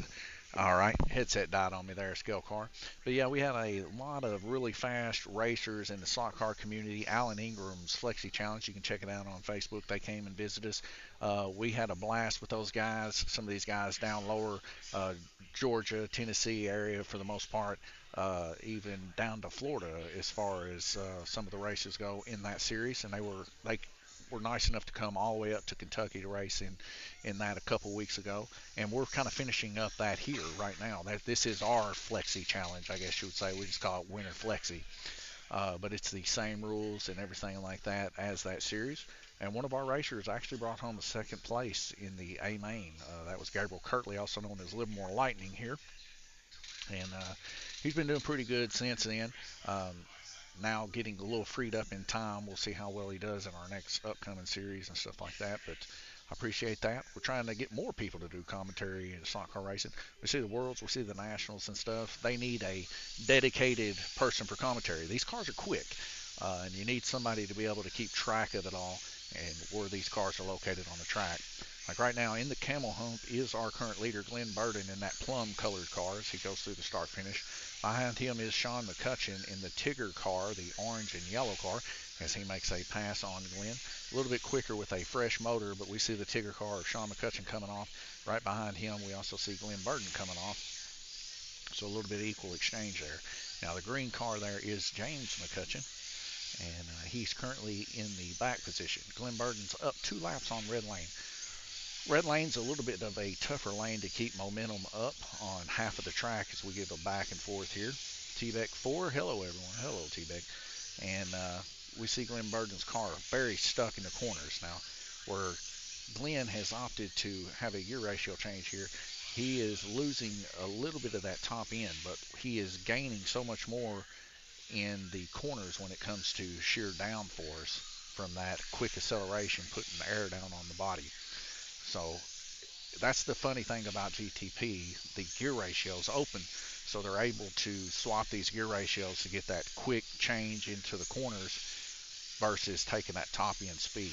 Now, top end speed takes a little bit longer to come in because there's no transmission in this. It takes just a little bit longer for that top end to hit, and that's what we see Sean opting for, is the top end, laying it all on the line in that new motor currently on the orange lane. Now taking over the lead, tied up with Glenn Burden, but about almost a full lap up on Glenn, as we see him come in to put another lap there on Glenn. That just shows you how much top end matters. But Glenn's right there pretty close to him. We'll see a little give and take when it comes through the corners. And Glenn, of course, on an older motor too, don't help. The brushes kind of get broke in, and then once they break in, they start dying out. And I think Glenn's pretty much towards the backside of his motor. Sean McCutcheon right now, 100 laps. Glenn Burden, 99, 86 for James McCutcheon. We're at Sean's averaging 20 per lap here, and he put up another 22 here. He's going to have to continue to do that, as Sean is in the running, even though he's in the B main. He's in the running for top laps turned here in the GTP, and he needs to beat Randy Kirtley to grab those 33.3 points, because this is our last race of the series. 33.3 points for LMP, 33.3 points for GTP, 33.3 points for DTM.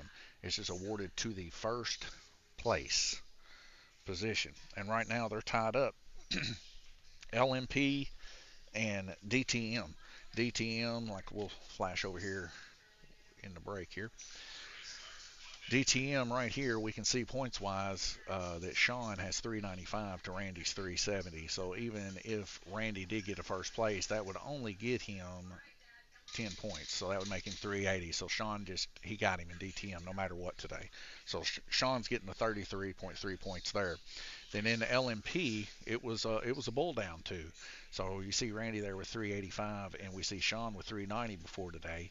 Well, Randy ended up taking it home, so he replaced that 90 he had on his record for a 100, getting him 10 points, making him 5 points ahead of Sean McCutcheon. So Randy gets 33.3 points. So now we're in our final one here, and it's GTP. And we see Randy there with 390, and we see Sean down here with 395, a 5-point difference. So if Randy does take home a first place here, then that ties them at 395, 395. In the case of a tie between two individuals, what ends up taking place is whoever is the furthest along the track at the end of it gets it. So that's just how it is, folks.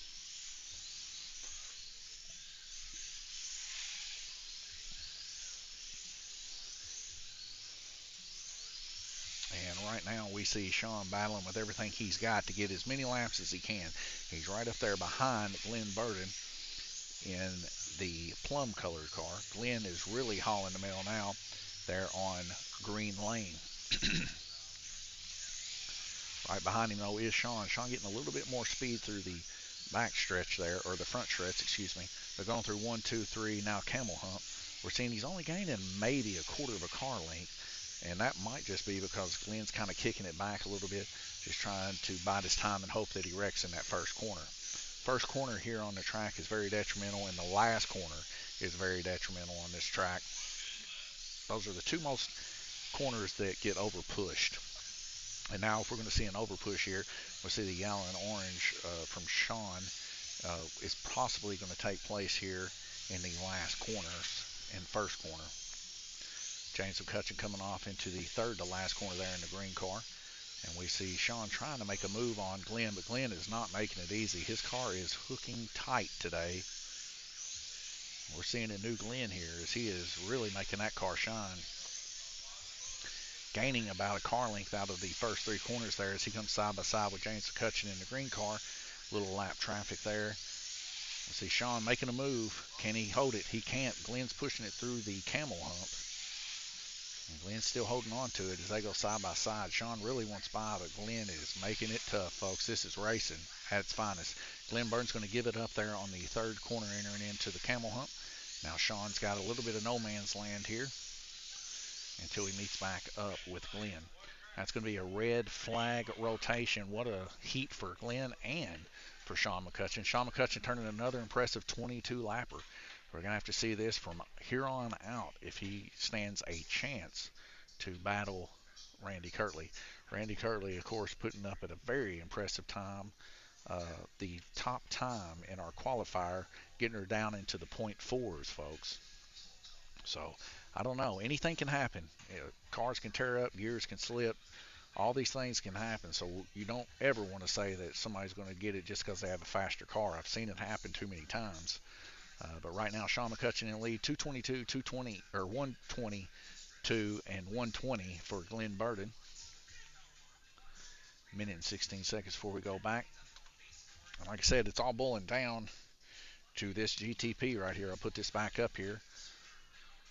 And we can see that it's in the reach of Randy. He's just 5 points down from Sean, and we go in intervals of 5. So first place 100, second place 95. So we can see Randy replace one of those second places for a first place, and we got a battle on our hands. Special thanks to our sponsor, Livermore Subway, 270-278-5999. They put $1,000 up for these racers, and we are definitely appreciative of that. Michael Howell, yeah, I had to fix my car before I even raced my breakout car. I'll probably have to replace my chassis, which is going to stink because the money is tight right now. I tell you, when money was tight with me back in the day, I'd take them chassis, I'd heat them up in the stove, and then I would take me like a hammer. I'd put all the chassis out, take me a hammer and a 2x4, and I would just tap on it until it kind of flattened out and got straight, best I could, you know. And then I'd put it all back together after I'd use a little needle nose action every once in a while, especially around the guide tongue. But now they got guide tongue benders that are exceptional. Racecraft makes one of the best ones. If you haven't seen it, Racecraft makes a tongue bender with a humongous fat washer on it and plenty of gripping power. Also another good one, Mid-America. A little bit smaller, a little bit harder to grab if you got big hands, but still a good tongue bender. It was the first tongue bender I ever got. Show Car Racer, what controllers are being used by the drivers on track? What is the motor RPM for this class? The motor RPM for this class is 55,000 to 60,000 RPM. The controllers, we got Glenn Burton using a Third Eye, Randy Kirtley, Guillermo Gabriel running Karsteins, and the majority of the people running the Falco 281s. Michael House says, my chassis front end just messed up. My axle keeps breaking loose. Huh. Well, do you have access to solder your bushings in? A lot of the times, you know, those front axles can get loose if the bushings can come out. We've got 1 minute left to go here. Sean McCutcheon in the lead by 1 lap. But Glenn Burton is really hammering it home. He's a 1/10 of a second faster on the best lap, but 3/10 of a second faster on the median, now taking back over the lead. Glenn Burton is letting that baby sing through the corners. This is a car that was built by Lanes Raceway, myself, and him and his son both got pretty good performing cars, very smooth. I'm not bragging on myself or nothing, but I spent a lot of time on these cars getting them that way. We've seen both Nathaniel and Glenn Burton during the Alan Ingram's Flexi Challenge take home a B main, so that was pretty cool to see that take place. And to fight against some of the best slot cars and racers in the world in a little bitty old town like this, that's pretty cool. Slot Car Racer says thanks, and Michael House says not sure. I wish you could share pictures on YouTube. I could better take a look at it and see what possibly is the problem. Usually it's something really, really that you would feel like you missed, but usually it's pretty easy. Have a slot car friend that is looking at it for me. Oh well, he'll figure it out for sure. A lot of the times it's really something simple. You just don't think of it for a second. Glenn Burton out in the lead, 143 total laps, 142 for Sean McCutcheon. A very tight race, averaging 20.4 laps is Glenn Burton, 20.3 laps for Sean McCutcheon. James McCutcheon at 121, he's about 20 laps or so down. He's a little bit lower than the other guys, but there's a battle ensuing between Glenn and Sean here. And Sean putting up those 22 lappers and stuff, he's going to need to do that if he's planning on bringing home a big check here. And it all boils down to today, folks. This is the last race of the series. We've had 7 total races. We ended up taking Easter off, so we dropped a race there basically. We're only counting 4, so half of the races get counted, the other half do not. So everybody's had plenty of opportunity to show their best light here, and it's going to boil down to it. You just got to keep your head to the grindstone and keep rolling, and we'll see what happens. Somebody's going to get a big check they can hang on the wall, or they can take it home with them and use it as a trophy. Or I've even seen people bring their checks in and stick it up next to their stuff just to show everybody that they were the best at one time, and lean it up against their boxes. So whatever you choose to do with the big check, it is yours when you get it. We see a lot of Jackson, Randy, Glenn, a lot of the racers that are here on the walls. Actually surprised we haven't seen a Guillermo. He's quite quick and has done quite well here at Lanes Raceway, but we haven't yet seen him carry a check. Now we have seen him with 2 crowns on his head, but not a check yet. 4 red lights dropping out to green. This is round robin 8 of 8. Glenn Burden is currently your leader by a lap. Can he hang on to it and keep it throughout this? We are going to record the total laps of Sean in this last one here. I need to get that ready, actually.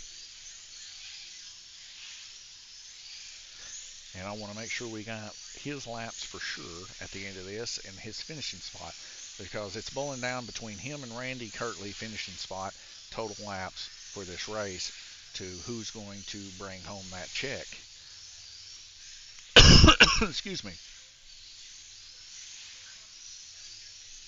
And right now, Glenn Burden is showing out as he's just now dropped to second position here.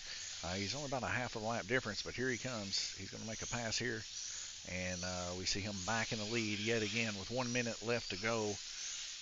Glenn Burden's car is unlike anybody else's car when it comes to the cornering today. This car is cornering like you would not believe. It's holding those corners like it was made for him.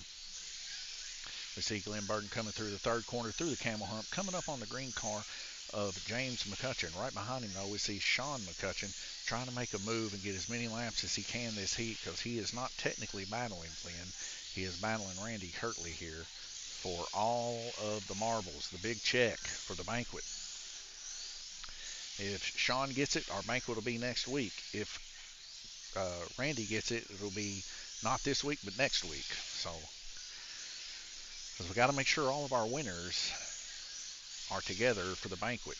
Our banquet is sponsored by Livermore Subway. They're going to have us a big old sub sandwiches platter and all kinds of cookies and everything else for that. They've been doing our past few. As we see Sean McCutcheon and a checkered flag. Sean McCutcheon 163. Glenn Burden's going to bring it home though.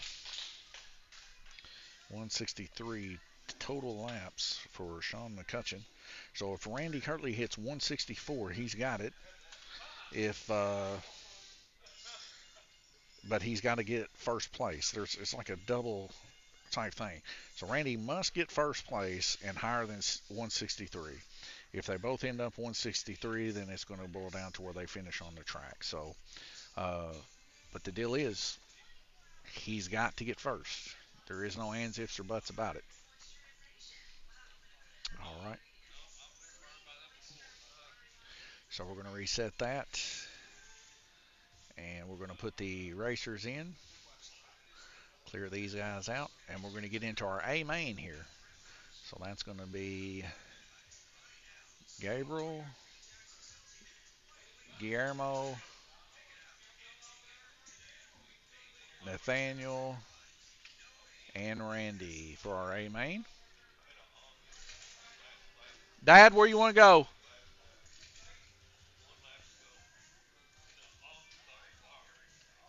Dad, where you want to go?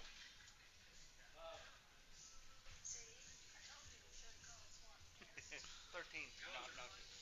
No, no. Blue. All right. Guillermo, where do you want to go? Purple. Gabriel.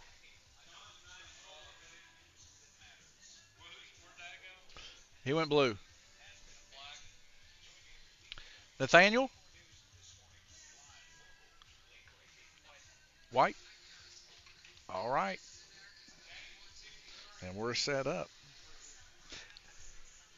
What, Sean? Where did your car end up at? 94. All right. So you know how this works, don't you, Sean?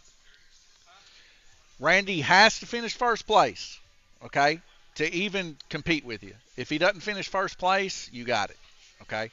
But if he finishes first place and he gets, you got 163. If he finishes first place and gets 164, you lose. But if he finishes first place and gets 163, then it goes by where it goes, okay? So pretty much I lose. Because he's definitely going to win. Well, I don't know. You got a 94, so if he gets 163, it's going to be tough for him to Do you get. remember what the average is on these? I don't know. 177 and higher. Okay. Well, he's got, like I said, he has to get first place because he has to get first place points to knock one of his seconds out. You understand? Let me show you. So if you look right here, he's got 100, 100, 95, 95. That's two second places. You got 100, 100, 100 in the 95. So he has to replace the second place with 100. If he doesn't get first place, you win. That means you got 66.6 points, okay, to his 33.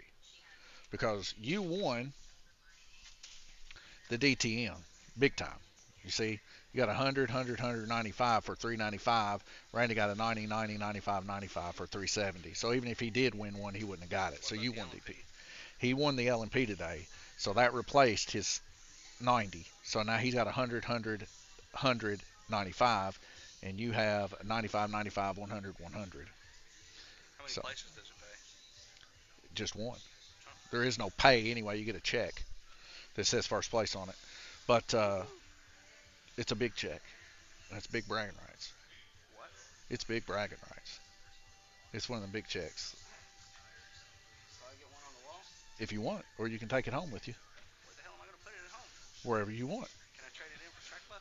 You can bring it in like Gabriel did with his little plaque today, and it's like, oh, let me put my plaque here. You can bring your big check and go, let me put my big check here. What have you done lately? You got a little bitty thing. I got a Yeah. Well, I mean, we don't know that yet, Sean. Just because I wasn't here yet. Which one was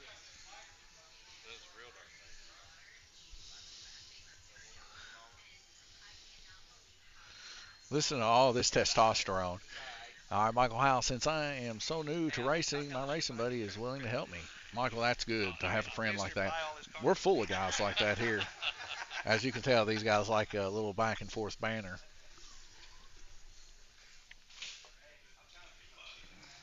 This is our final race of the evening, and like I just told Sean, Randy must win to dethrone Sean. And if he does, and he does more than 163 laps, he's got it. If he lands on the 163rd lap, he has to be in front of 94th position on the track, which would be the front stretch. So it's boiling down to a very, very, very minute window for the win. We'll see what happens. Can Frost King pull it off, or will Tigger himself bring home his first big check? I do not know.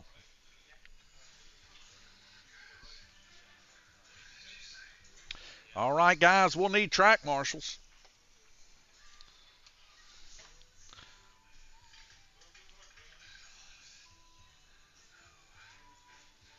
As for everybody else and their finishing positions, T will take care of that. And by the time the banquet hits, all right, by the time the banquet hits, we will have those in order, and everybody will get their chance to talk on the live stream just like before. But this time, we're going to have RC guys there, we're going to have drag racing guys there, and we're going to have our circle slot car guys there. So, Michael, the series after this is old school versus new school, is what I like to call it. And we just had a few changes in that rules because I don't like the way that the old school bodies look on a GRC chassis. So now you can run the hard body chassis for Mid America or RCR, I think it is. And then you can also run the FCR GRC chassis if you like. Both of them weigh about the same. One of them's brass, one of them's steel. Of course, steel's stronger. But it's new NASCAR versus old NASCAR. And the way it's going to go is every week we're going to race both of those series. So if you got both cars entered, you got 16 races. We're only keeping 4 of them, same way as this. But I want to see which one's better, the old school or the new school. So, you know, we'll find out who does better in the old school, who does better in the new school. And I'm excited about it. They're going to be running these same motors, but they're hard bodies. They're going to have to put a lot of weight to get them to handle. It's going to be a full-on debacle. A lot of people are very excited about how this race is going to be. Needless to say, if these people don't give each other room, there's going to be a lot of cars off on the floor. So I'm excited to see it. We'll see how it goes. And one rule's set, we haven't decided if we're going to do live track like we're doing now or if we're going to revert back to the 3 and out. But either way, it'll be a fun series. And we have voted for the spring series. We're going to let the guys vote before that starts. What is? Here we go, 2 minutes. And we're going to vote for what goes on to the 4 crowns as a whole. For the spring series, that summer series will be the NASCAR class. We ended up overshooting our winter series a little bit, but that's all right. And as we can see, we're already into this first heat, and a little bit of the cluster starting to fan out a little bit as we see Frost King himself out front, followed by the orange car of Guillermo Sire. Randy Kirtley turning a 4.981 best lap, 5.16 median. He's trying to get his car out front by a lot here. And we see Livermore Lightning coming off there.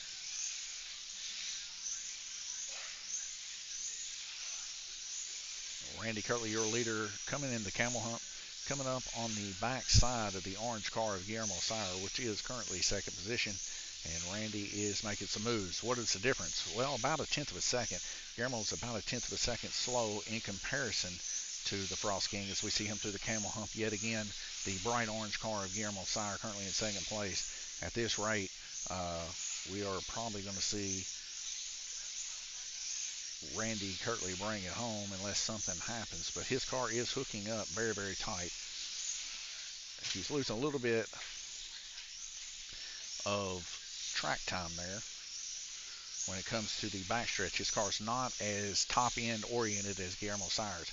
Guillermo is gaining about maybe a car length and a half on the front stretch, but Randy Kirtley's car is so hooked up and so fast through the corners, it's kind of similar to the way Glenn's car was with Sean. He's just hooking up so much in the corners, it's a dream to drive. It's like I said, it's reminiscent of the Frost King wing car that we seen from our wing car series last year. That Randy went toe-to-toe with Tom Payton and ended up pulling it off by a lap. Just by a lap, folks, in a head-to-head. So it's very, very close racing here, to say the least, as we round up our first round-robin heat. Randy Kirtley's going to take a dramatic 3-lap lead, turning 24 smoking laps on blue. I think that's a lap record. Is that a lap record at 24? I think that might be a lap record at 24 for our series. I don't think I've seen any of the other guys turn 24, so that just goes to show you how fast his car is rolling. Michael Isle says, oh, sweet, that's what I race. Oh, it is. Okay, you're talking about the hard bodies. I race new school, and I like the rounded body. So we allow 2 types of bodies here. We allow the snap-type bodies, and we allow the JR concept bodies, which are from like a model company called J.R. Salvino's, and that's about the only place we could find the very, very new age NASCAR. Uh, so, anyways, nonetheless, that's what they're going to be running. I've been working for 3 weeks putting cars together, putting their stickers on, and once I get them all together, I'm going to clear coat every one of them, and they'll be ready for racing for people to purchase if they like. But some people like to put their own stuff together. I'm going to end up strengthening them a little bit in the uprights. I'm sure you've done that, Michael. Right there over the wheel arches in the front and the back, put a piece of piano wire and kind of glue it in. And then, of course, there in the bumper, put like that rubber 3000 glue in with some mesh or something just that they can take more hits. I'll be doing that to the bodies that I make. But I got a couple weeks until I have to have it all the way through, and a lot of other stuff coming to happen around Lanes Raceway. We just recoated the RC track, and I just turned our flat track, which we can see here. I turned our flat track into a figure eight. You can see our flat track here for the RC, and then just to the west of it, you can see our newly coated RC track over there, and threw a little bit of silica dust in there, and that helps with the grip a little bit. So guys were complaining about it being just a little bit too slick for them. Now we had guys that had it perfectly tuned in previous series, but I was like, you know what? Let's make it a little more interesting. Let's make it grippy this season instead of so dry slick. And so we made it a little bit grippier. Now some people with a little bit less skill can come in and get on the track and race. But I always like a challenge. I like the dynamicness of a track.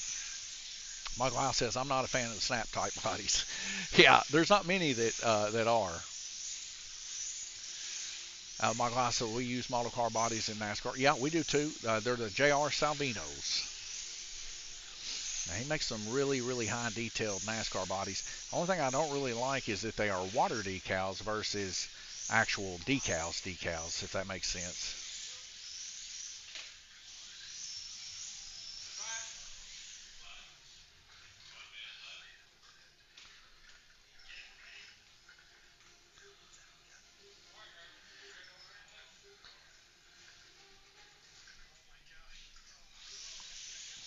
Michael House says, on my local track, they rock into the turns too much. Hey, it's the same way here. Best way to combat that is keep your tires about a 1/16 of an inch off of the track in the front and add weight. If you want to plant the car, put it right in front of the motor. If you want more rear grip, put it right behind the motor in the rear. And if you need front bite, you need to add the weight in the front. On my local track, I'll get to the turn. I just read that. I don't know what I'm doing here. Right now, back to the race here. Randy Hurtley pulling off 42 laps here, 43 on purple. His car is just super hooked up and rolling hard, folks. Makes it look easy. When you look at him going down through the backstretch, though, you're like, man, that car's not really that fast. Now, down the front stretch, he isn't that fast. That's the thing. He's got his car set up to be super aggressive in the corners. Quick, torquey bursts of speed, quick amounts of braking. That's the key for this track. If, in my personal opinion, I think it's probably the key for most flat tracks is those quick bursts of speed, quick braking in the corners, not that coasting top end. Because that coasting top end will make you roll a corner. And so we get a red flag rotation, round 2 of 8 in the books, and Randy Kirtley putting an impressive 23 laps up on purple lane.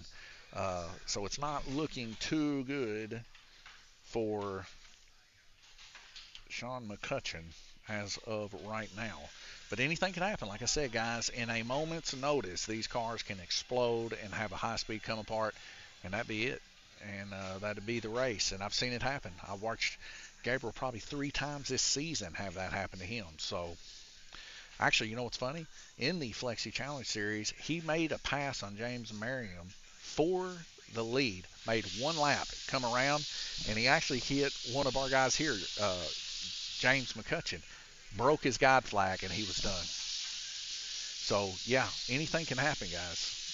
So, don't count your turkeys. If you've been rooting for Tigger himself over here, Sean McCutcheon, don't count your racer out. I mean, anything can happen. When a white flag flies, you just don't know.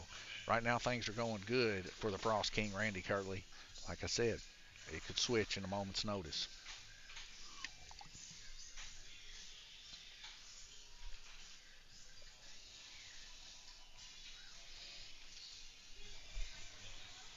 If you like what you see, please like, share, and subscribe. That does help us out algorithmically speaking, and helps us get our name out there in the stock car community, as we're wanting to push more and more tracks to do so. We're also trying to get in communication with tracks local to us, or at least within an hour or two. If there are any kind of series that they would like us to join in with them, we are open hearts, open arms for that.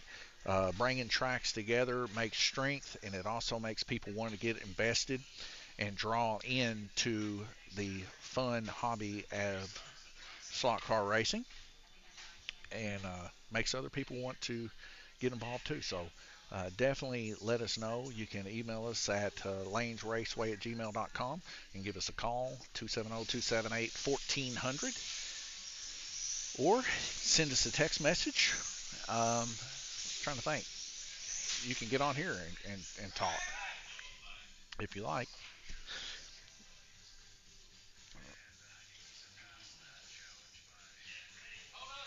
Oh,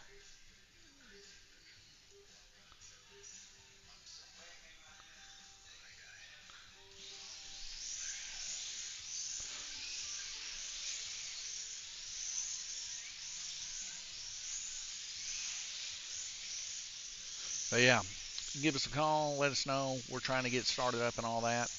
Um, like I said, I think Flexi Challenge has committed to 2 races with us, not to mention a big race coming June the 20th at the Raceway uh, in Cleveland, Tennessee. Don't miss that. They're running the same race rules as we're running here right now. You can check out those rules on our website. There should be a link on Facebook if you scroll good enough to the rules that we're running right now. And there's also the rules for this class linked on our website. You can check out Flexi Challenge, Alan Ingram's Flexi Challenge, and find the rules under his Facebook page, I believe. But nonetheless, that is the Raceway at Cleveland, Tennessee, June the 20th. So check those out. Trying to get a big crowd going there. It's a going away slot car race there, and owned by a very good man. You may know him by his bodies that he paints. Race Pace Bill up there at Cleveland, Tennessee. My brother, my dad, and I believe Glenn has already been up there a couple times racing, and Bill's a good guy. Kind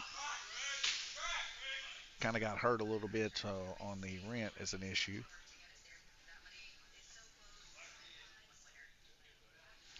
and so he's been kind of forced out of his building there.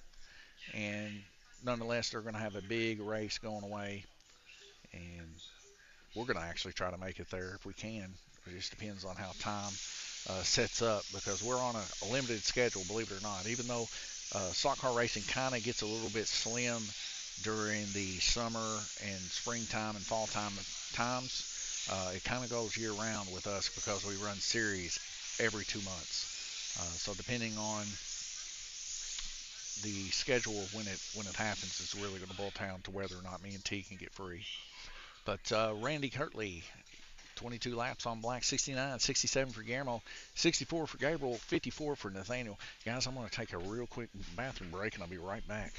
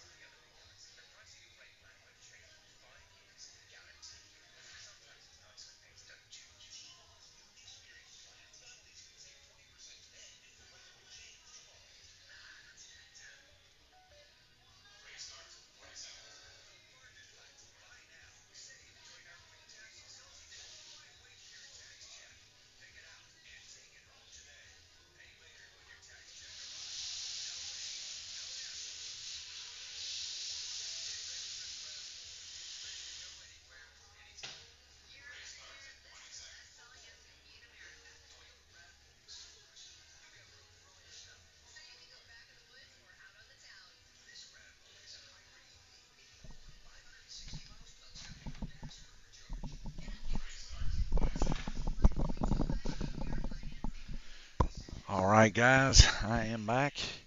And just in the nick of time, it looks. 4 red lights dropping out to a green. And we are halfway mark. Randy Kirtley currently your leader at 70 total laps as he's coming around the front stretch right now through the first, second, third, now Camel Hunt. Right behind him is Livermore Lightning himself, Gabriel Kirtley, currently in third position in the yellow and blue car. Randy Kirtley's coming up on second place right now in the orange car of Guillermo Sire. Guillermo Sire's 4.929 to Randy's 4.890 best lap. Their medians are pretty close together. Guillermo edging him out by 0.03 of a second.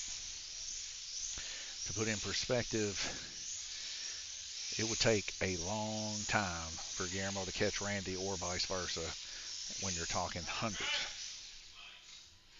of a second.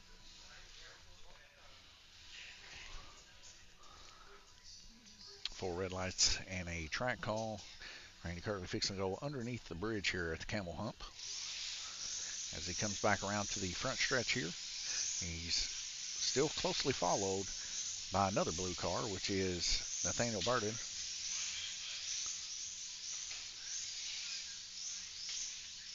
And Livermore Lightning coming off in the second corner there. Randy Kirtley on yellow lane. Right behind, or right side by side, Gabriel Kirtley and Guillermo Sire. Guillermo Sire takes Gabriel Kirtley out in the second corner.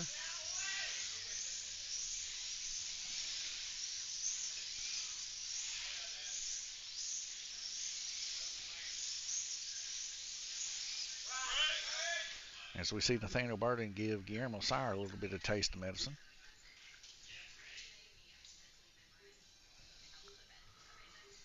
That's why it's never a good idea to roughhouse, as it always gets paid back to you. If you can race a guy clean, do it. I always recommend that. Randy Kirtley coming off in the turn 3 there, getting his wits back to him as he goes through 1, 2, and 3. Now back on the front stretch. He's kind of by himself yet again, keeping that nice, comfortable spot.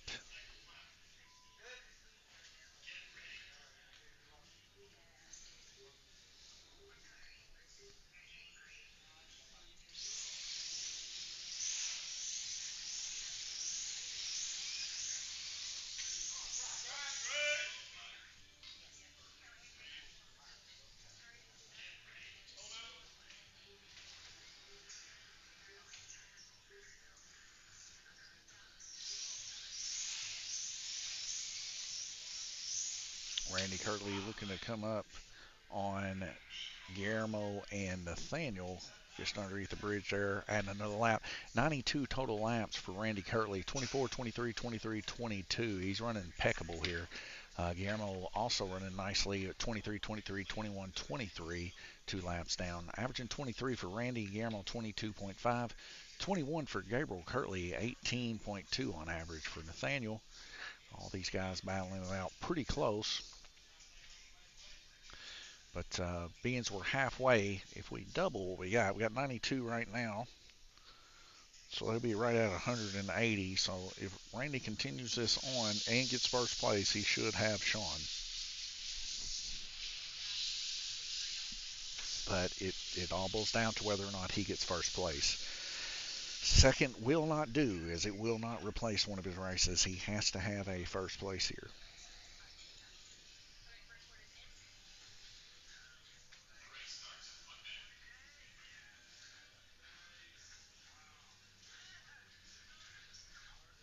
And right now it's round robin 5 of 8.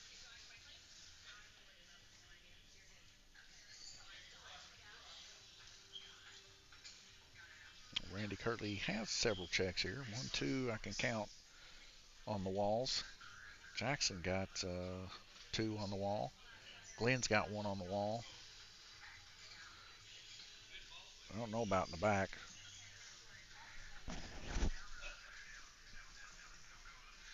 Hello, T. Well, you want a handshake? You want to say hi to everybody? Or you just want to fall asleep on me? Hi, everybody. All right, so both. 10 seconds before we go back green racing. Round robin 5 of 8. It's boiling down to it. Final race, final GTP, final winter series.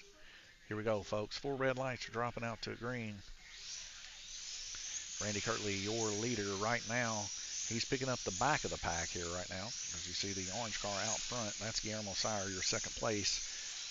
In the middle, we see Livermore Lightning. Oh, and Nathaniel Burton coming off in the third or last corner there. Randy Kirtley coming up on Guillermo Sire. Gabriel Kirtley coming off of turn 2. We got a track call. Something happened.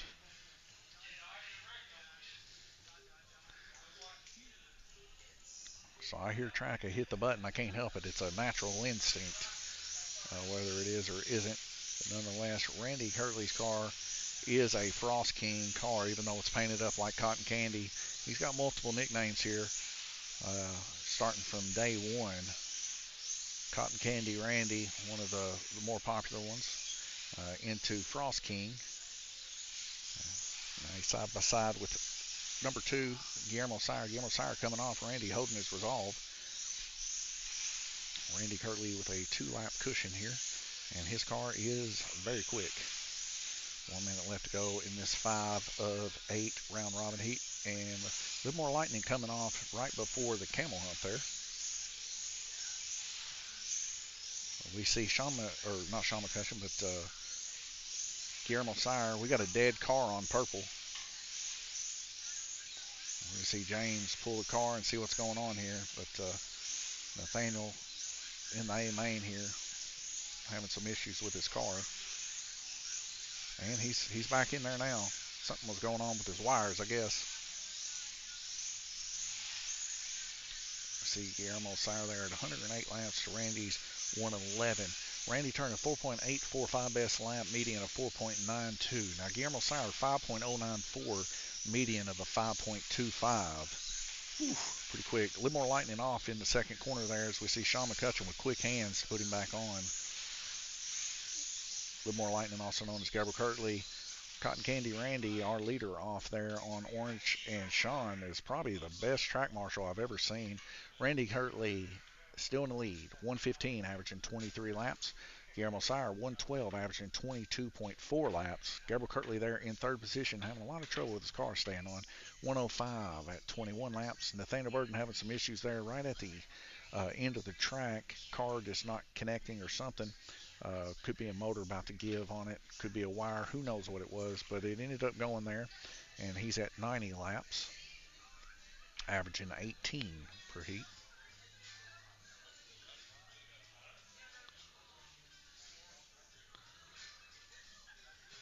We're 2/3 of the way through this final GTP race of our winter series, our Flexi series. Special thanks to our sponsor yet again, Livermore, Kentucky Subway, 270-278-5999. Appreciate all that they do here for us slot car racers, putting $1,000 into the 4 crowns. What a 4 crowns we had this past year. Jay Latham retaining kingship. We're going this week actually to get the pictures framed and everything else, and got those in the back, and he'll be hung up by next week. And everybody will get to look at that big, huge picture of Jay for another year, folks. A little less than a year, actually, because we're just now getting around to it. It's supposed to have been up right after the 4 crowns, which ended right before February. But nonetheless, it'll get hung. I might put a timer on it, 365 days before I pull it down. Even if it gets into next year's 4 crowns. But I think we'll be all right.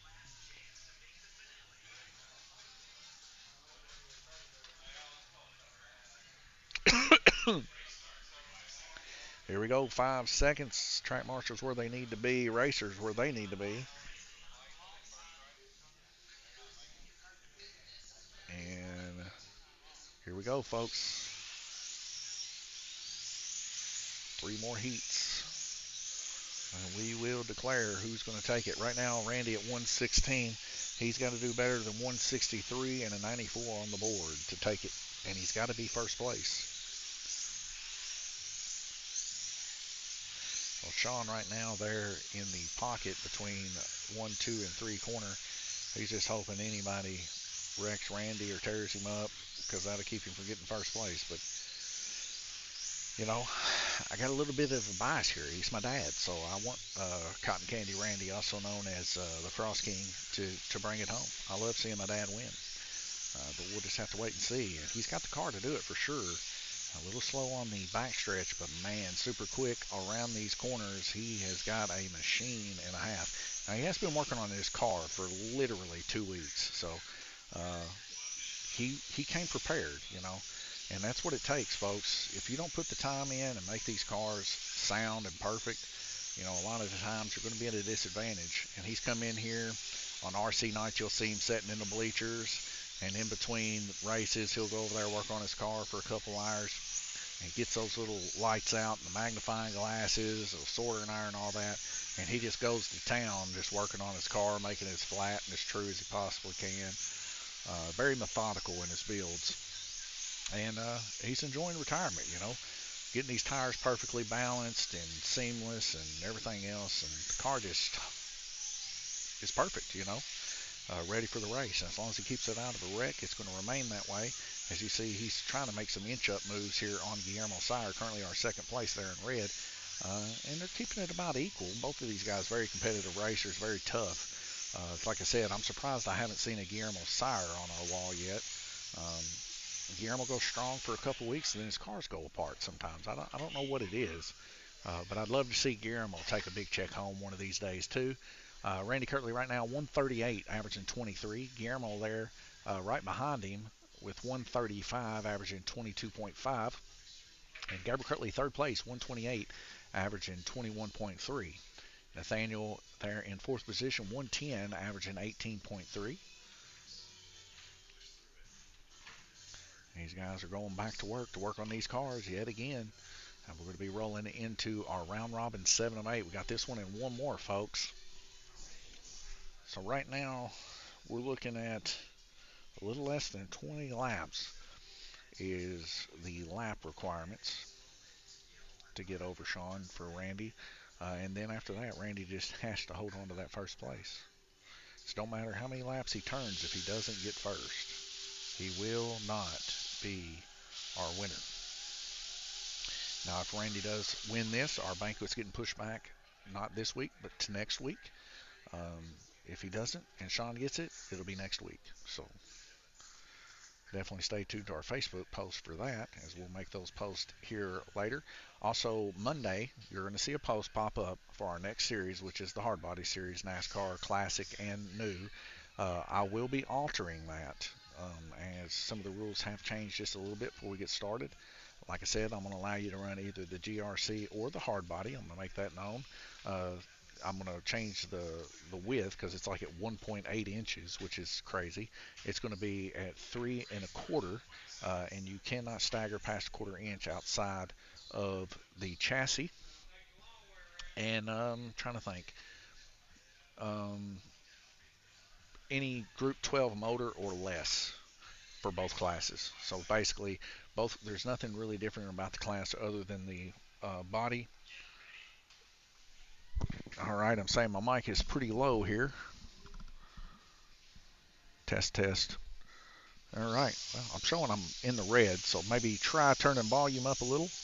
Let's see. Randy Kirtley out in the lead. Round robin 7 of 8. He's been strong all race long. Like I said, he has to get 163 or above. That's the first mark he's got to make, and then he has to finish first to bring home the winter series here at Lanes Raceway.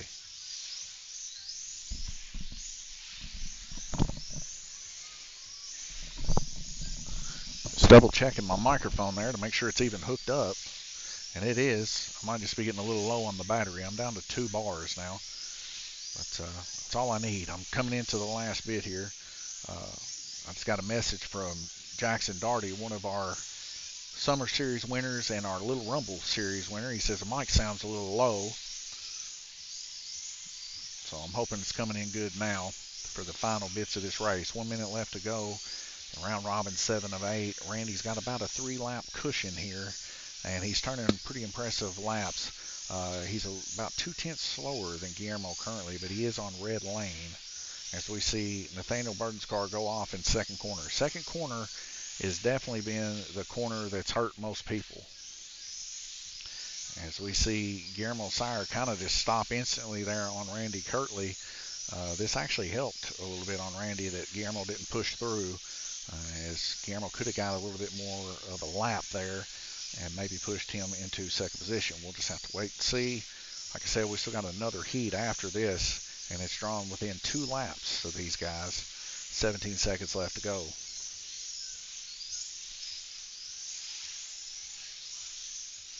Randy Kirtley's best lap time of 5:01.3. His median's a 5:1.4. He's about a tenth of a second off the pace there from Guillermo Sire, which is big. A tenth of a second is big, folks. But red lane is tough, so let's compare his red lane to Guillermo. Both of them running 23 laps, so it's not too bad. But both Guillermo and Randy running 24s. We're going to see if Randy can turn to 24 there on green, and we'll see if Guillermo can turn to 24 on blue. That's coming up next. Right now, Randy Kirtley, 161 total laps, averaging 23. 159 total laps for Guillermo, averaging 22.7.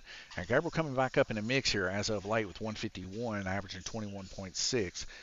He's getting those 23s rolling now. 131 for Nathaniel Burden, 18.7.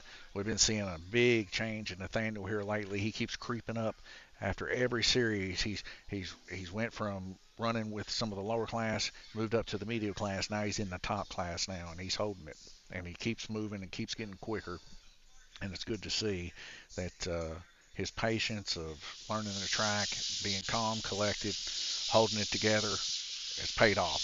Now, some of the things he's been issuing here, as we could see when he was on Purple Lane, he had some trouble there with his car, and it just stalled out. Who knows why? It was stopped. But James picked it up, messed with the braids a little bit, and then it took off. These things happen, and that's racing. But I'm very happy to see Nathaniel make it into the A main. I don't know if we've seen him in the A main this whole series, but today, final race, we're seeing him there, and he's smooth as butter. It's been a very good A main race. Everybody's quick. How many laps does he have to get?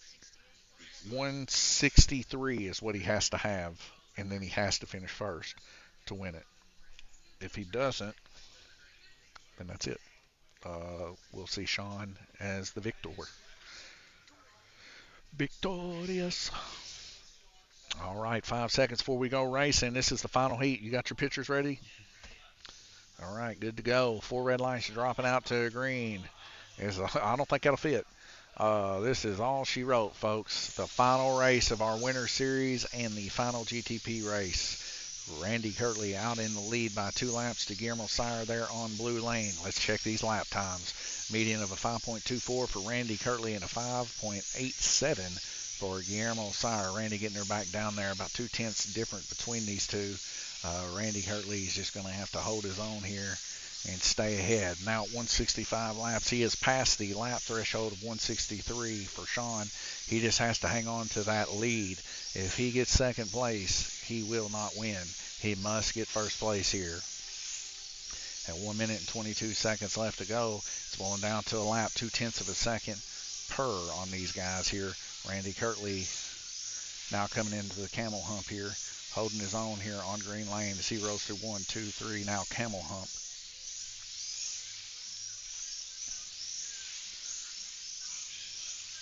Biggest deal with Randy Kirtley is he just needs to keep this baby on the track, never come off, and he'll be good. As we see a car change, Gabriel Kirtley coming off, Guillermo Sire right behind him. Have a track difference between a 1-lap downer. As we see Randy Kirtley there, 47 seconds left to go. He's holding it true, and his car is perfectly matched, just hanging on to the track. And that wreck right there from Guillermo Sire probably solidified that win for Randy Kirtley and probably brought him home first place. But we have 30 seconds still remaining, 2 laps. So it takes about 5 seconds. So if there is 15 seconds left on the clock and Randy wrecks, there's still a chance. But 20 seconds, it's coming very close here. Randy hasn't wrecked yet. And I would say right now, if Randy just stopped, he'd still win. So 10 seconds left to go. Randy is going to bring home first place here with over 180 something laps. And he is going to be your Winter Series Flexi champion at Lanes Raceway. And it all boiled down to today. So congratulations to Cotton Candy Randy, Octopus Arms, the Frost King, uh, Randy the King, so many different names. It's hard to pronounce. But nonetheless, Randy Kirtley is going to bring it home first place, which he needed, and over 163 laps. So he is going to be your Flexi Challenge winner. How does that work? I didn't even get second place in this one, so it's not even eligible for one of my top aces. 1 second.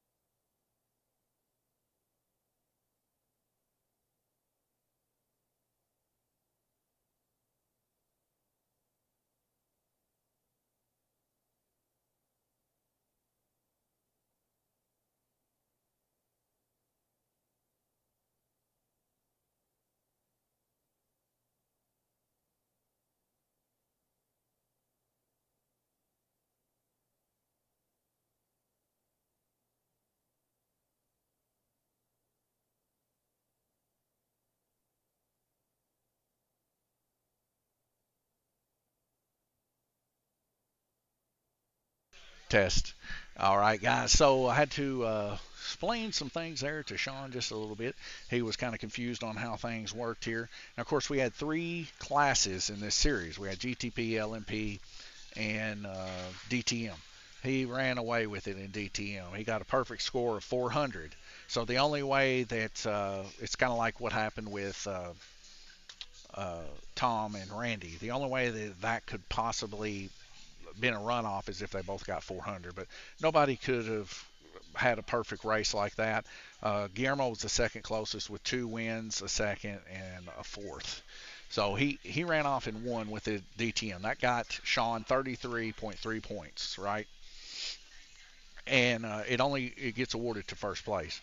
Then Randy Kirtley here in the LMP, he got 33.3 points, so that ties them. So it boiled down to this last race, and as you can see, Sean ended up in the final race getting 163 total laps and finishing on 94th. So if Randy would have finished 163 at 93 and still won, he would have lost. But he finished at 185, so that's 20 something laps further than Sean. But even though he did finish with 185, if he was in second position and Guillermo was in first, then Randy would have still lost because he didn't get first place. Because Randy was gridlocked at 295s, which is 2 second places. He had to replace one of those 95s with a first. And that's what took place today. So he ended up getting first place today by 3 laps to Guillermo. And that moved him on in, and then we resorted back to the laps and where he was located on the field, and he was further ahead than Sean. So Randy Kirtley is going to be our Flexi Challenge or Flexi Series Winter Series winner. Congratulations, Randy. He's going to get a big check, says first place, his name on it. He can put it in here, or he can take it home with him. He's got all the rest of them hung in here that he's won. So, but very, very close race in between him. When it's really close like that, it's a tough pill to swallow. But there's always next series. The way Sean's been running, he's definitely going to get a check on here probably next series. It would be surprised to me if he doesn't. But nonetheless, thank you guys for tuning in. What a series it was. Our next live stream in this will be when we start our next series up. So we'll be off for a few weeks. So don't get too scared. So we won't have the banquet this week. It'll be next week because Randy's going on vacation this coming week. Which kind of puts us a week back. That's why we're combining the spring with the summer. Nonetheless, not this week. Next week will be banquet. God bless you guys. Thank you for tuning in. Thank you for watching. Please hit that like, share, subscribe. Come back and see us for our spring summer series, which is fairgrounds cars, NASCAR, hard bodies, and then our kids are going to be playing a little game and some races with their rookie cars that we sell here in the Mid-America class, and that's going to be pretty fun for them. Come back and check us out for all that. Some more RC action and some drag racing action too. We're going to get all that set up. God bless you guys. Thank you for watching, and see you on the next stream.